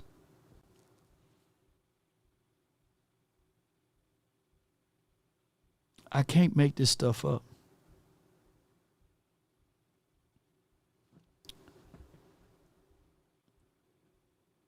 Cowboy Dwayne from the 817, talk to me. Hey, how you doing, Law? Thank you for taking my call, sir. Hey, man, I appreciate you for calling. No problem. I have a two-part question, and I just want to see what you thought about it. I was wondering why they just didn't use the same offensive line that you used last week, that you were so worried about this Washington game, Denver. Why don't you just keep your people, keep your starters kind of healthy, get them more, rested up for them this long stretch that you're about to have later on. You know what I mean? And then part two of that, I want your perception on. Part two of it is, does a coach supposed to help his players at their highest level to achieve what they're supposed to achieve? Is the coach supposed to not know what that person is capable of doing before executing a scheme? You know what I mean? Like, if this person can't, a linebacker can't keep up, he can't play the middle, do he actually know his players? He just putting out schemes and hoping they can do it? It makes no sense to me, because his scheme, it don't make any sense. He don't do no exotic schemes. He don't mix it up, make it look like it's a zone when it's actual man-to-man. He don't do none of that, and it's boring, and it's predictable, and it just don't make any sense. The same defense they had on the Jets was working, versus, and then you do next week and you do something totally different. Hey, I said this before we went into this game. The Jets only had Garrett Wilson, one wide receiver.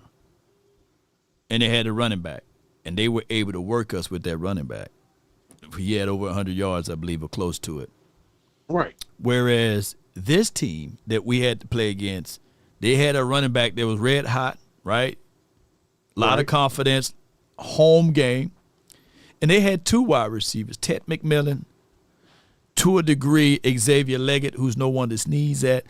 And both of those boys are 6'3", the other guy's 6'5". So we already knew that there was going to be something going on as it relates to these boys amped up to play against us. Because at some point, there's going to be one-on-one to the outside to these wide receivers, and they can barely hold ground. And they're going to have the emphasis of trying to buckle up that seatbelt to stop the run. All 3 plans failed. And I think that the Cowboys, they don't do enough evaluations of the tape. There's no way I'm sitting in this seat, bro. I'm not getting 8 figures nor 7 figures from the Cowboys check or from anybody. But if I can tell you that if I'm reading Xavier Leggett's scouting report, you got to jam him at his releases. You can't allow him to have free ones. If I'm looking at Ted McMillan scouting report and it states that he can be knocked off of his alignment, right? And he can't get comfortable at the top of his route because you got to put a little body on him. If I know that, for the life of me, how in the world do Matt Eberflus and anybody on their staff that don't know that, right? And if I know that you got to put pressure on Bryce Young that he normally don't pass in the middle of the field, that he's normally 1, 2, 3 step drop, he's going to try to get it out quick. And if we're playing zone, that is up his alleyway, that's where he cooked the most. And if they don't see that, and if they don't know that, and if I do know that, then why in the how come the Cowboys don't? How come the Cowboys can't see that? Because they're too comfortable. He's comfortable in his position. He's the DC. He's comfortable. So if it trickles down here, if the DC is comfortable, your player's gonna be comfortable. There's not gonna be no accountability on it. If ain't nobody gonna say nothing to him, he ain't gonna say nothing to his players.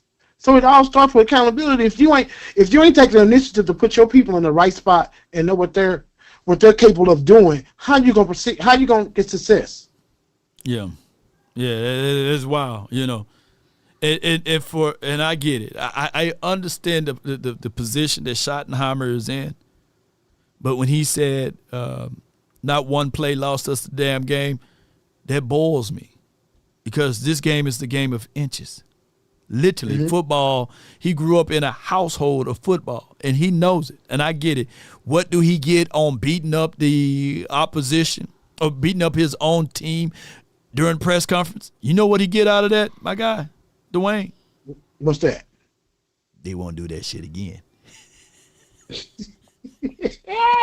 You want to give everybody participation trophy. Yeah. You know the benefit of being a middle child? I get a chance to see my big brother get beat down in Walmart aisle, right? I get a chance to see my other brother getting beat down by mom with the belt or with the shoe, and I know better. And I say, hey, if you embarrass her in public, she embarrass you in public. That's the whole point. If we all know that K9, if that's his nickname, Kenneth Murray, he can't cover just as well as Sanborn and Sanborn out. I get that.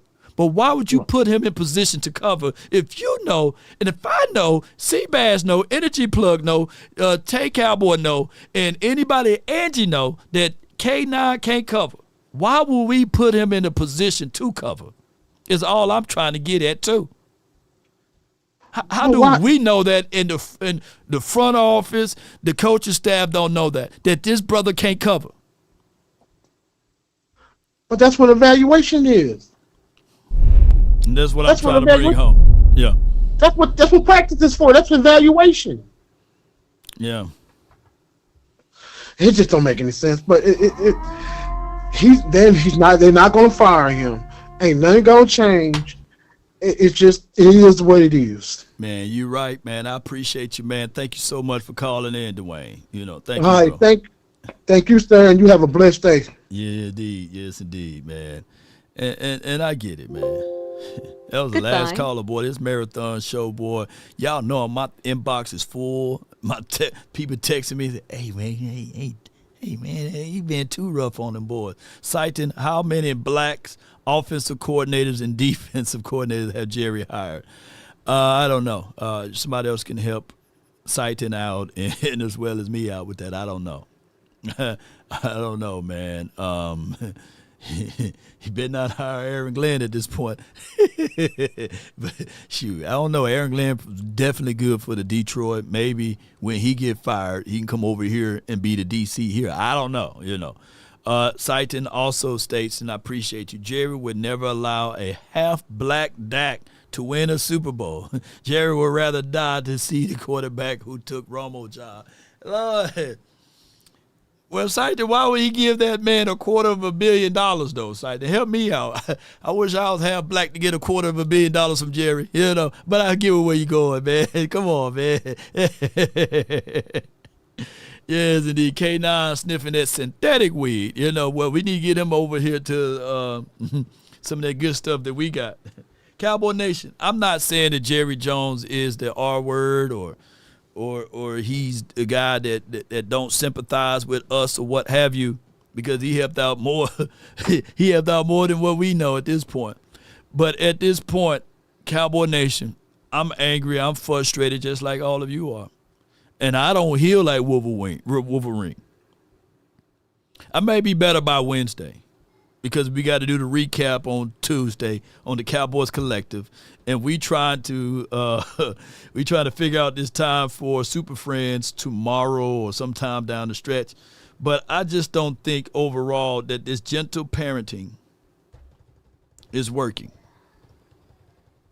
I don't think that this particular situation is working for right now. We 2-3-1. I wish the Cowboys can prove us wrong, right? And we can end up being what? Would it be 12-3-1 or something like that if we went out? What would be the record if we just went out? I hope we can win every other game. Yep. But somebody got to face the music, man. Happy birthday to Jerry Jones and them. If we offended anyone today, please charge it to my beard, not my heart. I love y'all to the moon and back, Cowboy Nation. But at some point, at some time, let's play it one more time for y'all. Doomsday defense. I mean, there's no other way of putting it. And you know what? Let's put it to the numbers. All right. Last year, Josh Allen was the MVP of the league. Listen he properly. had 101.4 passer rating. Right. Okay? For the season. Let's talk about this Doomsday defense. They are right now on pace to give up the highest passer rating in NFL history. Right now, currently, 116.9 passer rating against this defense. You wonder what the legend Michael Irvin is referring to? This. They are guys wide ass open. And to me, they don't know what the hell they're doing. Schematically, from personnel, they don't attack people. This is an awful defense, and unfortunately, you're going to leave this great offense at home. You're going to be watching in the playoffs when you shouldn't be. At some point, you got to understand the cost.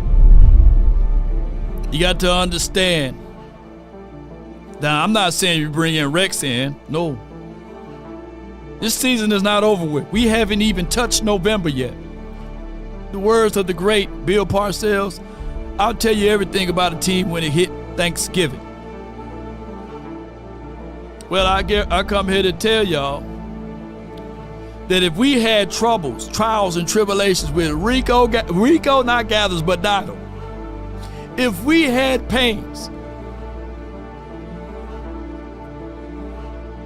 and issues, let me pull this up for those. And this show today is not for the faint in heart. This is necessary. I told y'all 5 hours ago that if you was looking for a show to hear only rainbows and sunshines and sherbet ice cream, then this is not the show for you today.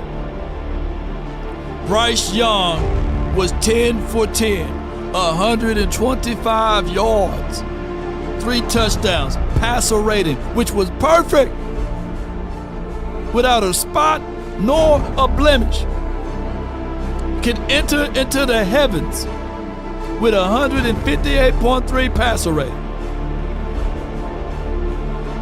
Don't touch him, for he have yet to ascend, is what he was doing out there on the field. And they literally didn't touch him. And if you think that he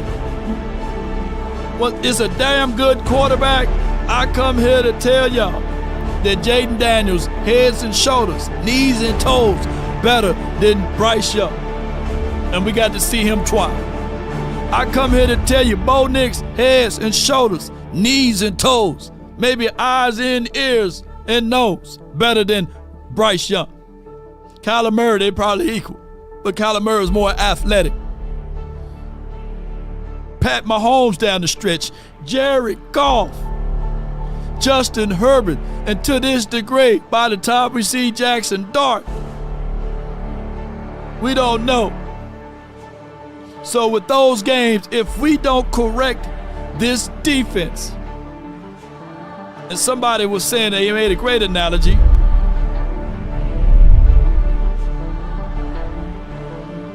that the symptoms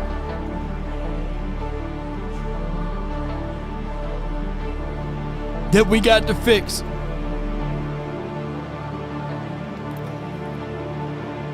we are running the symptoms. Can you put that quote back up there? I forgot how it went. If you still here, by the way, put it out there. I'm gonna try to read it. I'm gonna try to read that quote that you put, that we're operating with the symptoms of whatever it may be. I think it went with something like Matt Eberflus is not the problem, but he's the symptom of something. Yeah.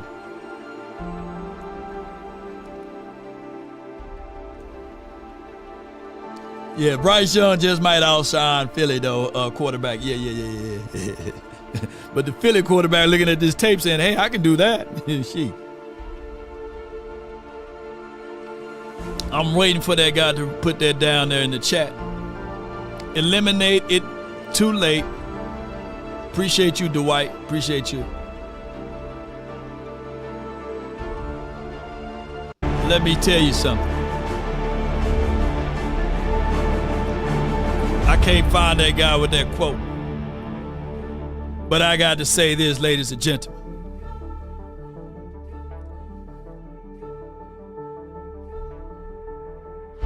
Your body is designed to heal itself.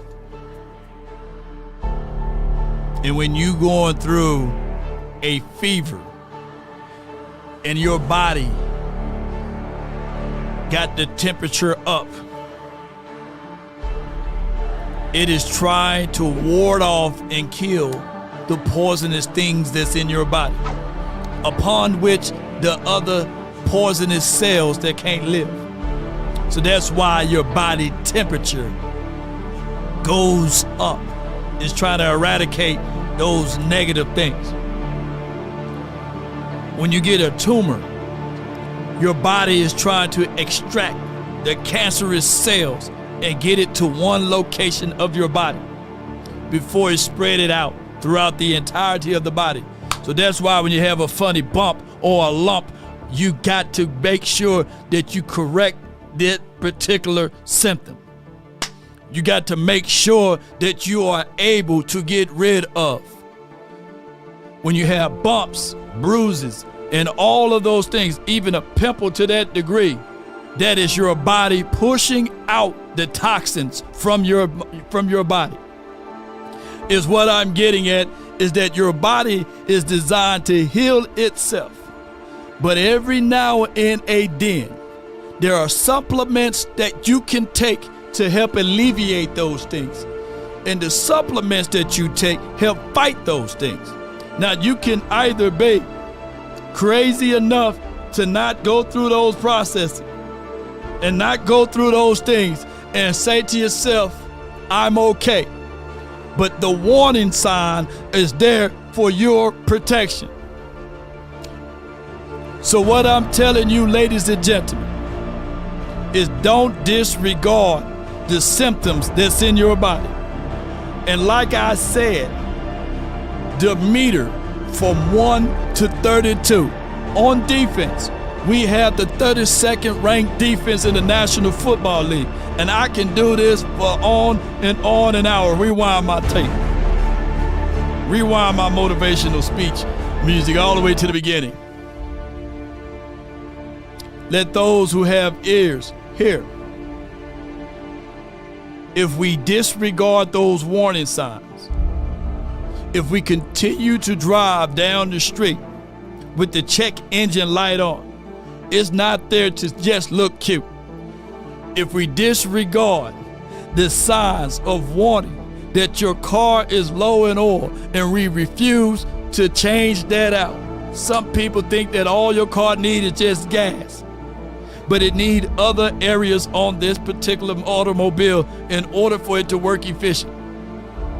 What I'm getting at, ladies and gentlemen, if Schottenheimer, Hootenheimer, no matter what it is, if he can't correct the 32nd ranked defense as it being a head coach, and he said it's okay living with this particular illness, that cancerous cell will spread out, not just to this defense, but it will permeate in the minds of these players, first and foremost on the defense. And then it will spread to the special teams. And then it will get over to the offense. And it will spread to every single player on the offense. And then before you know it, we all sick. And we all tired. And we all gonna see the dirt for this 2025 season. Now what I'm saying, for those who willing to listen, if you don't cut and squeeze that bad part out, it's going to spread and it's going to tear down this team. So what we need to do is correct those issues, correct those bad parts on this particular team. And if we refuse to do such, this whole entire season is a waste.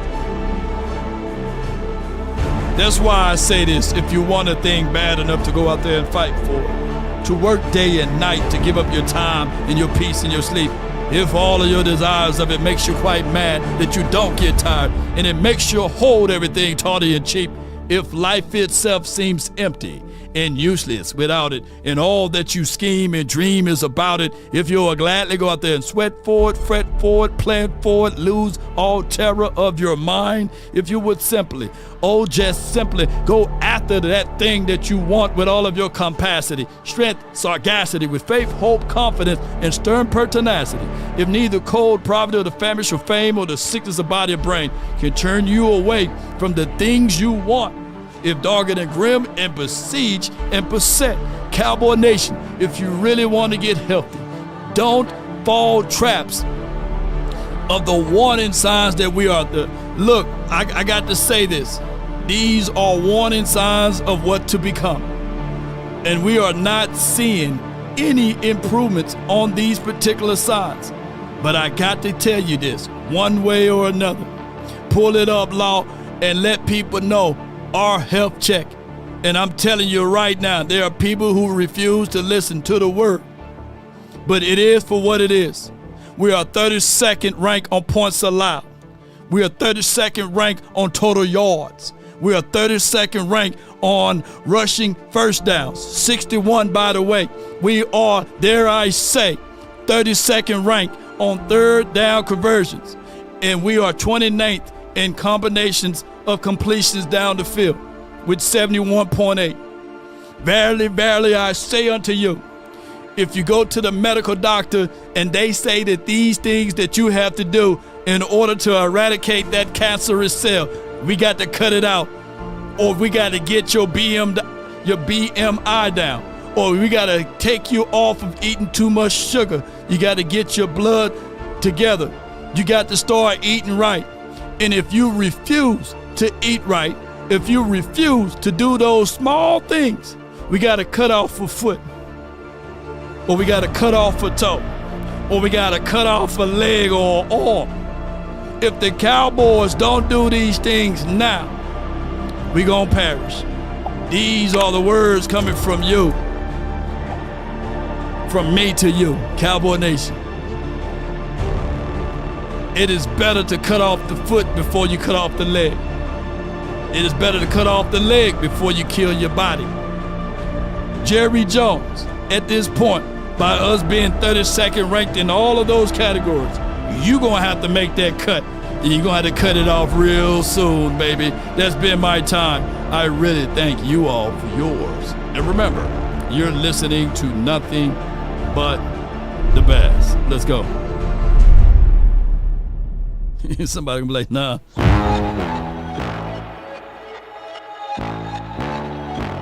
Time to run it all. Debate that, baby.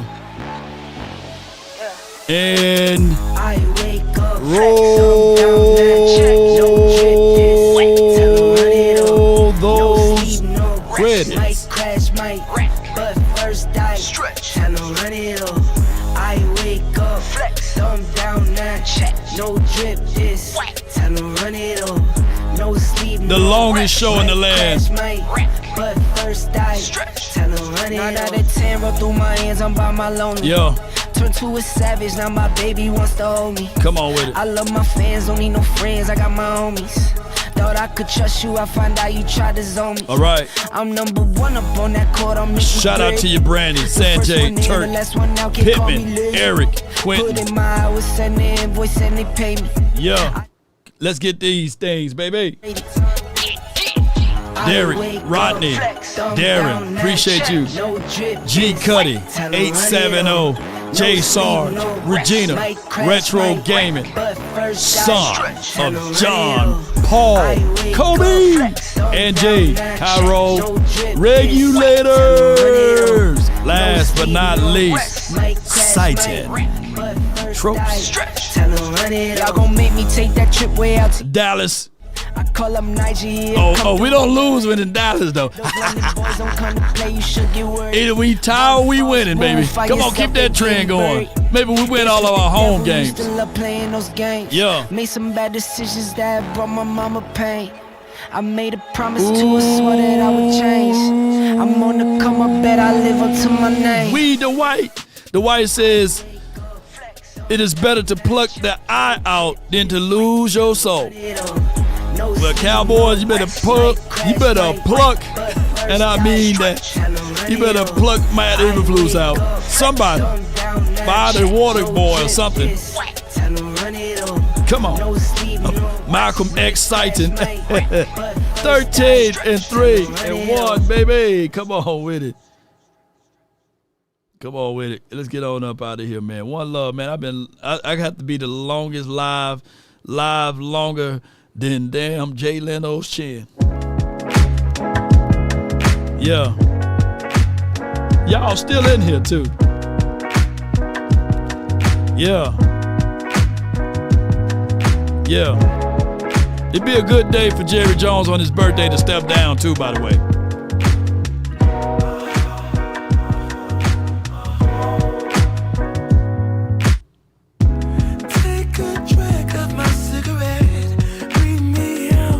Breathe you in.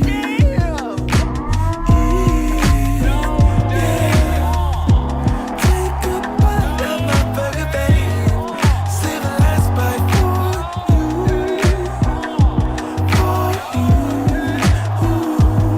Don't let the street lights lead you all alone. You know it's dangerous to go alone. Hey, bro, come on now.